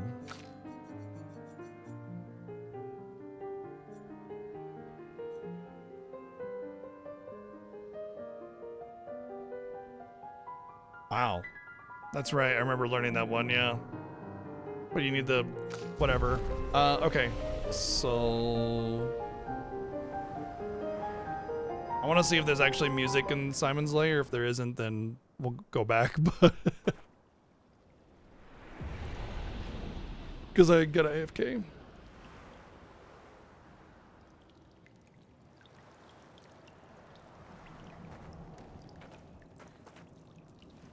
There isn't. Let's just go back to this area then.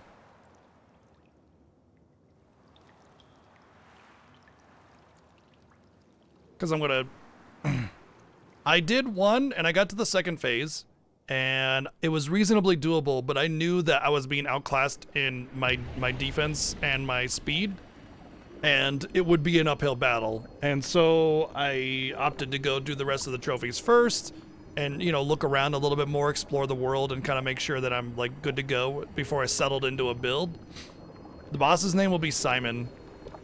And so I haven't really done any kind of, like, changes at all. All I've done is just finished out the rest of the trophies. I had a reasonable time during that first attempt, and I think I can go in and I have some ideas for a build that I'm going to work on. But this will be pretty much the last trophy, more or less. I'm going to take a quick bio break because I need some water, grab some grub, bathroom, everything. I'm just going to be back in a couple minutes, and then we're going to tackle this. So hang tight, enjoy the chill tunes. Be right back. You can just stay right here, Chi. It's okay. Oh, okay. You want to get up too. All right. Yeah.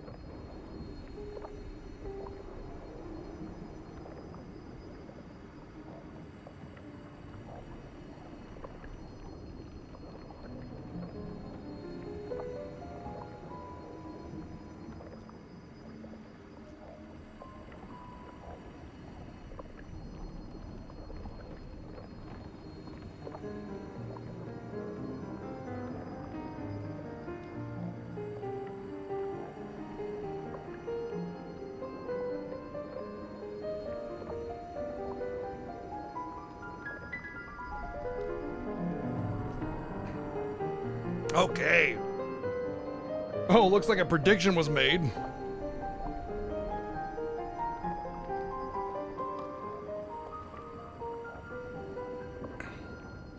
Did you put a prediction on will I one shot the super boss or something?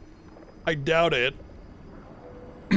Although I will say this, I absolutely need to be able to survive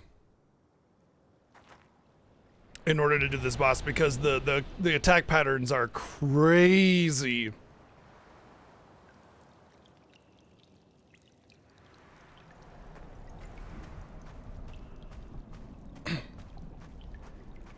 I don't know if you can, I mean, if you want to, I suppose. I don't think it matters one way or the other. I assume there are a lot of people that were not aware is going out, so.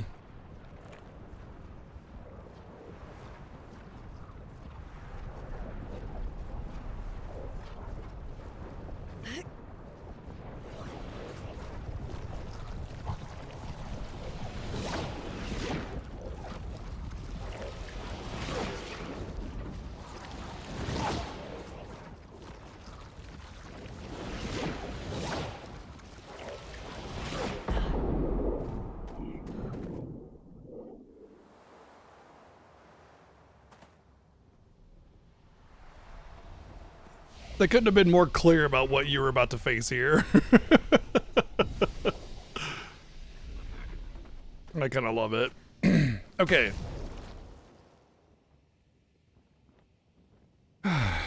Let's talk. Oh, first off, yeah, let's do this. Let's do equipment first, and then we'll determine all the rest. So. Ugh. I want about 2,500 defense, 2,500 speed or more. And then health, I want to 5 to 7k or more. Anything more than that is just icing on the cake. I think that's what I need my stats at. I don't know. I don't look up guides for this kind of shit. All right, so there is a prediction right now. It's only got a minute left, so will I beat Simon on the first try? Bet channel points to seed. There's a prediction up there. Bet as little or as much as you want. All right, so already, like, his gear's pretty damn good. Level 31s across the board just about. Oh. I wanted to go and get those other ones. You know, it's fine. It's fine. So what I want to do here is probably get rid of this defense here for like honestly, it's pretty good. It's hard to debate whether or not I want to, like, 3,800 defense pretty much just says, hey, I don't need any more HP, and the 2,500 speed is about there. So I would say that's fine. I'll leave it alone for now. The only thing I don't care about is pro retreat, but greater powerless and charging critical are things that I would spec. So that's 25 points saved. Not the best, but there's nothing really good at the top that I can actually save points on. So I'll take that as a pretty big win right there. She needs speed defense, definitely. But she has this 24-1 on, which is cheater, which is unfortunate. I'm just going to have to equip it and spend the points. It sucks, but whatever. I should unequip anything. Pointless. I don't need any stun. Maybe I might. I don't know. I don't think I need breaker because I'm going to have breaking death or whatever it is. I don't need breaking burn either. Yeah, breaking death. Fully charged enemies break bar on death. I don't believe that I will actually have an opportunity to build the break bar at all. So anything else, pointless. Also base shield can't be used. I'll probably have burn, so burn affinity is definitely good. Breaking slow actually might be really, really, really good here because, but then I would have to get like improved slow. I mean, if I have the extra points, maybe, but yeah.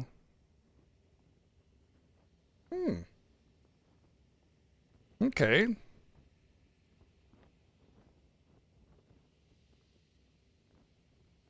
That might be good. Because, yeah. we'll get into that later. Anyway, let's make sure the gear's good first. So she's gonna have to unequip cheater. She wants mostly speed and defense. So let's see if I can get a speed defense one. Oh. I'm gonna have to get rid of breaking death, I think, too. Speed defense. There's a speed defense, and Aegis Revival isn't terrible, so let's get rid of that one. Let's put on cheater right away, just to make sure that we have that on.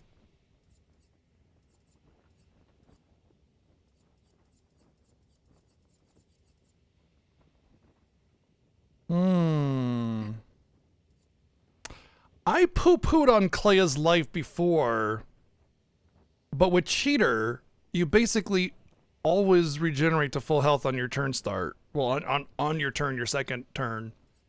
I might want to do that.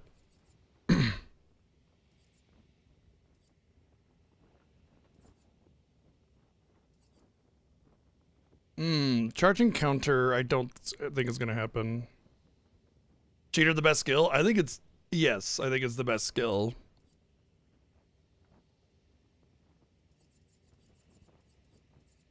Two turns in a row is kind of disgusting.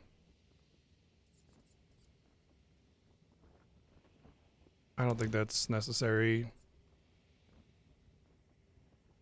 Nope. Yes, that's good. Alright, let's set that up just for now. Let's change our gear now. So she has close to the speed I want. She has way more than enough defense.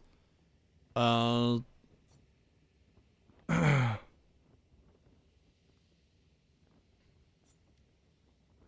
could dunk this for like just, I don't know, actually I think I'm pretty comfortable with that. The speed is about where I want it.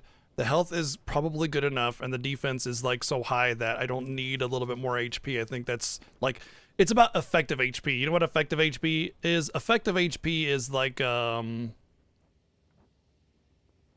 if you have 0 defense and 10,000 HP, and the enemy's base damage is, or 5,000, and you would take 2 hits to die.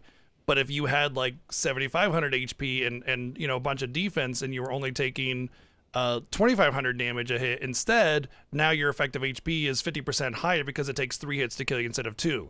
So a combination of defense and health that makes it so I don't get, you know, one shot by every one of his attacks, because he was hitting me for like 7,000 per swing that I couldn't parry, which was instant death on pretty much everybody. So that was with about 2,000 HP or 2,000 defense, maybe even lower on some characters. 4,300 defense, probably going to be taking significantly less damage. I don't know what the math is on defense, but I'm pretty sure there's a fairly linear property to it, meaning that each hit will probably end up doing like 3 or 4K instead. But I don't know, and don't tell me, obviously. But I mean, at that point, you know, I'm still risking death on every hit, but at least maybe I have a chance of survival. We'll see. But let's see if there's like something that can just be a straight upgrade, because I do have a lot of 31s now. So what is it? I got health defense, and speed crit. I could actually get rid of speed crit and just get like speed health. I don't need the crit. I don't care about the crit. The crit is irrelevant to me. It's icing on the cake. So, oh, I mean that's just like way better. Way better. Actually, I might want that on Lune just because she is my life support, and her being faster might be more important. Let's see if I can find... There we go. I'll give her that one.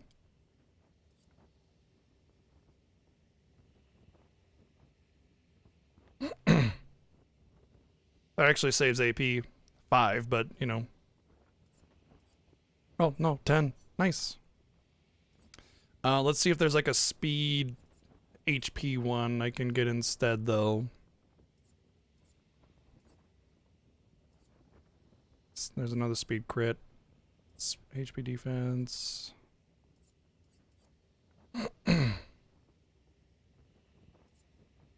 Speed HP is pretty rare. There's speed defense. Actually, I don't even... Oh, there's speed HP. But like I would lose so much because the difference between a 20 and a 31 is very significant. So I don't think that's worth the 400 speed. I think her defense is enough. If it's a problem, I'll spec more into vitality. I have the points. In fact, I could probably take a lot off of might and put it into vitality if I need to. So I'm not really worried there. So he's set, she's set. And now I just need to make sure she's good. So her defense is abysmal, obviously. Oh boy. The problem is Energy Master here because she has the least amount of points to work with because I have things like, what is it? Like, accelerating heal, greater shell, greater slow, greater powerful, all these things, longer powerful, longer rush, longer shell. I could probably get rid of the longer stuff. But the thing is that what she does is when she heals, her AoE heal, it applies powerful, rush, and protect, and gives 6 AP to everybody. That costs, excuse me, a lot of points to do that. So that's like 100 points that she doesn't have. However, I can just unequip some stuff. I mean, obviously, like, what was it? Base shield. Base shield needs to go away. And there's the 40 points for Energy Master. So let's just do that. And also, I can give her more of the colors that I have extra. We haven't given colors out yet. That's why I'm waiting to figure out my build here. So let's take off Energy Master because I don't need 5,000 HP. I just need to find a good HP defense one, and like then just go with that. So just find a good HP defense one. Huh. I mean, that one's better anyway. The hell. There's got to be a good HP defense one. There we go. See, I only lose a 1,500 HP, but I get 2,000 defense, which puts her right up to where I want to be on defense. And now this combo attack, while it's nice, I need more speed. And there was that 1,000 speed one that I'm going to give her. What was it? Augmented First Strike, right? Okay, now she's looking pretty close to where I want her as well. She's got actually more defense than everybody else almost. Well, she's about equal in the defense. And the HP is higher, so she's actually good. What about Greater Powerless? If I can change this out for a 31. What is it? Defense speed? I mean, as long as I get the speed, I don't really care if it's... I would prefer its defense, actually. Is there another defense speed one? I find that they're pretty hard to come by. No, not at level 31 anyway. Okay, so there we go.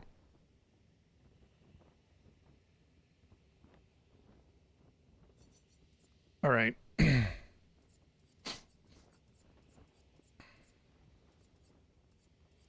Oh, why does she have that? I didn't even look at it because she had it. Huh. Who would want that? Probably him. Wait, do I have a speed crit one on? I don't. So if I'm going to use it, it's going to be her. Energizing turn is pretty expensive too, so... That's better.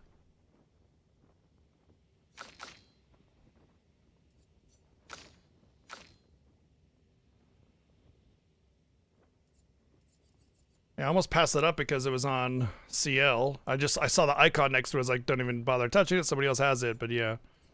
All right, what do we have? Energizing attack. Can I get that on some? No. Okay. I feel pretty confident with this. Oh. Health defense. Can I get a level 31 health defense?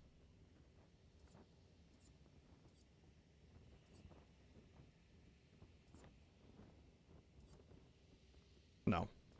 A shame. That's alright. I still think it's enough. Okay. Now we just kind of throw on whatever we can on them, just so that if they get thrown in at the last second, they'll at least be able to do something, so...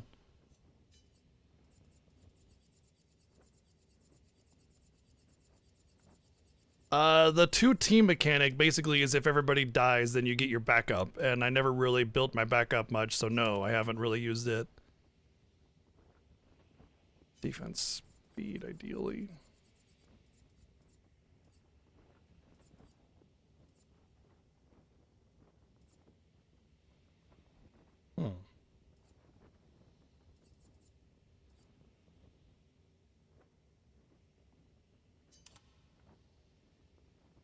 That's not going to be enough to live through anything. His speed and defense just are not good enough. Which is weird because, I mean, these aren't bad ones, you know?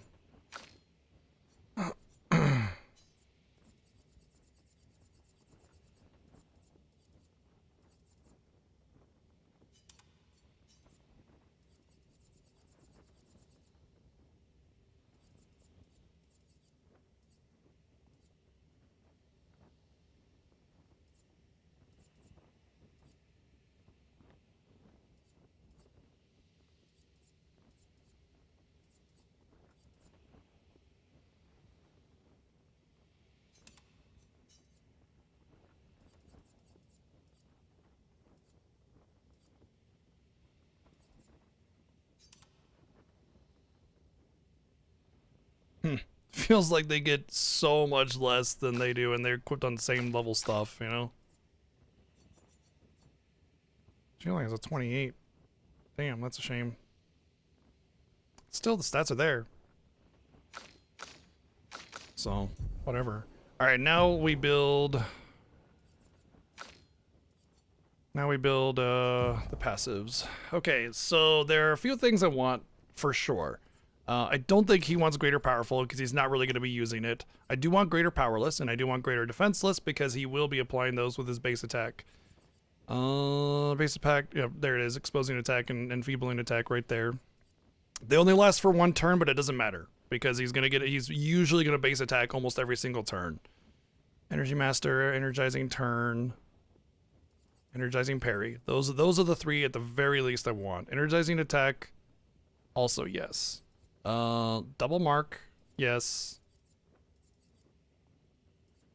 Oh yeah, we're gonna try this because we're crazy.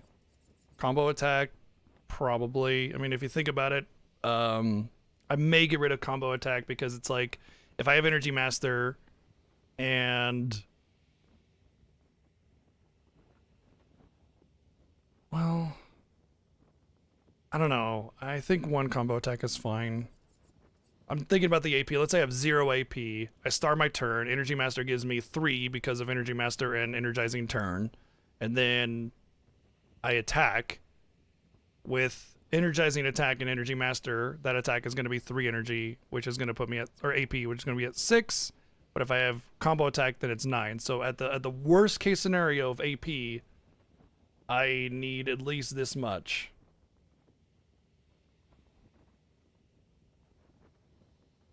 In order to make sure I max out for the next turn. Okay, so that's what I need.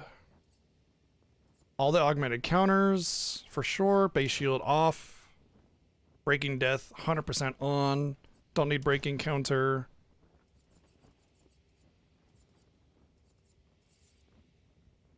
Warming up and teamwork, absolutely. Stay marked, yes, and double mark. I want revive paradox for sure. Roulette, probably. Rewarding mark seems maybe too much, but yeah, recovery could help. Quick break, yes, especially with the breaking death, absolutely. Shortcut, absolutely. Solo fighter, don't need that one. I mean, if I got 1 point left, solo fighter will be it in case the shit hits the fan. So I mean, hey, I wonder if I think it only applies if you're fighting actually alone, not if your teammates are dead. I don't think it applies otherwise. So. Okay, so painted power, obviously. Painter, yes. Marking break. Absolutely. I need to make sure everybody has marking break, actually.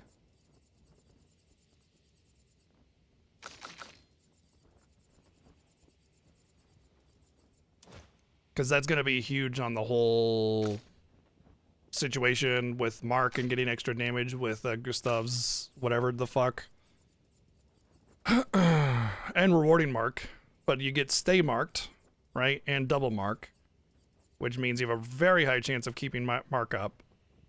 So let me write down some stuff here for these side ones that everybody should have.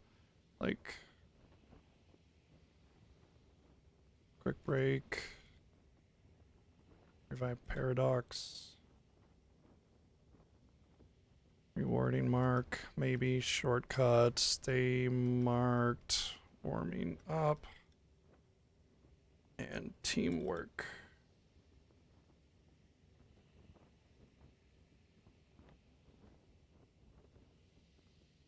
Sometimes I really hate the autofill in on this notepad program I use.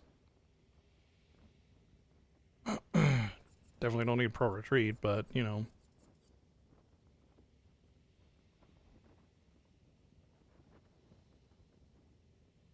I don't know if I want marking shots, but with him it's actually pretty decent because he usually has a lot of AP on the turns that he's going to hit with. It's for the debuffing, so he shoots a little bit, maybe gets a mark out. Healing parry, healing share, yes. Greater powerless, greater defenseless.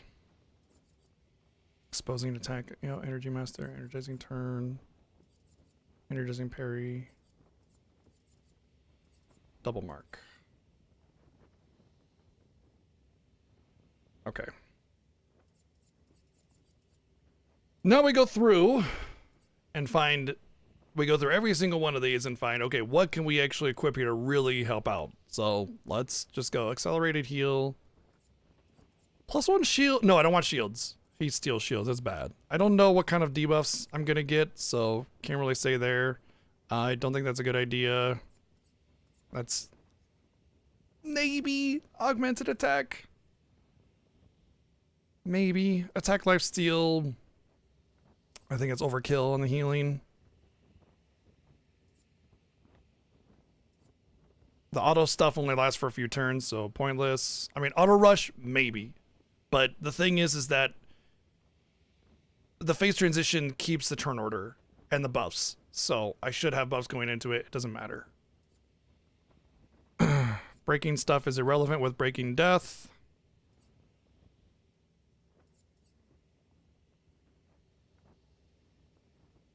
I think burning death might be really good. The whole build is that I'm probably going to die a lot. Burn affinity for sure. Especially with burning death. I'm writing these down because I have to go through everybody and I want to just have a list of things instead. Breaking slow. I really want to do breaking slow because I don't want to rely on Lune with her ice to apply slow. I really want to be able to just get slow and keep slow on. But if I do breaking slow, then I'm going to have to get greater slow, and then I'm going to have to get longer slow, and that's a lot of points all of a sudden. So I don't know. If I just keep it on Lune and just like, yeah, okay, fine, her damage is going to be nerfed in order to keep up slow, fine, whatever, you know? But that slow, I think, is going to be very important. So I'll write this off to the side, like breaking slow, greater slow, and longer, I think, slow. All right, then we'll get back to our normal list. Burning marks. Burning marks might be good too. But a lot of free burning stacks here, you know? 10% of a gradient charge and applying a buff. Oh, that I want on Lune for sure. Charge and alliteration. I think she has it equipped, yeah, so she's good on that. Charging up. I might want that on him because, like, it might stack with the double attack, right? And he base attacks a lot for the debuffs. So, yeah, maybe. Is there longer passives for the debuffing? Like there's longer rush, longer shell, longer powerful, longer burn. But is there longer slow? I don't see any of the longers on the debuffs. That's fine. What was the one I was just looking at? Shit. See, this is where I write shit down. It was burning marks. Okay, I'm gonna give him some points if I find anything else. Yeah, charging attacks. So let's give him some points.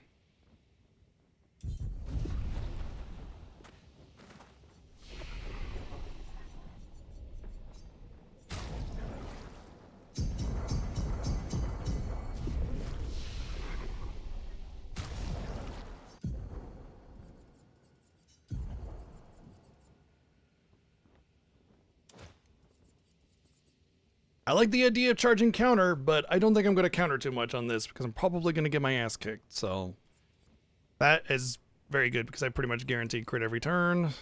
And it's 20%. That's huge. Versus this is like very hard to do when you only get 10. And it's only once per enemy turn. This is everybody's attack and you get cheater, so you get it twice, usually. It's not bad if I had some points to throw away. So I'll put that off to the side.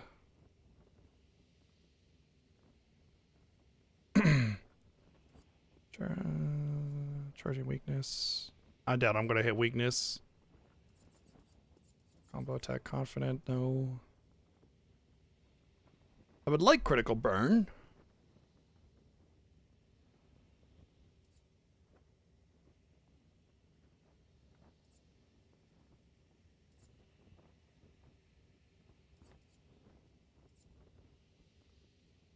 That's a little redundant there with my crit just naturally being very high.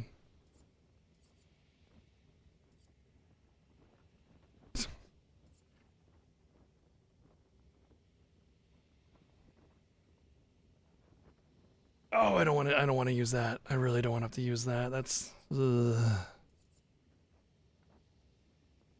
I would love if I could afford double burn, but it's so expensive. That honestly, that feels like insanely good for everything with the burns and everything, but it's so expensive.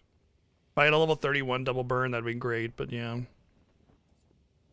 Gain powerful and base attack. These empowering ones, I can tell you, I just don't want any of that. Or the energizing stuff. I do want the energizing stuff, but it's like I have enough AP with everything else that I don't need it. Is anything other than cheater 40 points? Yeah, a couple of them. Like pro retreat over there that I have equipped. A lot of energizing stuff, as much as I'd love to have it. It's like overkill on AP, so yeah. 50% increased damage if exhausted. Mark targets deal 30% less damage. Oh, I definitely need enfeebling mark. That is actually going to be huge because the idea is that I'm keeping mark up a long time. This actually might be a make it or break it kind of thing right here. 30% less damage on marked targets. Now, what's weird about this is it's like, how does it like, what if I have enfeebling mark on him, but then Lune applies the mark? Is it like they deal 30% less damage to him, I think, is what that works. All right, I need enfeebling mark, so let's get 8 more points. Enfeebling mark.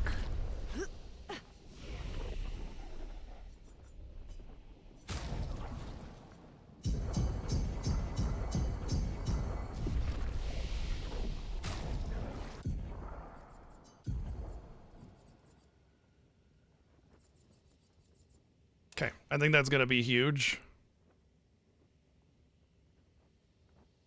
I mean, that's the way it reads, but this is an individual equipped thing. How does it know which mark is being applied, which person applied it? It's like saying, like, okay, that would suggest that if he applied the mark, but marks override each other all the time. So if mark is a debuff, not a buff. So if they're marked, they deal 30% less damage to Verso, specifically because it's his gear that's being taken into consideration. Apply defenseless on break.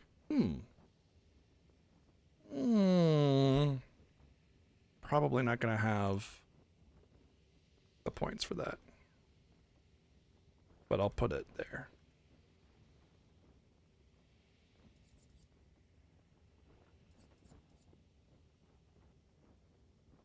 Right. First hit deal. Okay, first strike glass cannon. Oh, I want that.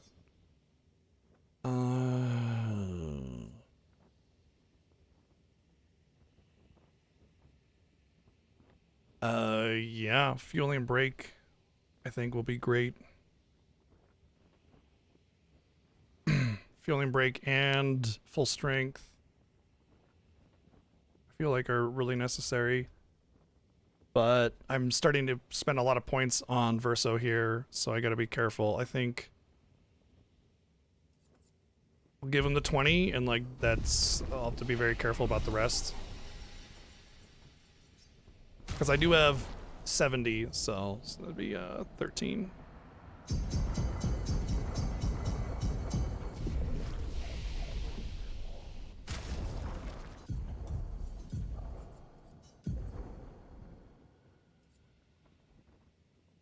What was it? Fueling break and full strength.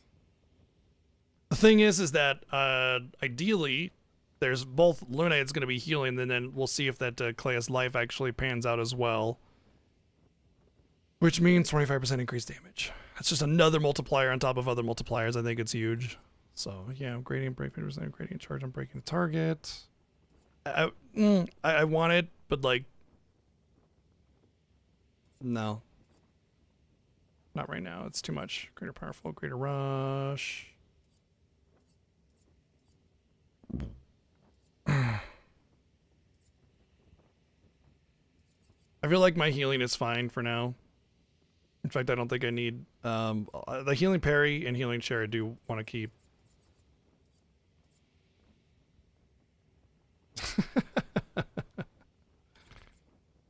Shields are bad.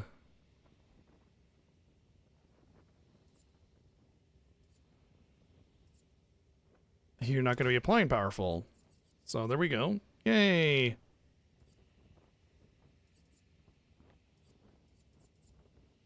I feel like a longer burn is kind of super big for a lot of the burn stuff.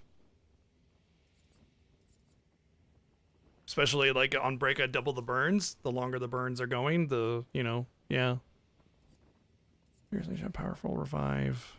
No.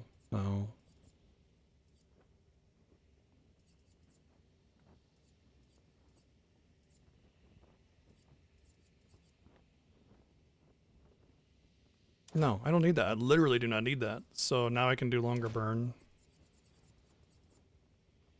I feel like rewarding mark might be a little redundant on the AP gain, but yeah, we'll see for now. Rush on powerful. Oh, I really want second chance. Oh man. Shit. I forgot about second chance. And it's considered a revive, so it interrupts. But it is only once per battle. I'm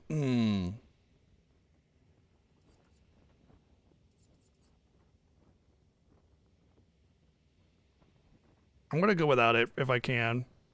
I'll see how many points I have left at the end though.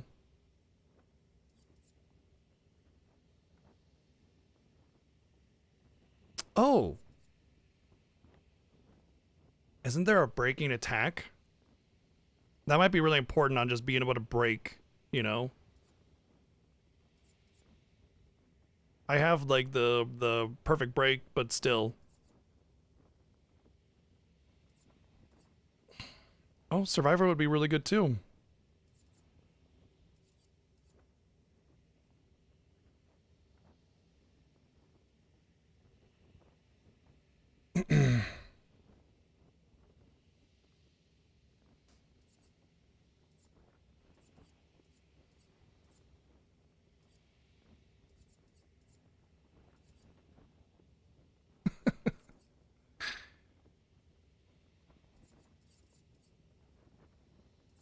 Okay, so that's pretty much like the vast majority of what I want. That's it.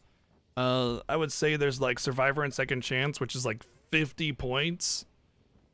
I can tone down the Burning Mark and the Burn Affinity and the Burn, but this break that or all the burning stuff. I can tone that down and probably get those. But I wonder if it's I mean, I think survival is most important, right? At the end of the day, as long as I'm fast enough to keep up with him, I can stay alive as long as I have the ability to, you know, take some hits. And the burns, I like it, but I feel like I'm spending too many points on the burns without really committing to a burn build, right? So maybe...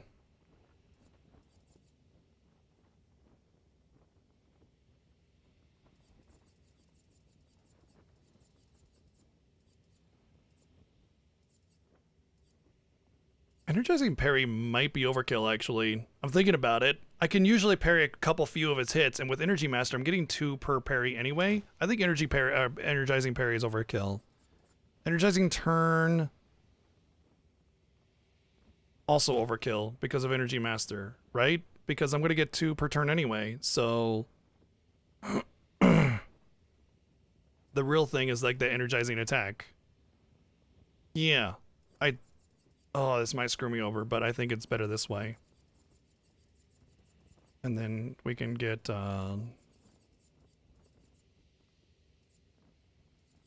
second chance. See, Survivor's only once per battle too, so... And that would trigger before the second chance, which would prevent me from getting the res benefits of Revive Paradox, so... Alright, I think I'm pretty comfortable with that build. Alright, so what do we got here? I got augmented counters.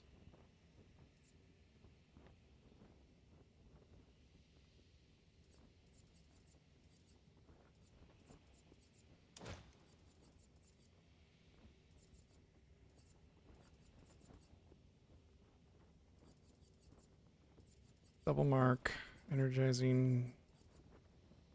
She doesn't need that. So her weapon, whenever she gets into Virtuoso stance, she heals everybody for 25% health. Not necessary now because, I mean, she still heals, but like I don't need the AP. Lune will provide all the AP. Doesn't need that or that.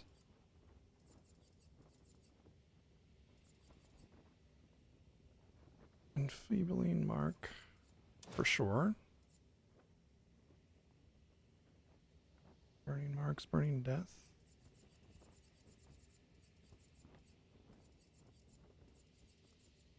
That's pretty expensive. We'll come back to it.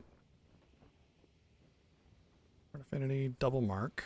I want to make sure I have double mark, because that, like with double mark and like longer mark or forever mark or whatever it is,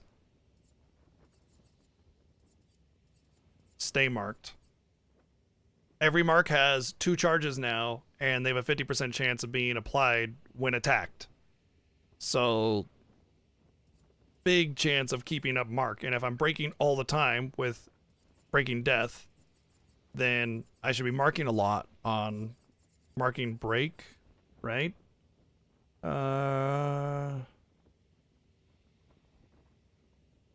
Rewarding mark, revive paradox, quick break. Quick break? Oh, right. That's the free turn on break. That's good. Okay. What was the breaking... Shit, what was it?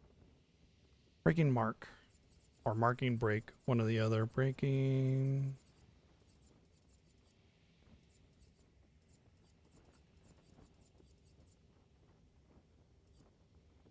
There's gotta be marking break. There it is. She already has it. Okay. I don't think in marking shots is worth getting. Already marked. Shortcut. Do you have shortcut? Okay.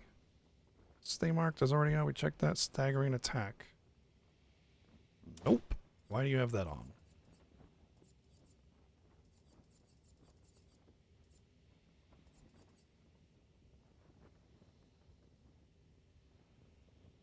I think that's just second chance and she's done, I think.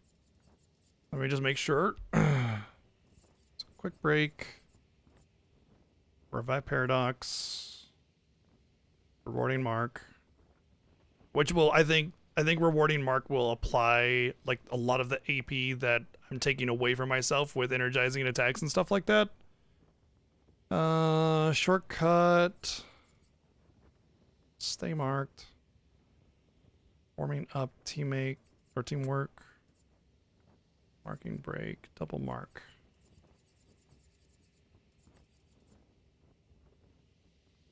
Burn affinity. I think I had all the burning stuff. Oh, see. Burn affinity and burning death. I didn't have like the double burn or the burning marks or anything, which I think is a little bit overkill. I think he has a lot of extra points that the other two don't have access to. This one's going to be the hardest one to build. So first off, let's make sure she's got the big stuff. Quick break. Rewarding mark. Revive paradox. Quick. Yeah. Stay marked. Warming up. Teamwork. Marking break.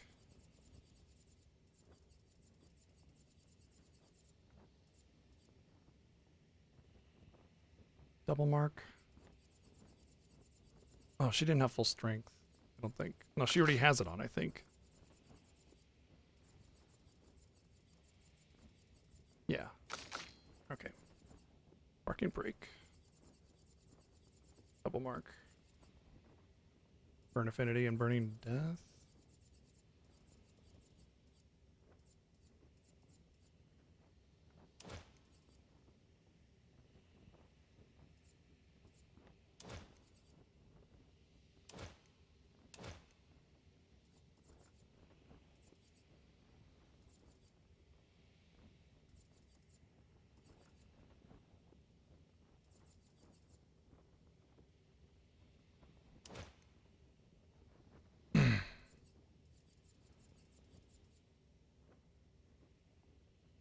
Fueling break, that was the one.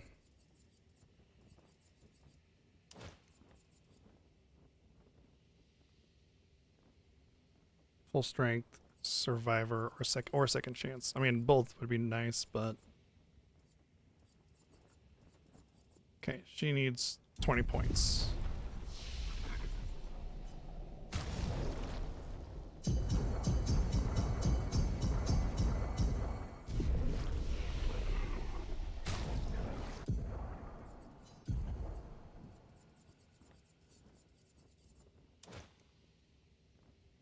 I think I have all the ones that I really wanted. I mean, there's a few that I want here and there, and I think I can safely just kind of like spread out the points. I'm gonna give 15 to her. I'm gonna give the rest to her. But with the 15 I give to her, I can do like the burning mark. Yeah. And then with her, I can also get burning mark. Okay, this is, I think, my build. Let me just check my stats now to make sure I don't need to like respec the stats. So don't really care about the luck. I can almost undo that, but I do get some speed from it, so it's fine. It's not the end of the day of the world. As long as my attack's over 10,000, I think I'm fine. The only thing I think I would really do is go for more vitality, but I think it's fine.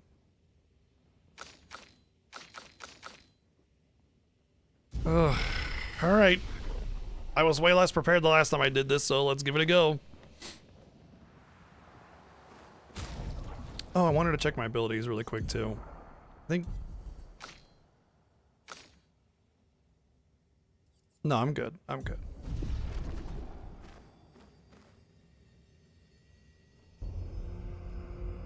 We'll watch this again.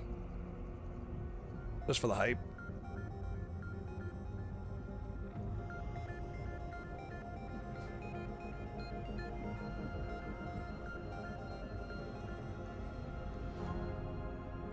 These swords. They look like the ones in old Lumiere.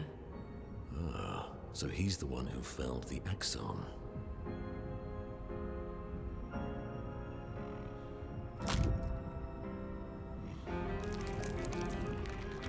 Simon. You know him. He's an old friend of mine. We joined Expedition Zero together. He disappeared and I thought... Looks like you met Clair.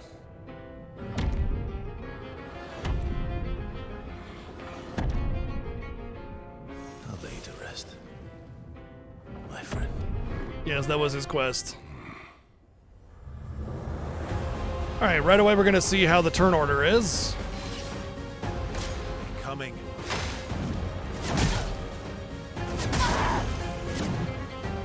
Well, already that was bad. Careful now.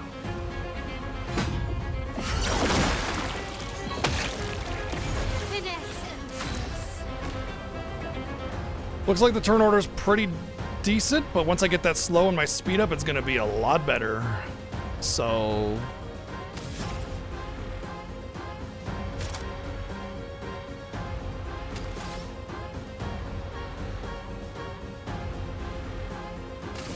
Void, take everything.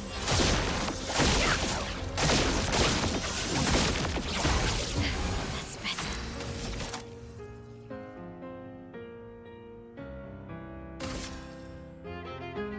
Wait, she died and his break bar didn't go up.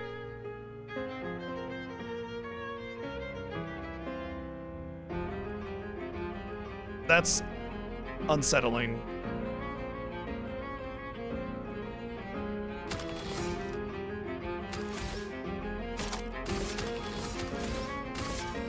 Void, take everything.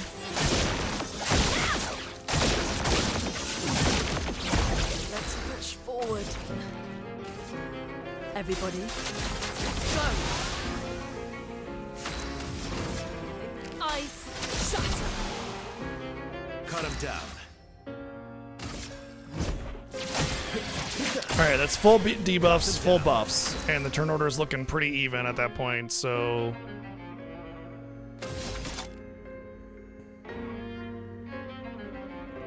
Maybe Breaking Death is just, it doesn't fill the break bar full, it just applies some break damage. Maybe the wording is misleading. Into the line. Which means I'm definitely not going to be breaking this target at all during this battle, so yippee.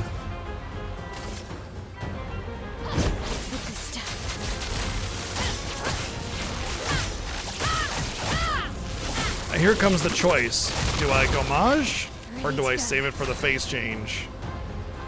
I feel like I'm going to be doing a long battle if I don't Gommage now. I feel if I Gommage, I get to go right into the second phase. But it could end up being bad if I don't have it. Well, as long as the turn order is fine, right?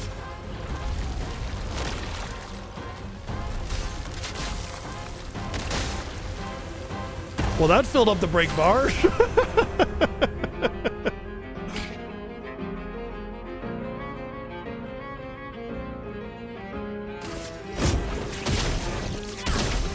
That did not give me 2 AP. Energy Master my fucking ass.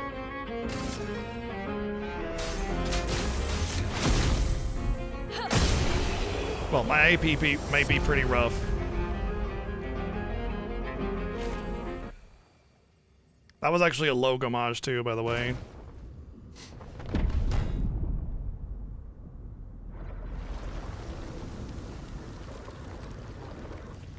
I've seen it as up to 58 million or something like that. These foes are beneath you. I was wondering if this would be different if I had beaten Clair, but it's the same. And subdued giants. Very much no, I did not win. To free me from her grasp. Would you fall now to the likes of them? While your oath remains unfulfilled, rise. Your enemies await.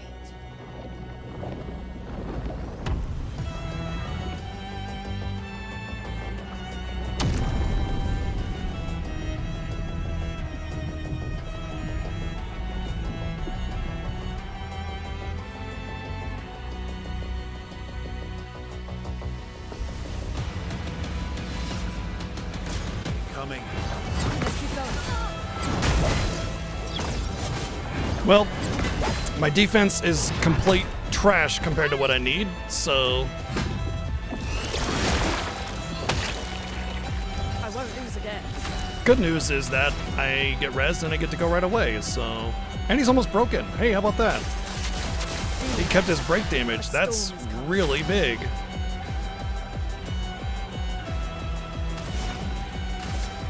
Ice shatter.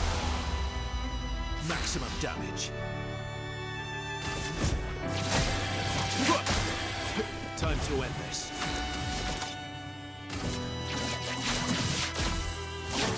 Break. Alright, well we got a break then. There's that mark I've been wanting.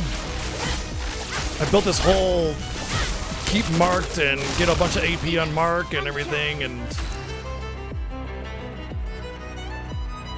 I kind of got tossed aside by the death one not being as good as I thought it was.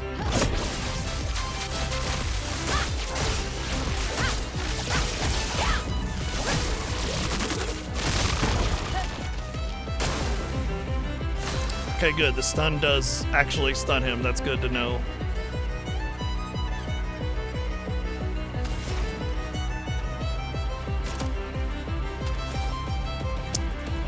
Damn, what a disappointment.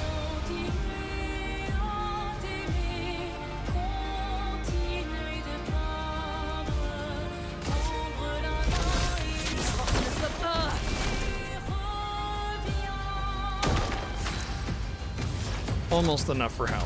What a shame. I guess I'm just gonna have to attack then.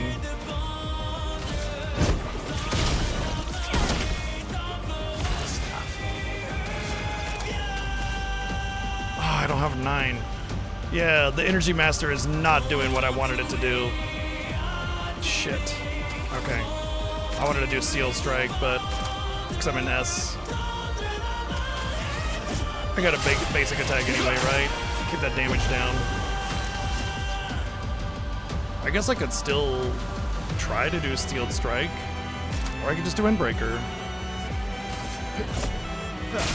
Endbreaker's still gonna do a crazy amount of damage, so I'm not unhappy with that.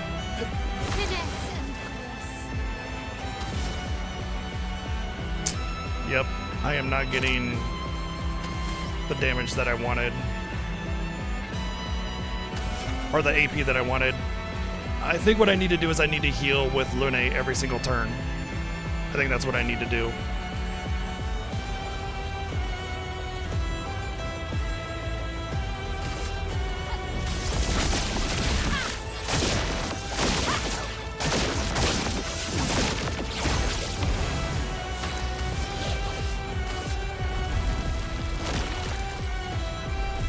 Out of this canvas.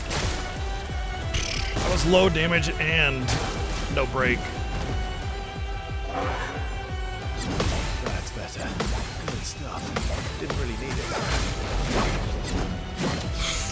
it. Almost lived. Almost.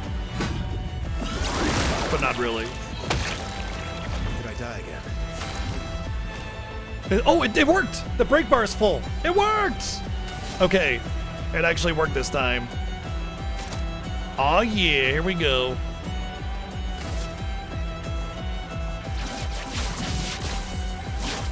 Break. No margin for error.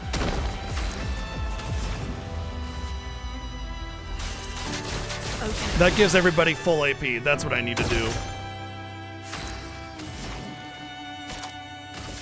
66 stacks of burn. Oh my god.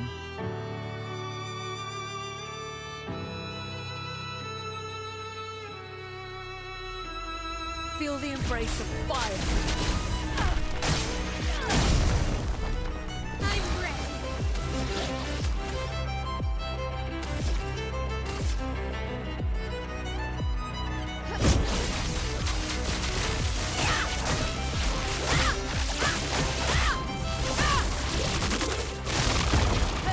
Good.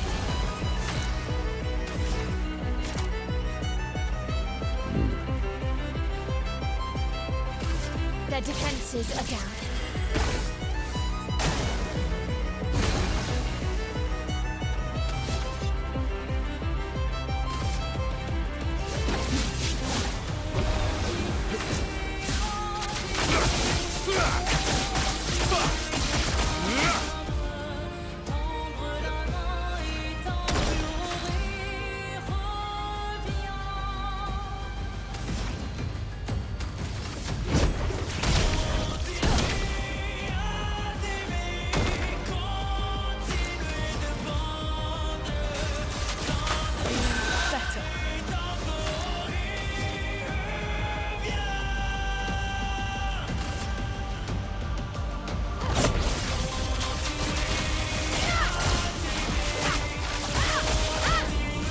Oh, he's gonna get 2 attacks next turn. That's really bad.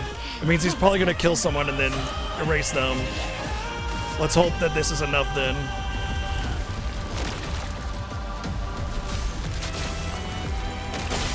Oh, man. Take cover!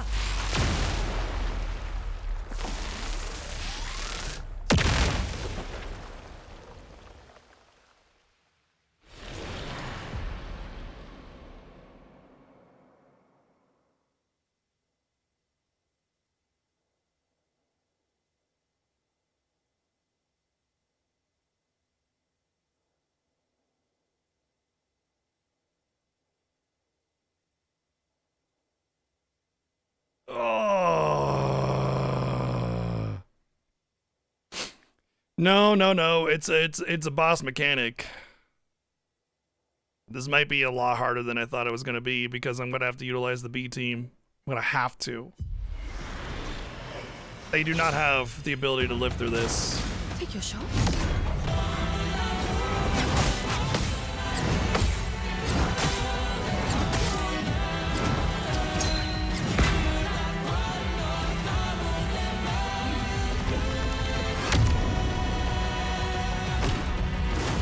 I'd love a dance.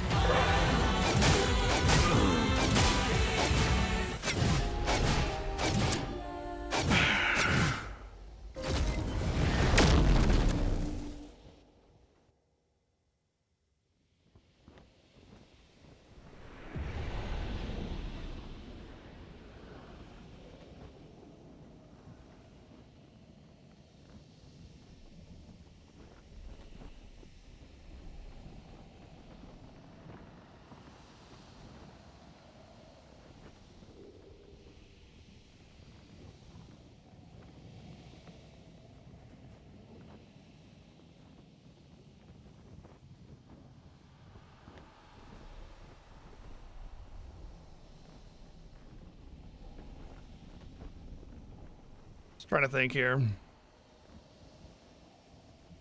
Trying to think about what I can do. I mean, the possibility still remains of getting a much better Gomage attack. Although, I mean, attack up. Was he marked? Doesn't really matter. It could have been a low roll, you know? And if it was a better roll, I could have killed him, right? Could have been a roulette thing. Could have been a roulette thing.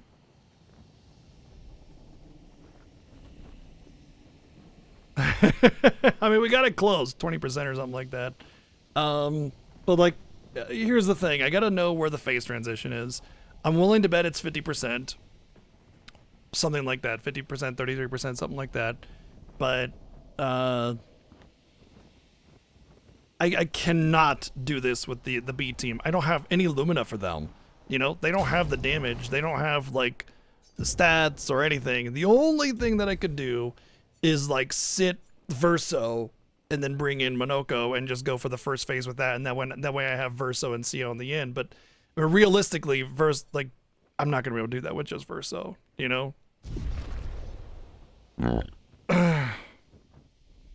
Thing is, I might just have to do another attempt where I find out where that number is and then go from there, or just try another Gomage at 50% and try to get one of those 58 million Gomages that I got before. I think, I mean, I had attack up, I had defense down, I had Virtuoso stance. I don't think I had a mark. Does she have like the extra damage on Gradient, like Gradient Fighter and stuff?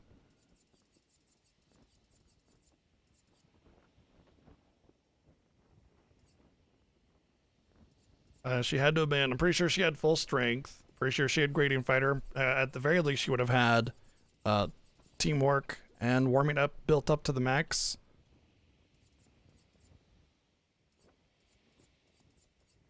Could have just been a roulette. Bad luck. Well, either way, we need to go again and try it again. Same build, same everything. At this point, it's purely just about either hoping I get a better damage Gomage at the end, or finding where that phase transition point is.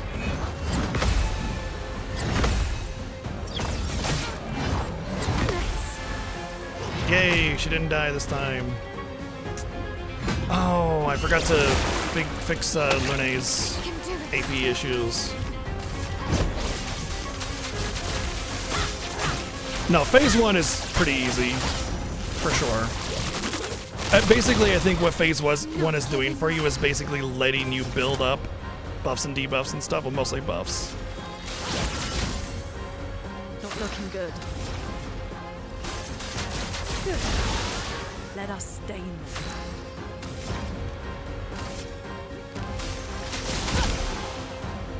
Time to end this. Time to end this. Yeah, you know, like the attack patterns are really what make phase 2 so hard. I mean, he already hits like an absolute truck on top of everything else, but everything else just adding onto it just is crazy. End of the line.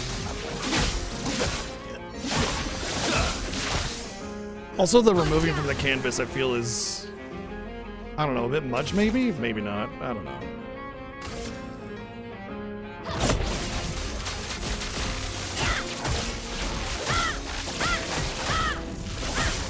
I don't know if I agree with the whole you need to use your B team thing though. That feels like, especially with the way you commit your chroma and stuff, I feel like that's kind of messed.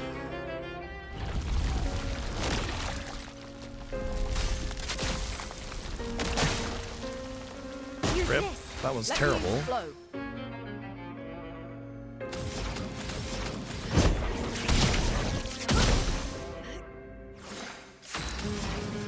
Everybody, let's go!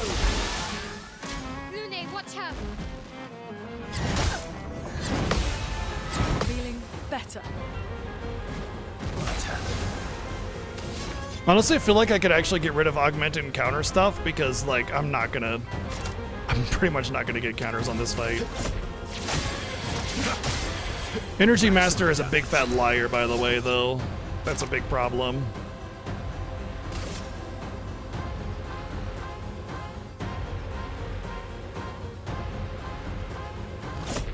Yeah, but there's too much, like, mechanically it's shit because there's too much commitment you put on the color of Lumina. You're like, you're giving everything to that, and then now you have to overcome this, like, super boss that you invested, that your main team can barely stand up against, you know? It's just not a fair mechanic, in my opinion. I love the hype of it. Like, the hype of it is ridiculous. It's so good. But, like, as the player, you feel cheated out of a fair thing, you know? Their defenses are down.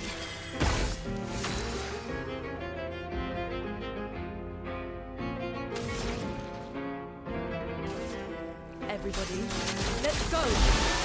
So much potential.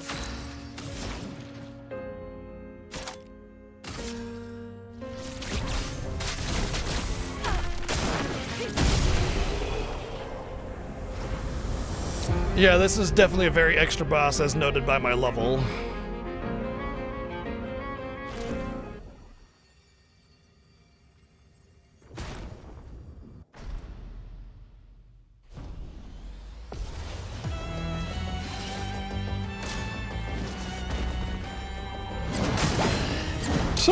One hit. What's even the point of getting defense and HP at this point?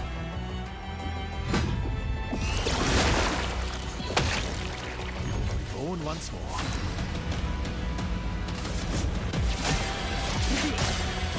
Didn't really need it. Also, a well-timed break may actually let me burn deeper down as well.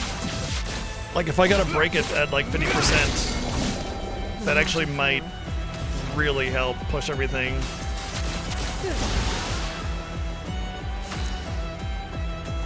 Clea's life is not working the way it should either, so I'm gonna... Oh, no, I didn't take damage. I think I have a lot of extra points to work with because they're not working out the way I thought they would.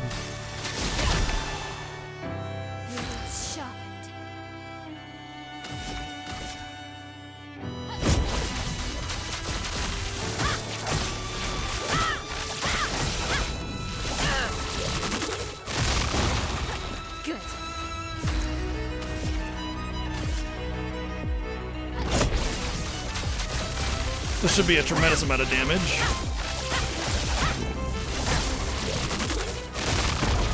$4 million. A storm is coming.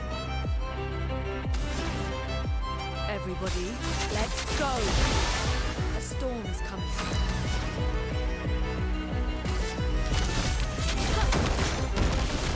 Cut him down.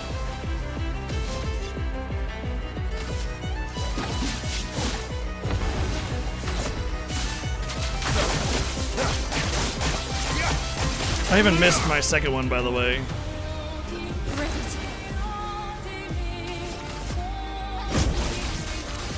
So it's probably another $1 million or $2 million damage on that I can get.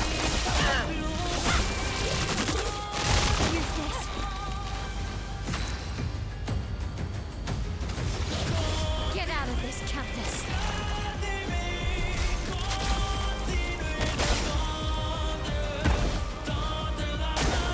Luna, careful. Let's keep going. Nice. Nice.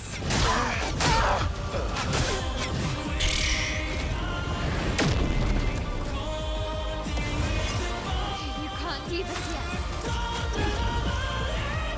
It's sharp. Good stuff.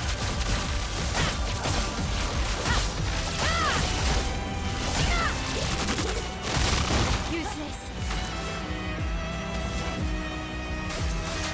Let's keep going. Now is our chance.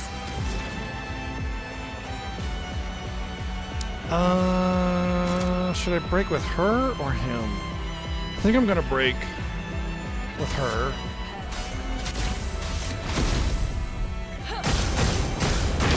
The reason is because that will allow him to do Steeled Strike. Let's cut the path.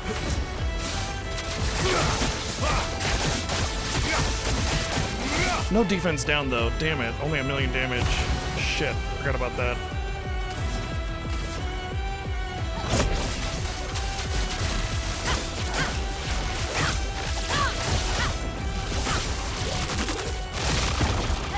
Henry. Their defenses are down. Oh, when did I get a shield? Lune, watch out.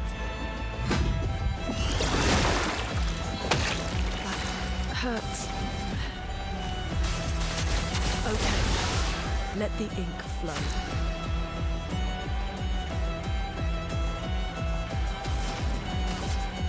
Ice shatter. Let's cut the path.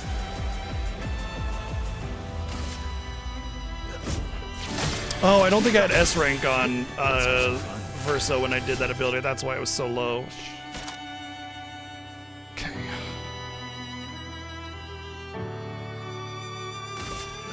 End of the line.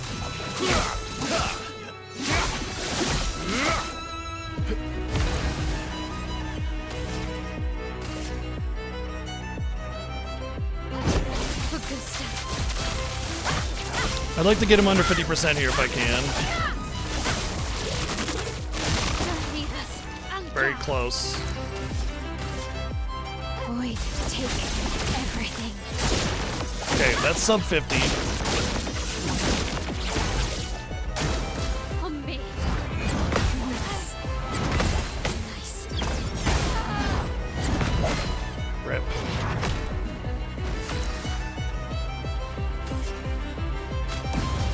Let's finish this. Everybody, let's go. So it's not a phase at 50%. That's good to know. I didn't fill the break gauge on that death. Damn. I was really hoping for that. That was like part of the plan. For good stuff.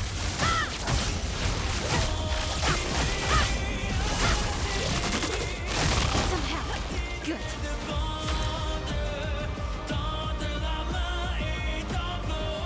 I don't want to go Maj here. I feel like that'd be a bad idea. Their defenses are down.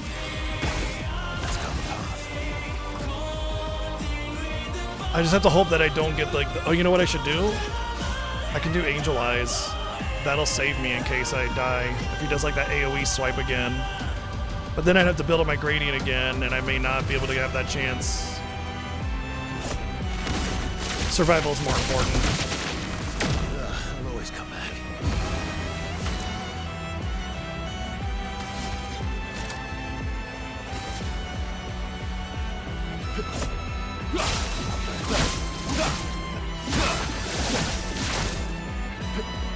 I'll do it.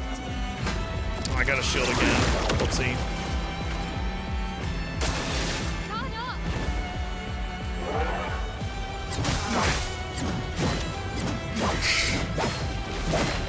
Just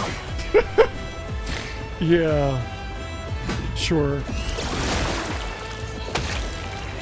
Let's finish this.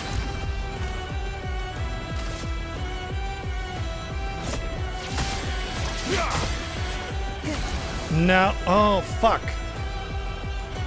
I didn't get a double attack there. Fine, whatever. I break. I have to break here. I can't rely on Lune having 4 elements. I have to break.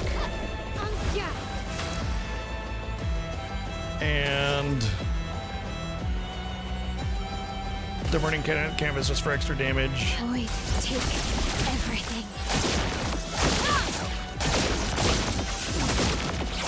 All right, here comes the setup. Then, hopefully. Everybody, let's go. Hopefully he actually gets stunned here. And it's not some kind of automatic thing.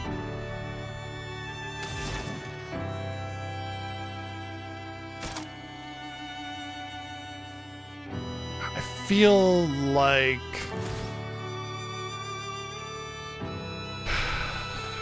I'm gonna do this instead of health. Because I wanna not. Okay, good. That's what I was hoping for. I didn't want to poke the bear and get him too low and make it be see that it was an automatic phase or transition or something.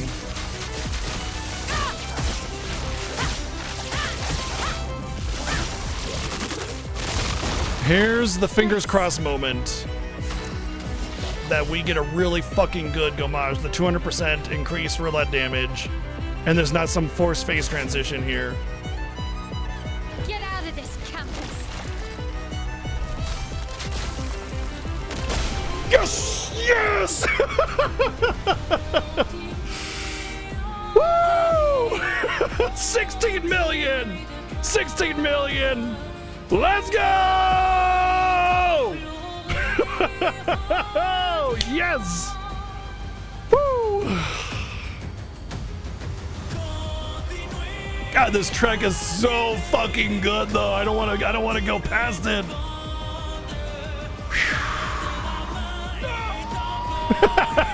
Deal with it. Thank you, Playing Asking, for the 299 bids. Oh man.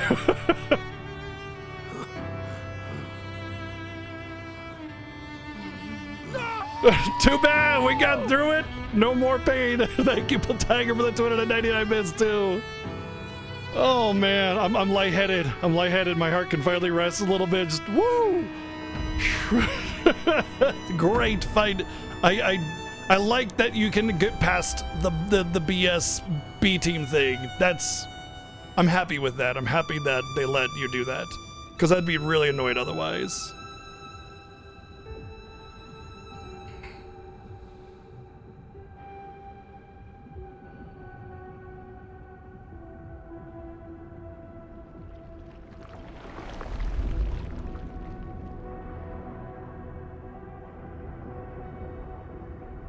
Oh, did we get his ultimate weapon or something? I really hope not. I mean, I hope so, but I hope not at the same time.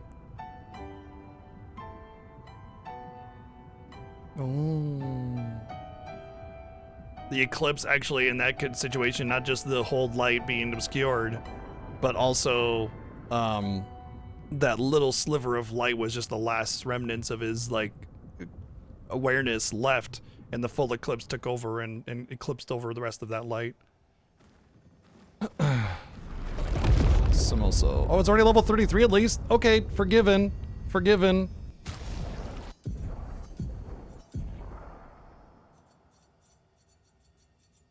Samoso, an ethereal sword it deals light damage on any damage dealt with skills. Cool. 20% chance to light blur on dealing light damage. Can't die if at least rank 8.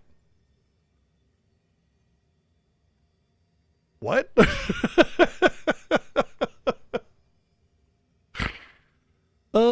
The damage seems a little low because I would have to respec into vitality. That's why I'm willing to bet. I mean, we can do that. Simon. More and more of my mind is fading away. I must put my words down on paper before I lose myself entirely. My beautiful Claire. What did she do to you? That paintress. She fooled me. She looked so much like you, and I believed her story. She granted me the power to fell the axons and enter the monolith. I realized too late that she had warped my mind. That she had in fact taken you away. Locked you somewhere I could never reach. And set me on a path to destroy your future. But then I met Aline. Same person. Who showed me that I could save you. With her help, I descended to the bottom of the monolith, where Aline had sealed him away. The one who brings the Gamache. The one who threatens our very existence. But his powers are strong, and I'm finding it harder and harder to fight his influence over my mind. My mind is breaking. My final thoughts are only a few. I despair. But one day, our suffering will end, and we will find our way back to each other. In this life, or another. I did not get the trophy.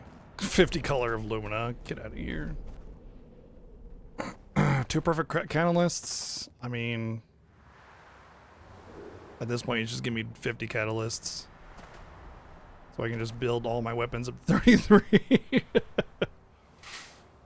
There's nothing in this game that will give me as much trouble as that. There is nothing else. That is it. That is the one.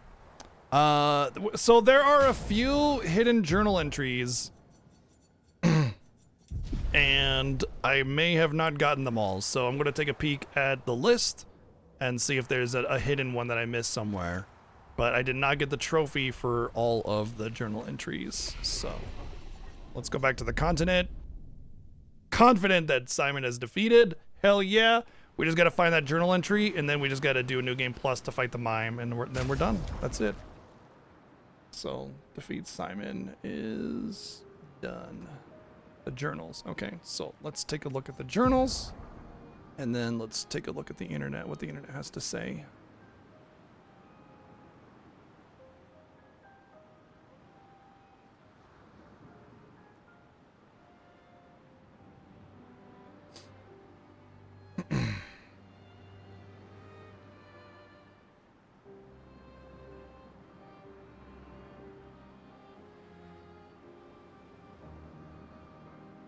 There's Verso.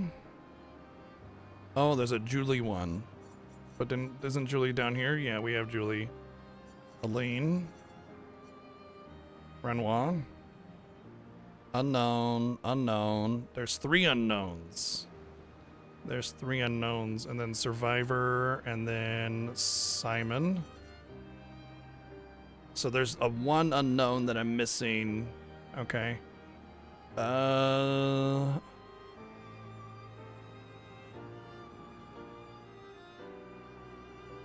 Okay, well, let's just go through it then.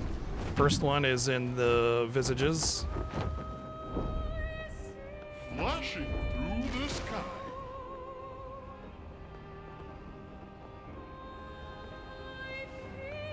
Great finish on that, by the way. That was such a hype finish right there to Gomage and everything. Just, oh, man. GG's, by the way. Thank you for all the GG's, and thanks for being here to experience that. That was fun to build the team. check out all the synergy. One thing that bothered me the most, though, is that Energy Master does not work the way that it says it works. It might be a bug, but it says, and I quote, it says, I fucking forgot to equip it. That's what it says.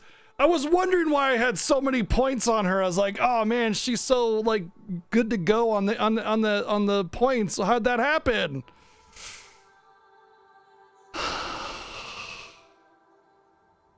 Damn. Well, I don't need second chance anymore, so.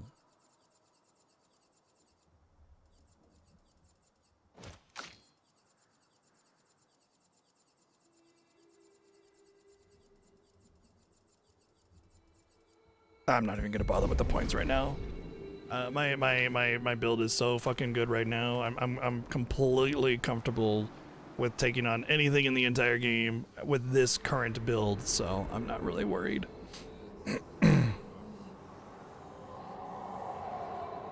I will say that I do think there's value in the burn build, but I had like 50, 60 stacks of burn and it was doing like about 1 million damage a tick. That is not really a whole lot, and honestly I feel like it's not really worth making a big huff about, honestly. Okay, so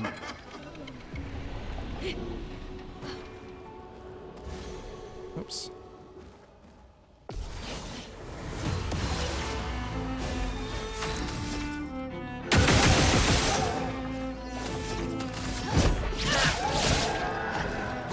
I think the burn build is great for the story. I think the burn build for all the story stuff is fantastic. I do think that as long as you can keep it up without losing and sacrificing too much else, there might be value to that, but I really think that you're using a lot of points to get minimal bonuses. Okay, so it should be in here. Oh, this must be the one that I already got then. Pretty sure this is the one I already got. Remember, 2 of these I've already gotten, right? And since I've gotten every door, that means I've gotten every one of these. So I'll be more careful about the research I do on the screenshots here.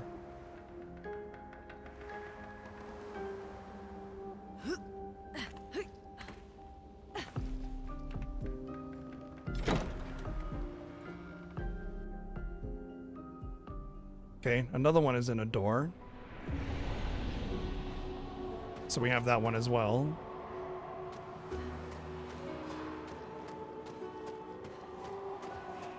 This is in the canvas. Collect the portrait from the canvas. Use any manner entrance like the one that just has a manner. Place the portrait. Oh. Oh. We already have this canvas. This is what we do with that canvas then. Okay, cool. I was wondering what I was gonna do with the canvas. Apparently there's a thing you do with it that I didn't even know. So you go into the manor, and there's actually an empty canvas that I never noticed. Wow, way to pay attention to detail. I noticed all the canvases with stuff in it, but yeah, empty canvas right there.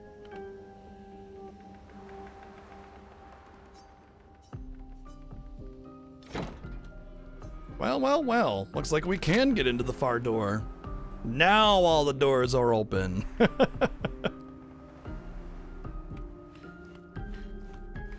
I'm still shaking. My hands are friggin' shaking. By the way, we're gonna do a review on the game afterwards, so keep that in mind. Review is still on the table for tonight. Interesting how this room is all fucky, whereas the rest of the rooms in the manor are fine. Saran. I mean, it's like Atlas, but yeah.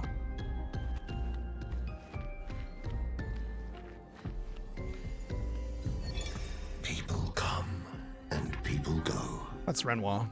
The one who will always be there for you is you. Little one, there's more to life if you can just see how big the sky truly is. Reach out your hand, and it's yours.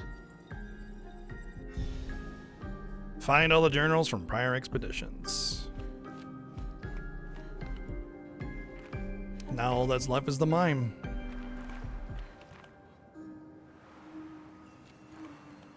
Yes, this is literally the room. Yes, correct. At the beginning of Act 3. Well, during the fake epilogue. I didn't see anything on the ground, no. There was like a chair or a stool. This, right here. Oh, there.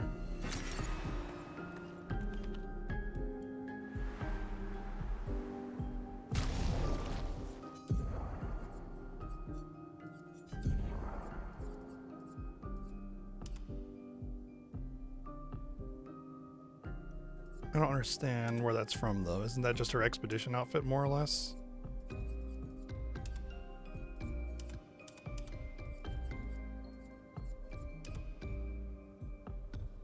The Gomage outfits are pretty cool. Clair Obscur. Ugh. Even if you didn't know French, it was like slapping you in the face.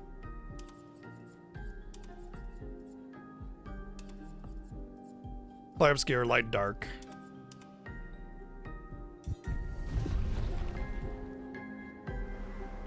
Well, it's more just clarity and obstruction is more accurate. And it's a major theme of the game and the story. Every character has this thing about them that is presented front and center. Like, Mael is Mael. But really, Mael is Alicia, and that's the obscure. That's the truth that's obscured. And it's like that with just about everything in the game. The world you're in, the paintress, the fucking guy that buffs your weapons, Renoir, Verso, the whole expedition, the world you live in. We said that, but everything has this clear presentation that has a very prominent truth that's being obscured. And that's a major theme of the game. So it's like, it's not just like a title and a subtitle. Like, you know, it's not like Sid Meier's Presents Civilization. It's Clair Obscur, Expedition 31. And really the game is more accurately to be titled as Clair Obscur as opposed to Expedition 33. But both work, really. All right, I'm gonna close the capture for a second here because I want to alt tab into my Steam and I don't want to throw out any information that's not, it's personal to other people, like friends lists and stuff.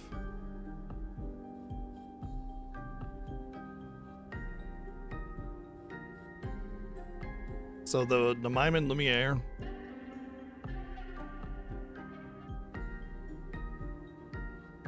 And everything else has a check mark. More people have beaten Simon than have gotten level 99. That's funny. I'm the kind of person where it's like, if there's gonna be some mega super boss, I'm gonna max out my level first, you know? Especially since it's already a trophy. Alright, so as you can see, everything has a check mark. Except for beat the Mime and Lumiere, which I'm gonna actually have you guys help me on that one because I don't know exactly where it's at. So just as a heads up, I do have to new game plus for it or start a new game, right?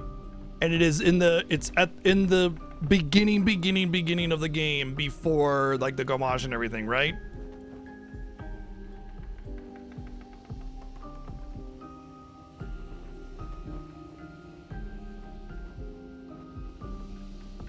Well, I mean, if you don't know, you don't know. Okay. So we're gonna have the new game plus. Oh, this feels dirty. I mean, we did everything, right? So you're about to start a new game plus. In this mode, enemies and battles will be much harder. Exclusive rewards and loot can also be unlocked. You will keep your character progression and your inventory, but everything else will be lost. Side quest progression, quest items, and relationship levels will be reset. That's fine. I mean, I'm done with this, right? That's cool that there's a new game plus hard mode. I mean, I might even play that on my own time, actually. It's basically remake New Game Plus, but probably a little bit more rough. This process is irreversible. Your save will be erased to start a new game. Are you sure you want to continue? I mean, the only thing I'm worried about is if I miss some pictos, but it's fine. I'm happy to do it. Let's do it. Cool.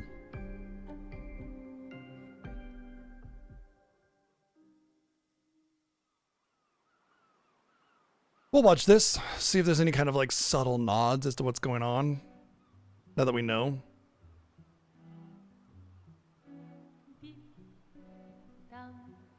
No, there's no trophy for that.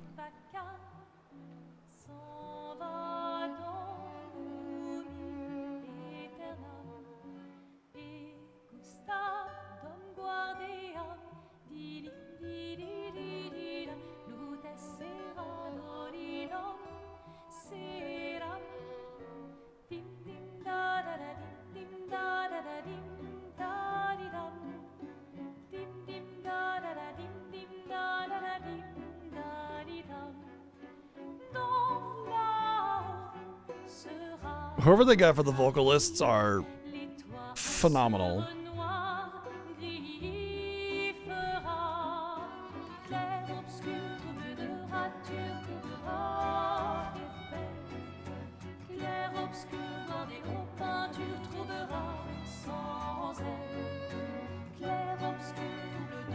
If you're gonna give someone flowers, you should probably do it before they wither and die.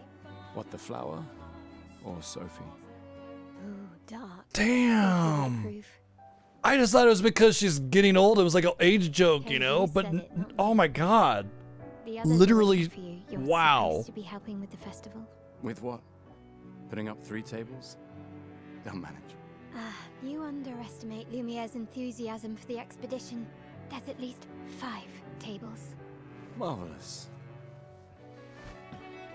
Have you tried throwing with your other arm instead?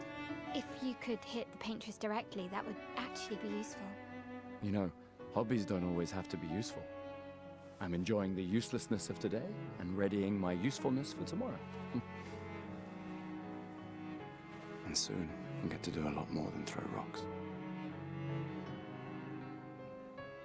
That's what all the other expeditions said. Hey, you know they gave their lives to lay the trail for us, right? Yeah, I know. Sorry. Yeah.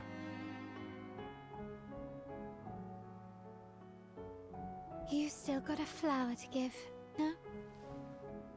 Yes. Just... I'm not sure how to start. After 4 years apart, what do I say to her on the day of her gamage? You're asking me? I don't know. Sun's about to set, so be direct. Hey, Soph, been a while. Could we...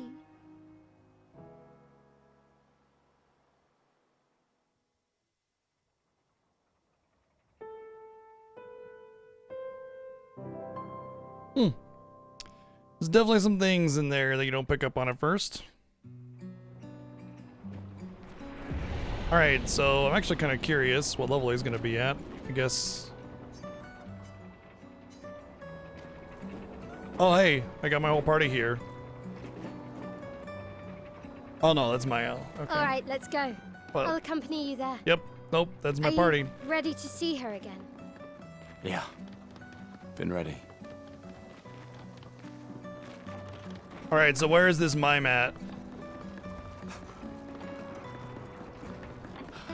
I set up these grapple shortcuts. Nice, huh? Don't tell your sister, though. I sort of borrowed the hooks from the Expedition Academy. Wish I had them when I was working as a courier.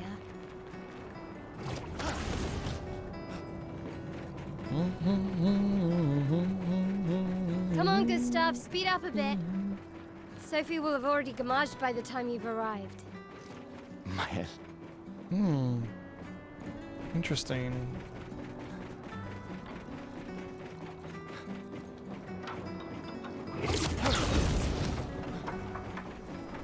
can't believe Sophie already turned 33. She looks so much younger than you. Thanks. She's popular.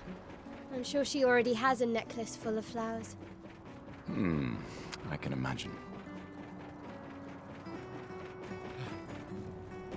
Down by the harbor on the right side where the Picto light show is. Okay. Thank you. I know I can just book it right to it then. What? You look tense. Yeah, yeah. I know what you need. A little jewel. No. Come on, it'll loosen you. And All right. yes! All right, let's see how difficult the duel is.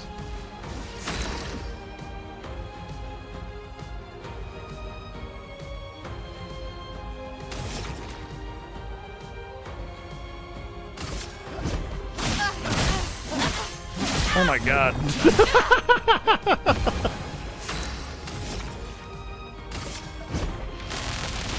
Let me paint death! You won. Now, don't you feel better? I see your smile. All right. Now, let's go find Sophie. I saw her near the red and white tree. Yeah. I can't go to my inventory, Well, so I the can't plaza change is my build. lively. So whatever I people was like when to the New Game celebrate the Plus, homage man, is you still could a get stuck mystery there to if me, your but- build is shit. Oh, What if you well. never built Verso? You'd just be stuck on New Game Plus at the first little duel. I guess you wouldn't have to. You wouldn't have to win it, I suppose. The red and white tree. I've always found it beautiful. I don't really understand. You and Sophie broke up so long ago. Oh, But now I clearly you understand. never got over her. Why'd you wait until today to say something? It's a bit late, isn't it?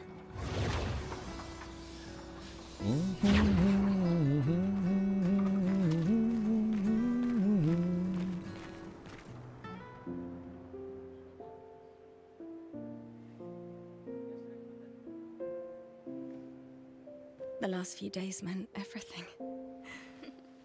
Apparently, there's also an NPC that gives you a super weapon stone thing. Can we talk? Gustav. I love you all.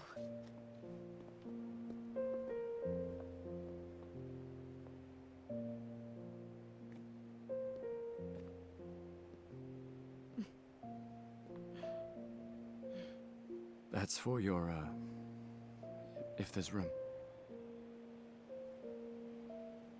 There's always room.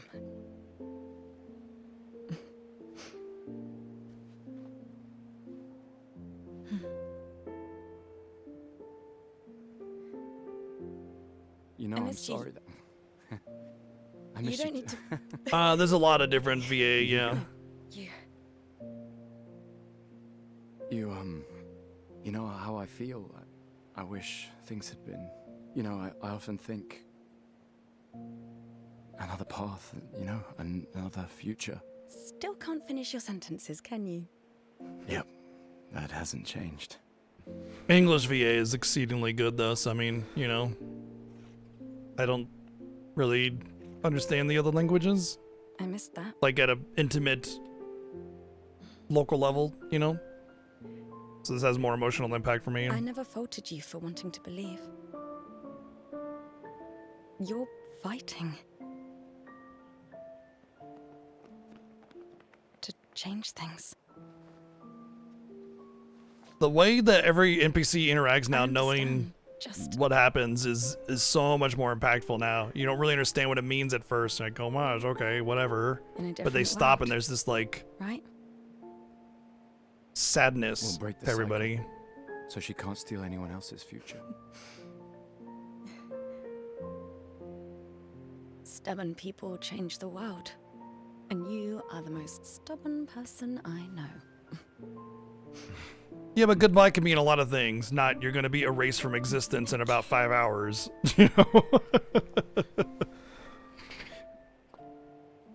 It's not like Yuna going on her pilgrimage. Walk me to the harbor. Well, I guess it's similar, Yes. but you know, details.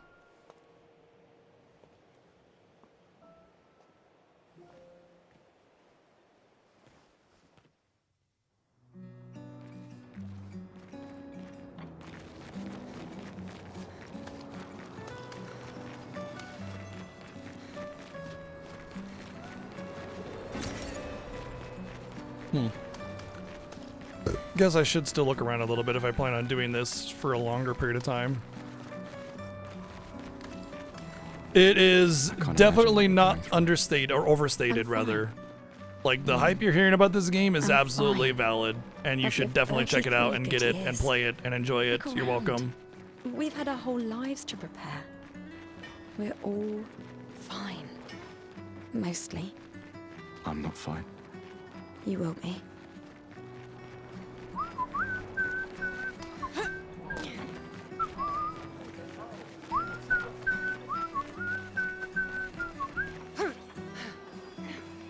I'm guessing that all the items will just be chroma instead of their normal items.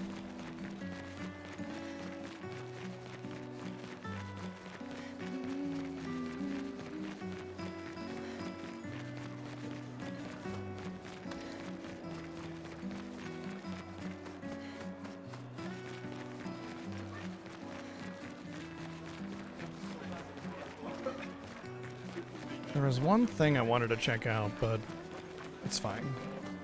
I mean, I'm not gonna continue the story, so I can always, when I pick it back up, I can do a little bit more exploration.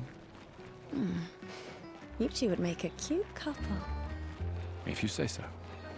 Or maybe something already happened, huh?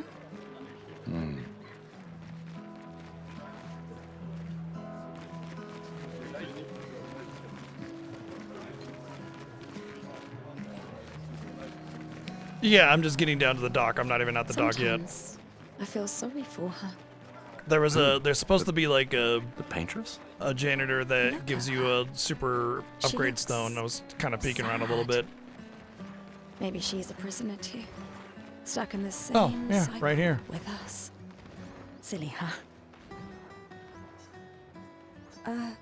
Hello? Gustav, help! This might be actually very hard, considering New Game Plus and all that, but we'll see.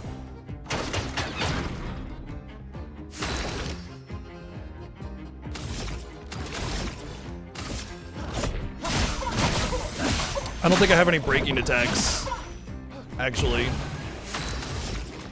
Oh, that can break. Okay. Let me paint this! Yay! Easy fight, apparently.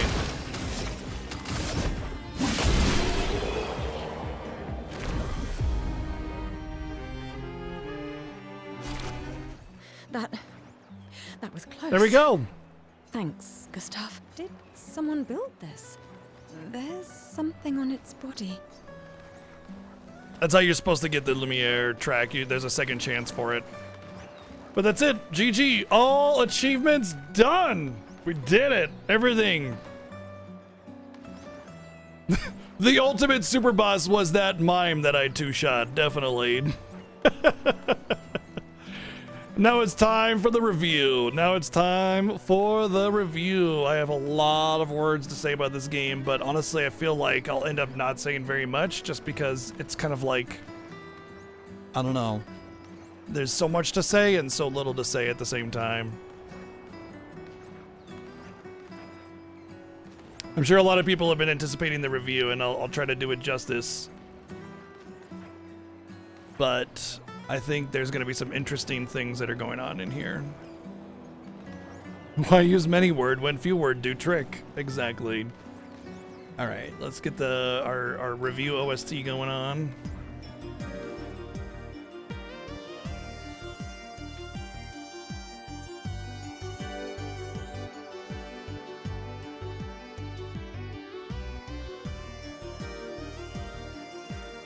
There is a poll in chat. Please vote what you think this game is on a scale of 1 to 10. Doesn't matter how much or how little of it you have seen. Let me know what you think. And as we're going through the review, by all means, add your own input about what you think about each aspect of the game as we do visuals. What do you think about the visuals, etc., etc., etc. So by all means, tell me how you feel as we go through the review. So let's get into it. First off, we rate on a 5 as average scale, meaning that if a game is okay, does its job, it's all right, it's okay, that's a 5. Okay? Not too great, not too bad, 5. Okay? and not a 7 because it's not a school grade. It's a point of data on a collection, so it needs to be a number that is the average of the numbers that we are using, and we use a 0 to 10 scale. The average is 5. All right. Wow. We looking at the poll. We review on a number of factors: visuals, audio, gameplay, story design, and enjoyment. With visuals, it's more than just like raw fidelity. It's detail, it's use of color, it's aesthetic, it's style, it's cinematics, camera angles, the way the environment is portrayed. Then there's character animation, special effects, cutscenes, facial expressions, movement, all that kind of stuff, okay? All those things go into the visuals. Audio is more than just, ooh, pretty music. It's also sound effects, voice acting, the game balance, crunchy, good sounding attacks on critical hits, that make it feel impactful. That kind of stuff that drives that gameplay forward. It's a very big part of gameplay, and it's a big part of enjoyment when you get good sound effects and a good music score that helps illuminate and build up the story and everything. And then gameplay, anything to do with the controller, whether it be field navigation, map navigation, menu navigation, the actual gameplay, combat, all the stuff coming together. Story, same deal, all the things, individual scenes and writing, as well as the major overall themes and the whole story as a whole, micro, macro, that kind of stuff. And then the game design score is basically like bugs and glitches, the structures of the game before it's put the coat of paint. The coat of paint is like, the characters, the skins, the environment, the story. It's just the core concepts of the game, along with bugs and glitches and reliability controls and all that kind of stuff.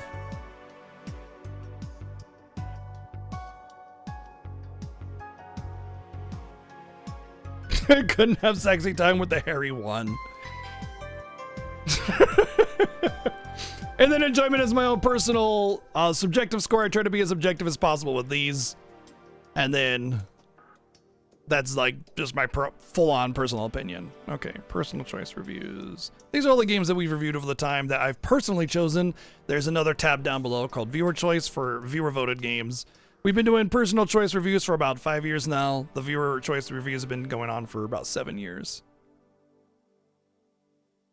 No SQA romance.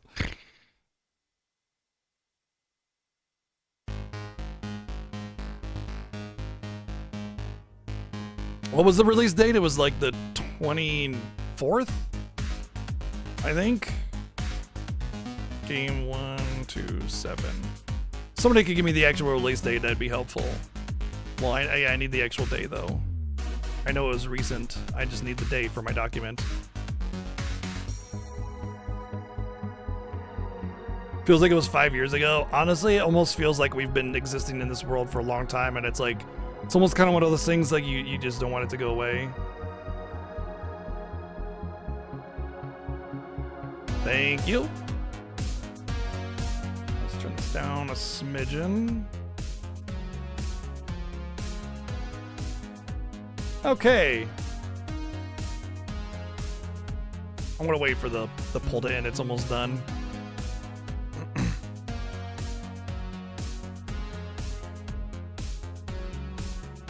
I need to do some big updating.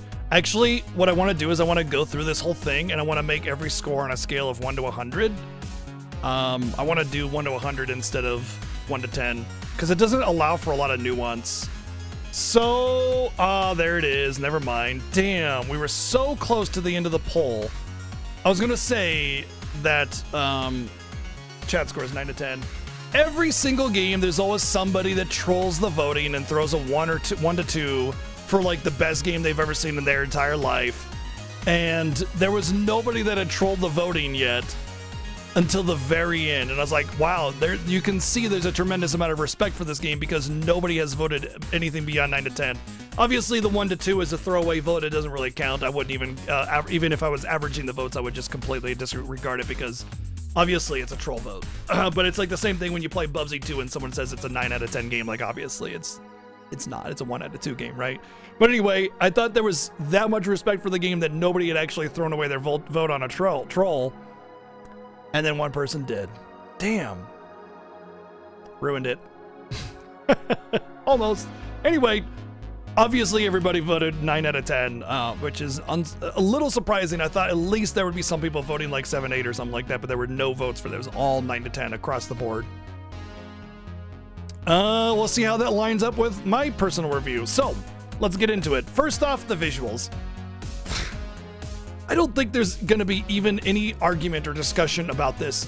The game reeks masterful art. It's colorful, it's beautiful. The facial expressions are impactful and meaningful.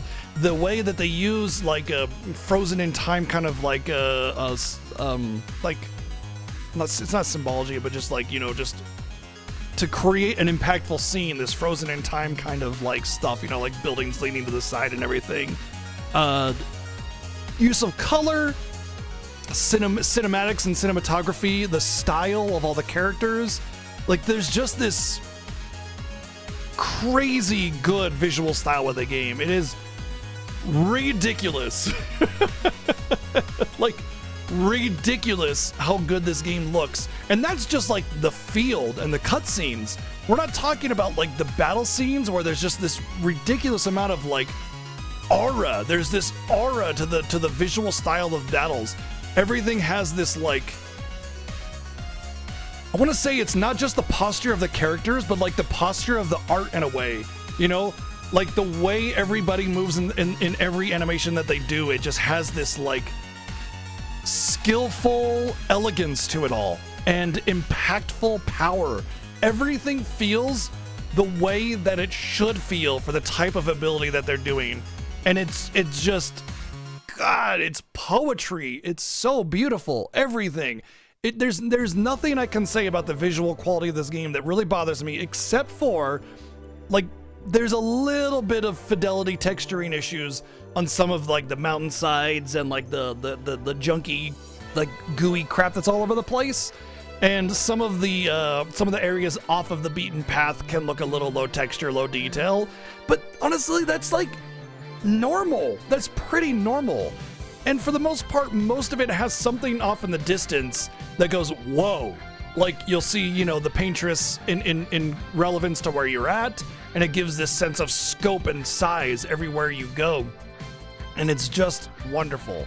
I think I would be like drawn and quartered if I didn't give this a 10 on visual.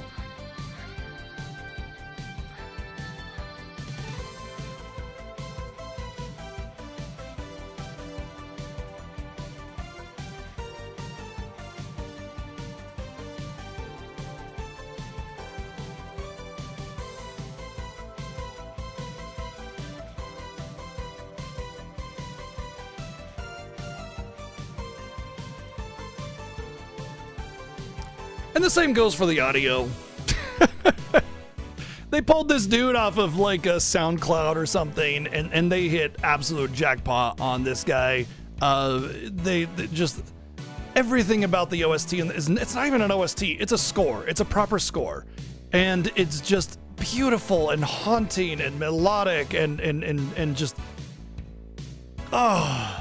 everywhere you go. Once again, there's like 20 to 30 different battle themes, and they're all bangers every time. There's this sense of like levity with some of the battle themes too, when you fight like a mime or a gestural or something that kind of lifts up everything, despite the very dark tones that are obviously throughout the story and the world and everything. And so they don't just go, wow, everything is heavy and sad, everything is heavy and sad, everything is heavy and sad. There's this lightness to it as well. And just the sound effects in battle, what I talked about with like impactful sound effects. Oh, man. When it comes to impactful sound, this has it. Just the swooshing of your weapons and the sound of the blade cutting in, when you do like a grading attack and stuff, it just, the build up, everything. Not to mention the sound design is built into the attacks. So whenever you're about to be attacked, there's usually a sound that cues you on when you need to have your parry going. At first, it was really rough for me, but I picked up on 90%, I would say 90 to 95% of all enemy attacks. have some kind of audio conveyance for when you need to be attacking. This is part of the visual score as well, so I shouldn't mention that. There are some slight issues with that, but we'll see how that actually affects the score. Yeah, gravity to the music. That's a really good way to describe it. You can almost do a blindfold around the way of the sound. Yeah, almost. I would say it would take a lot of practice, but I would imagine a lot of people that have a lot of visual issues, like where they're really bad vision, where they have to like sit 2 inches from the screen, could probably play this game pretty reasonably because of the use of color and the audio cues within the attack animations. But even so, you have amazing voice acting. Just the whole cast absolutely fucking nails it, and especially Andy Serkis and Ben Starr and I forgot the voice actor for Gustav. They just Mael as well. What is it, Jennifer something or other? I forget her name as well. God damn! I just beautiful and meaningful and emotionally evoking performances all the way down. Man, just absolute crazy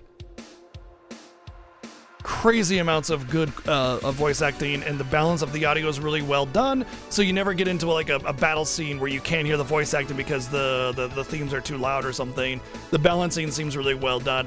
Like when it comes to the artistic aspect of this game, and that's like the visual and the music, this is like beyond 10. It's honestly, it's an 11, because this is an artistic game. It's like art made manifest. I don't know how else to explain it, and it's in every facet of the game that these immensely powerful artistic brushes are swept across every moment of the game, and it is just permeates you, and you can't get away from it, which is a good thing because it envelops you like a warm hug, and you just sit there jaw agape like a fucking idiot. And there's so much power to everything that you see and hear. You're left awestruck, and you're trying to grasp at the meaning, and it's like it's not until 5 hours after you've left the game that you're like, oh,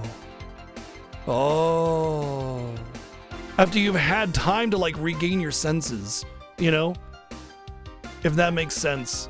I feel like you have to have no soul at all to not be completely enthralled by the visuals and the music and the acting and the poetry of all of that combining together into one cohesive artistic presentation.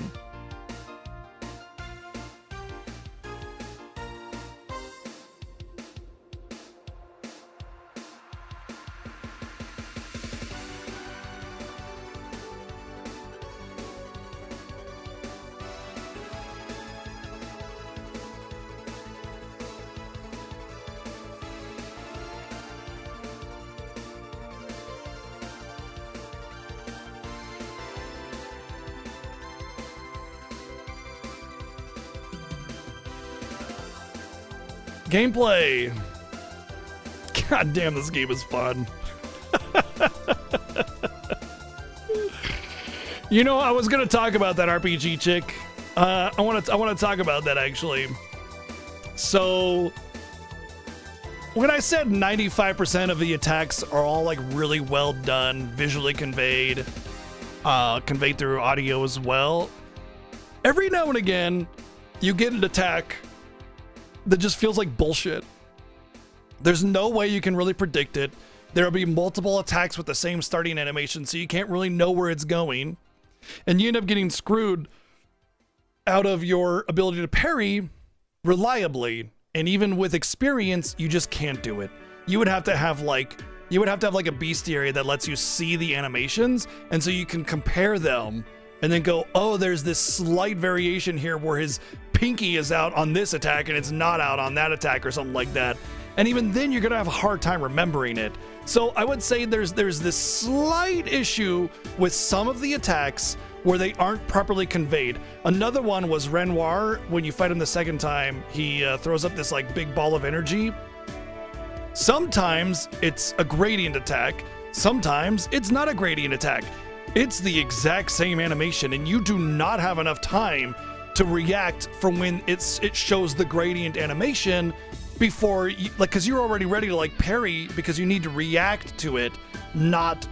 It's actually more of like a proactive reaction rather than like a reaction, if that makes any sense. You need to be a little bit more proactive on it, is what I'm saying. And once the gradient animation plays, if you haven't gotten ready to press the button, it's already too late. And there are some gradient attacks where it's like you got a full 2 seconds. I've had a gradient attack pop up and I hit the parry button and I go, shit, it's a gradient attack, and I'm mashing R2 and I get the gradient parry. All of the gradient attacks need to be like that one, where there's plenty of time to react to either a jump or a gradient attack. However, these attacks are pretty far and few between, and even the game that I feel like has the best gameplay in existence, there are some missing spots in terms of the game's design and balancing, and that does not take away a point, in my opinion. I feel like if I were to rate this out of 100, it would be like a 97 or a 98, maybe a 96 if I really thought of a couple other issues. But realistically, here's why this is still going to get a 10, and I'm going to tell you I'm going to give it a 10. You have tremendous amount of ability to deal with anything in the game. Yeah, okay, fine, there are a few parry attacks that are pretty rough and really annoying to do, but you have, first off, you can just grind a couple levels out and you're probably going to be like trivialize it. You have a tremendous amount of synergy with all of the Pictos. You have the 5 characters to choose from with a ton of different abilities. You have dodging if parry isn't your jam, and that has a little bit more reliable use because it's a longer, it's like a broader window, right? And then at the end of the day, you have defensive things where you can just sit there and take it if you really want to. Like, you don't have to parry. You don't have to parry. You know? So, like, okay, fine. There's a few enemies that are a little aggravating, but the vast majority of the game, you are, like, in it, and you're wanting to get those parries, and, like, I messed up. Like, 99% of the time, whenever I messed up, I was just like, damn it, you know? I know I messed up. But every now and again, you get a battle or two where it's just like, this is horse shit, you know? But the one of the best things about it overall is that the challenge is there if you want it, but you don't have to take it. There are many ways to overcome it. Hell, I'm not very good at this game. I'm pretty shit. In fact, going into this as a hard mode, like New Game Plus thing, I'm a little worried. I don't know if I'll be able to do it, but I do know that I was able to beat Simon despite being very good at the game. Did you see me counter Simon once? No. No. Not a single counter on Simon, and I still was able to do it because I my skill laid in the building of the team and just being able to like set it up to get the killing blow, you know? So there were ways around, and that's what I did. I played around my skill level. You can play around your skill level. You can play around your preference in how you manage the game. My wife does not like perfect parry mechanics. I don't like perfect parry mechanics usually. This was actually done really well. But like that like Twitch reaction kind of stuff is not her jam, right? And she was able to play and beat this game and do a lot of the side stuff just fine, and she loved every bit of it. Of course, obviously she's in chat, she's telling you exactly what she feels about it, but yeah, I do agree that a retry fight button could have really helped this game out as well, to help move it, like help you get used to some of the attacks, because that was honestly one of the bigger flaws, and that's more of a game design aspect than it is a gameplay aspect. But being able to have like the ability to actually see some animations and like work with them when you struggle, you know, like maybe you game over, you can leave the fight, it doesn't send you all the way back to your the last place you're at. Instead, it sends you right in front of the enemy, so you can choose either A, to skip it, or, you know, you can go into your bestiary now that you've fought it, look at the bestiary, see its skill set, and practice against it. That would have been huge, just so you can get the timing. And then like doing expert mode would have actually been like kind of inspiring. I might have actually wanted to do that on my first time playthrough, you know?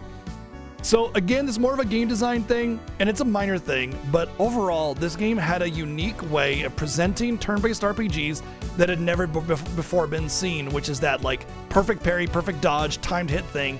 And yes, you could say Mario RPG did it first, but realistically, this is taking the concept of Mario RPG's timed hits to 11. It's like World of Warcraft versus EverQuest. EverQuest like blew the world away with massive multiplayer online games, but they weren't accessible. They weren't really well thought out and balanced. And then World of Warcraft came along and said, let's make this for everybody. And they balanced things out. They turned it on its head and made something truly magnificent that will stand the test of time. World of Warcraft is a legendary game because of that. And that's the same thing at play here. Mario RPG is great for what it started out doing with the timed hits, but nobody took it to 11. This game did, and it's such a glorious way too. I feel so good every time you get a parry. You know, even if you don't get all the parries, you feel good because it has that sound design that feels impactful. And then, you know, it just feels good to do it. Like, you got it. You got the timed hit, you know? And then, of course, like all the abilities have their own little inputs and stuff like that. I feel like those are a little shallow, but at the end of the day, I kind of feel like it's best if they were to do anything to just make it X and mess with the timing a little bit, you know? It's a 10 for me.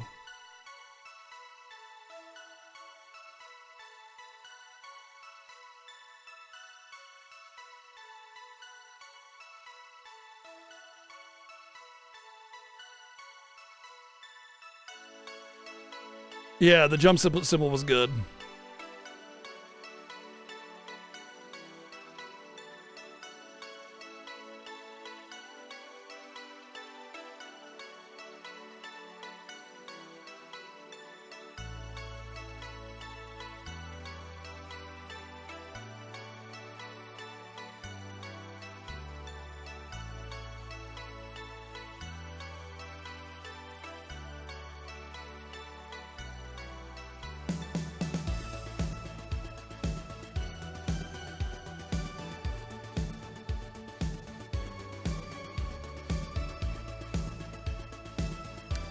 Okay, story. You know, remember what I said about this game being art in every way that art is art? Writing is art. Writing is an art. And so is like, you know, physical art, like paintings and molding and sculpting and everything. And music is art. They're all art. And when I said this game in every part of, like, everything that has to do with art in this game is absolutely magnificent. And I don't mean like literal art. I mean like the concept of art is amazing. It's fucking phenomenal. And I mean that also with story. It's actually kind of funny because a lot of people have these complaints about like, oh, certain characters get kind of pushed to the side or whatever near the end, or, you know, it's too smart for me or whatever. Those aren't excuses. Those aren't reasons like to criticize the story. The story being too smart for you means that you need to educate yourself, son. You know? Don't make it so it's too smart for you. I agree that a story can be too smart to be understood, but this isn't a story that's too smart to be understood. If I can understand it, everybody should be understanding, because I'm not like ultra educated at all when it comes to like literature and everything like that. I have pretty much, I would say, a pretty average education when it comes to literature and understanding art and art history and our culture and everything like that.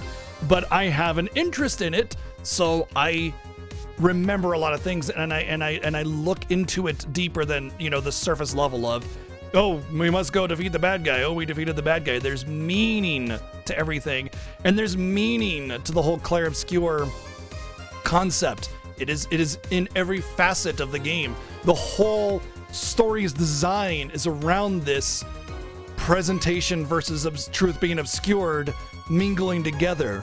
And as far as like the other characters being cast to the side, they weren't, though, because it became more than what they were about, and that's part of that Clair Obscur. You have the Act 1, which is basically the Clair, okay? And then when you get through the Act 1 and you realize, holy shit, there's a lot more to what's going on.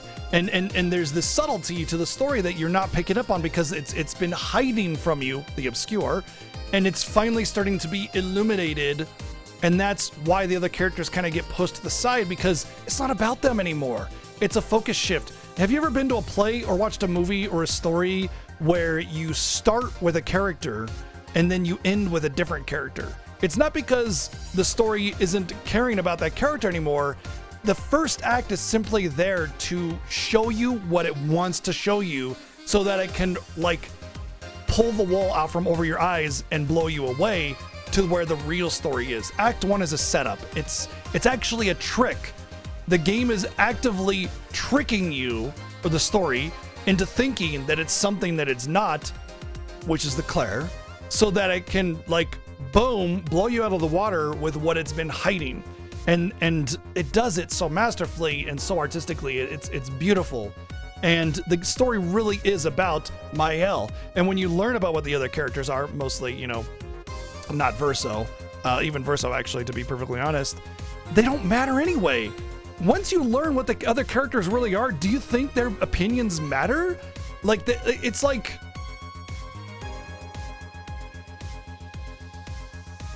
If I recorded something, okay, I'm making an audio recording, and I'm trying to make it pretty clever to have like some neat responses to people, you know, trying to predict what they're gonna say, and then like I play the recording, and then it matches up really nicely, okay, and I put it into like a puppet and you know, play the recordings to make it seem like it's actually talking, okay. When you take off the puppet like mask and you see that it's just a recording, are you gonna care what's on that recording anymore? Are you gonna like be like, oh my god, it wasn't insightful at all, it was just a recording? You know what I mean? So you lose their ability to have meaning in the story, and it's by design. It's not an accident. It's by design because of the whole Clair Obscur thing, the what it felt like they were based on what the game was presenting to you versus what was hidden in plain sight. You know, the Eclipse theme is pretty prominent in there as well. I feel like that has something to do with it. But anyway, the point I'm getting at is it wasn't dismissive of the other characters. It was a focus shift to the real main characters of the story. And it's almost like a stepping stone of like the Expedition, Verso, which has more meaning and impact in the story, and then Mael or Alicia, which has the most impact to the story. And it's like telling you, this doesn't matter anymore. This doesn't matter anymore. This is what matters. You know, as you get up each rung of the ladder or the step stool or whatever into the finale with Act 3. And also that whole bait on the epilogue was chef's kiss. It was so good. It's just a beautiful, beautiful story with the way that it's impacting your emotions. And on top of that, with just the cinematic quality of each scene and how it's told, the voice acting, the facial expressions are phenomenal. And this, especially when you consider the size of the team that made this game, you're really, really like blown away that this is a small team that managed to make such a magnificent game. I used to kind of give games a break if it was a small development team. Like, oh, it's a small dev team, you know, I understand they can't do that with too much. It's not an excuse anymore. This game proves that you do not need a big dev team to make an absolute masterpiece. You just need vision and competency, really, is it. So I also say 10 on story.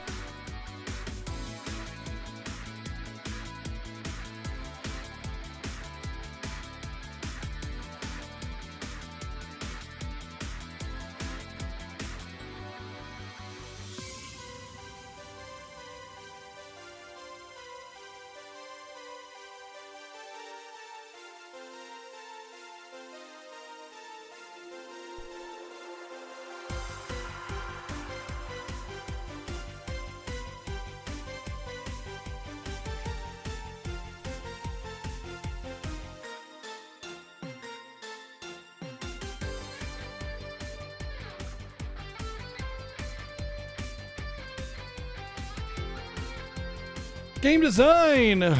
Well, we already talked about how, you know, there was like a couple issues with the game design where it's like a retry function or some kind of bestiary so you can, you know, practice on the hits would be really, really useful. I feel that's a luxury, okay? And what I mean by that is, obviously you don't need it. If I was able to beat it, anybody can beat it. I'm not very good at video games. I'm okay. I would say I'm pretty average at video games. And if that means if I could do it, most people could probably do it. And at the end of the day, as long as you actually care about what you're seeing in the mechanics, I mean, you can trivialize everything in this game. You really can. All you need is a little bit of cleverness. So, yeah. those aspects, while they would have enhanced the game, the actual game design is phenomenally done. And what I mean by that is, like, the AP system is really solid. The way that you can build AP, like it elevates as you go through the game. Like, you're getting more and more like ways of like building your character and balancing it and pairing with different things, different ways to build your team. You could do burn build, you could do this build, you could do that build. So much synergy with all the Pictos, and there's a ton of them, and they don't shy away with being able to let you do stuff, you know? No, it was not a team of 33, it was a team of 30, but they outsourced many of the projects, like animations, to a different studio, which is pretty typical. I mean, even Square does this. Like, every developer outsources certain things to different studios to handle some of the heavy lifting. They just pay them, and then they can work together, make the game faster because multiple teams are working on it. But no, it's a team of 30 with about, I want to say about 50 or 60 different people that were working at the different companies that they outsourced to. But yeah, it would have been nice if it was 33, but the 33 size team is basically like the whole fake story of why it was called Final Fantasy. The reason it was called Final Fantasy is not because it was their final chance of making it big as a game developer. It was because Fighting Fantasy was their original name concept, and it was taken by the copyright, trademark rather, was taken by a board game. So that's it. It was the Fighting Fantasy was taken, so it was Final Fantasy. That's all. Sorry to burst your bubble, but no.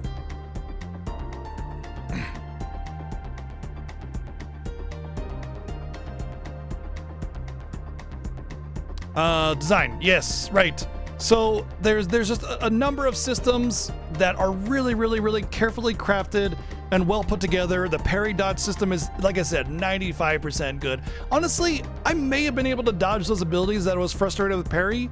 I didn't want to get used to dodging. So I basically never dodged, and I only parried, you know?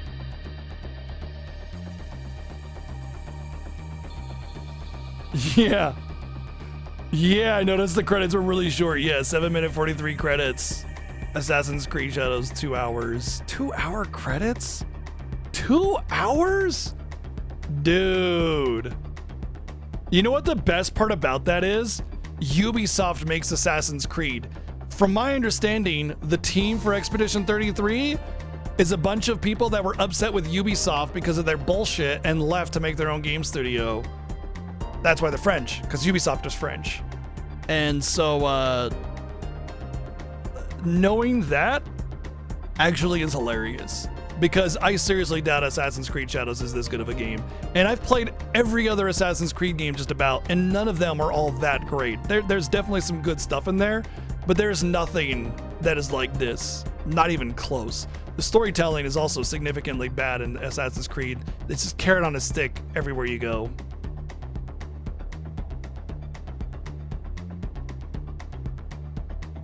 Oh, okay, so the main guy left, right? A lot of them are junior devs, yeah. Just, the more you hear about this development team, the more you're just like blown away by their performance. Honestly, this is a testament to how like competency is the major key factor in delivering a phenomenal game. Vision and competency. Vision and bringing that vision to life.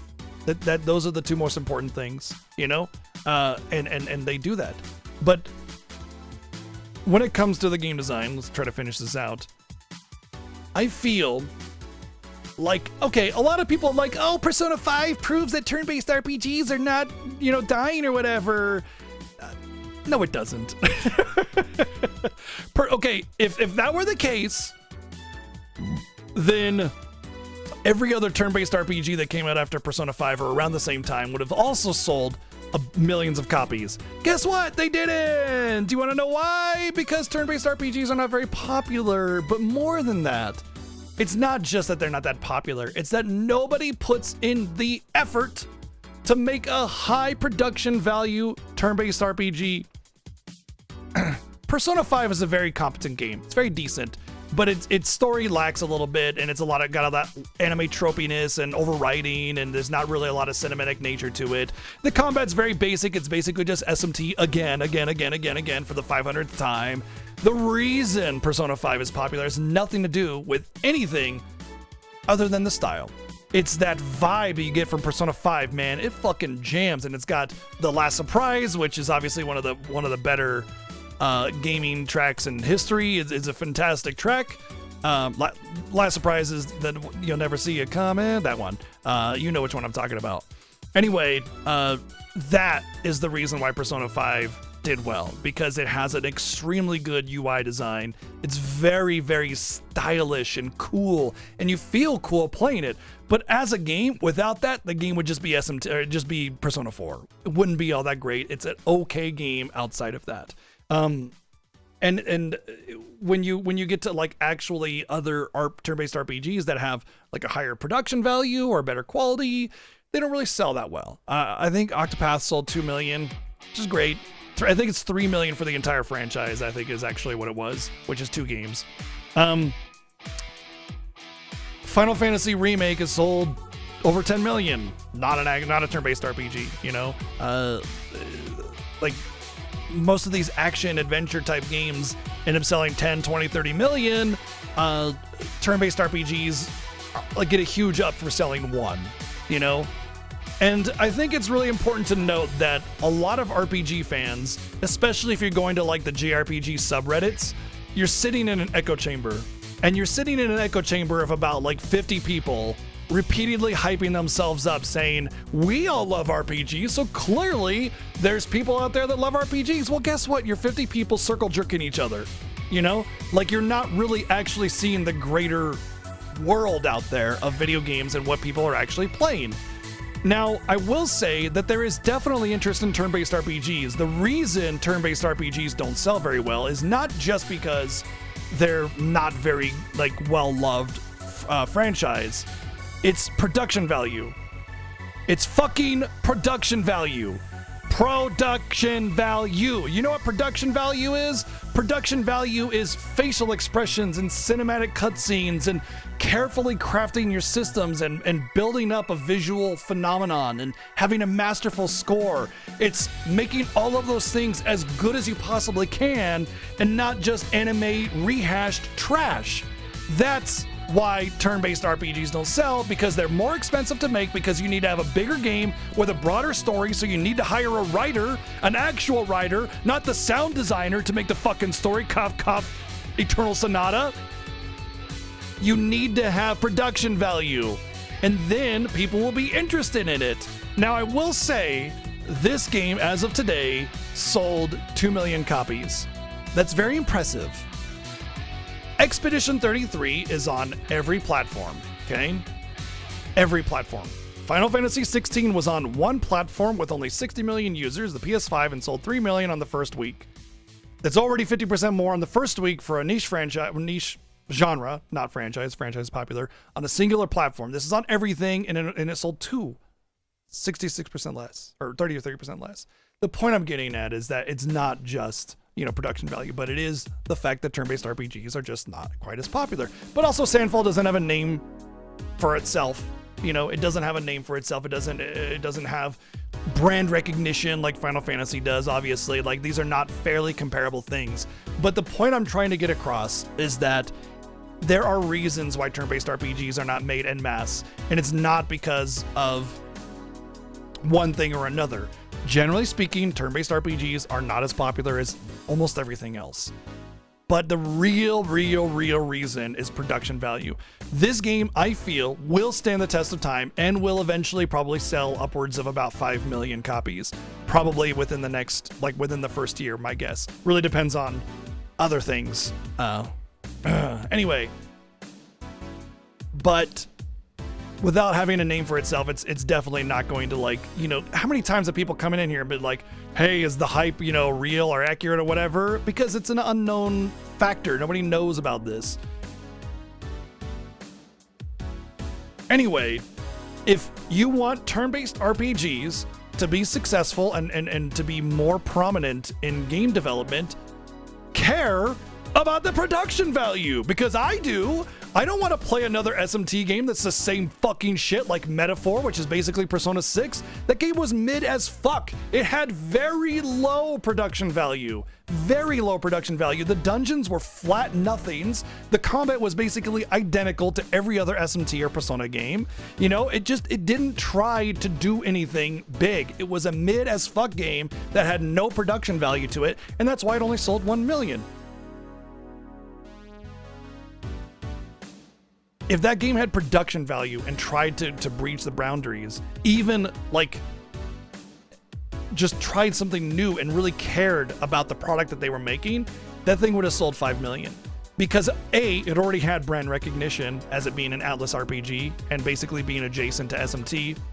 And B, it just like production value, man, it matters. You present that to your fan base, and they're gonna be like, whoa, what was the first thing we did when we watched the state of play or whatever when this was first presented, and we're just like, whoa, this looks good, right? You know, you wow your audience and you get them talking, you get them interested.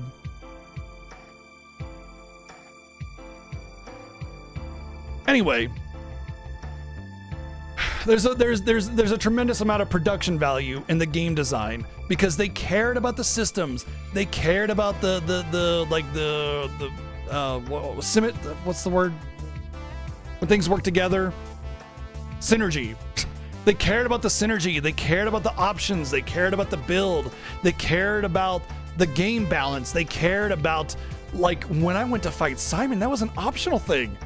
Like 5% of the players have beaten Simon. That means 1 in 20 players have actually seen those scenes and seen that dialogue and read that thing, but it's there. And those scenes matter, and that production value matters for an optional boss, you know? And it has a care given to the product at the end of the day.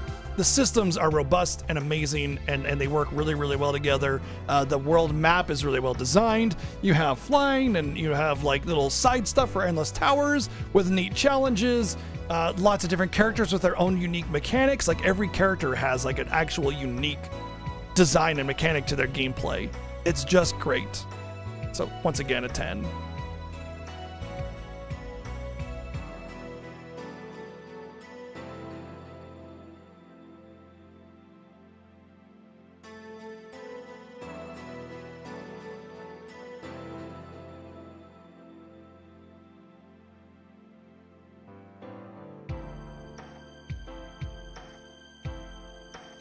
Oh, you already know I enjoyed this game with a 10.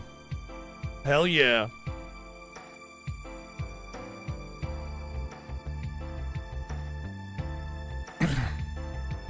Yeah, like if I were to, once again, if I were to like give it a 1 out of 100, it'd probably be like a 97 again. Yeah, I don't think it's a 100 out of 100, but it's close enough to a 10 that I'm going to give it a 10. Now, I want to be very clear that a 10 does not mean perfect. Okay, a 10 just means the top like 1% of video game quality, right? That's basically what that means. No, it is not the first perfect score. The first perfect score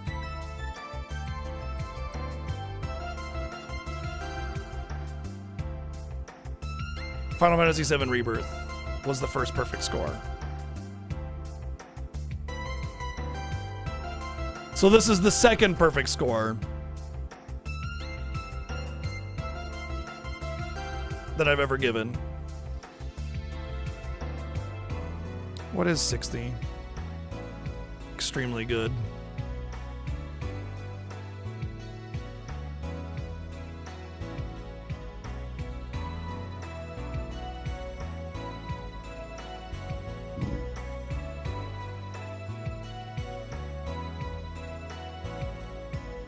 Yes, that would be the best way to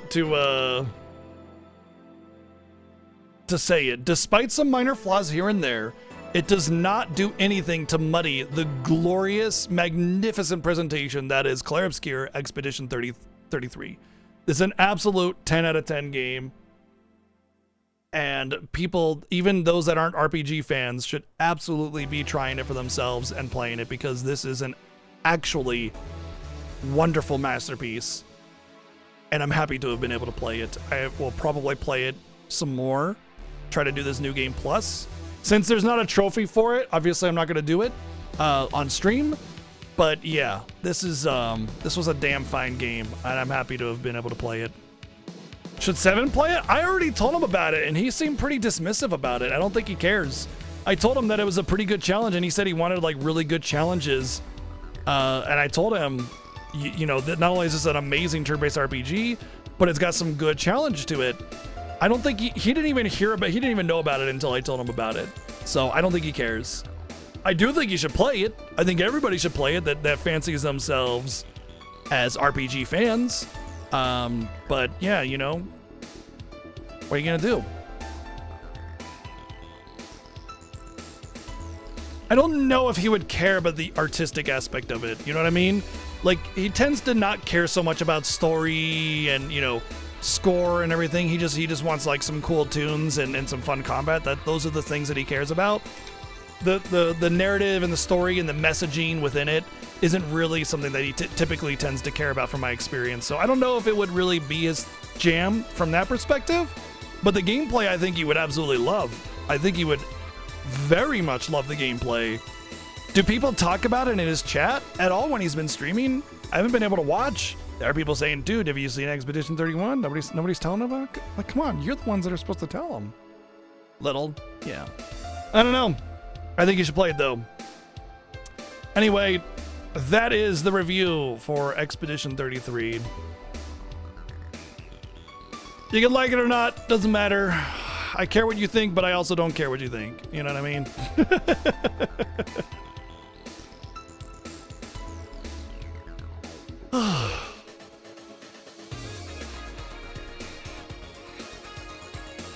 Yeah, it's time to wrap it up.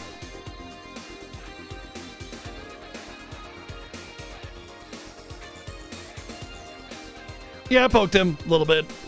I mean, he specifically said that he wanted some really good challenges, which is why he thought about Kaizo Mario stuff. And I was like, man, this is in your wheelhouse. You should be playing this, you know?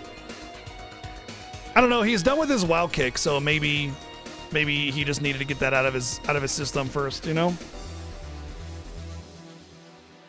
Anyway, that's it. That's all for Expedition 33. Tomorrow is Friday. I may be starting my Mega Man 9-year partner anniversary event tomorrow.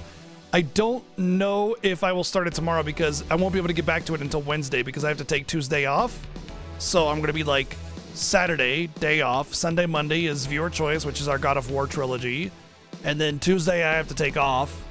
That means I wouldn't get back to it until Wednesday. Kind of a long time to get to it, so I don't know. I may just kind of take a break and have a day off tomorrow because I could kind of use it. We have some gardening that we really need to take care of, like ASAP, and it's just kind of sitting there, and I never really get enough time in the day. So I'll let you guys know in the Discord. So join it if you want to be appraised on whether or not I'm going to be taking tomorrow off. But otherwise, thank you for hanging out and enjoying this wonderful journey of Expedition 33. That's all for the evening. And it's pretty much normal end time. So have an awesome night. We'll see you guys probably tomorrow or Sunday, one or the other, 1 p.m. Pacific. Join the Discord. I'll let you guys know. Take care. Go play this game. Cheers.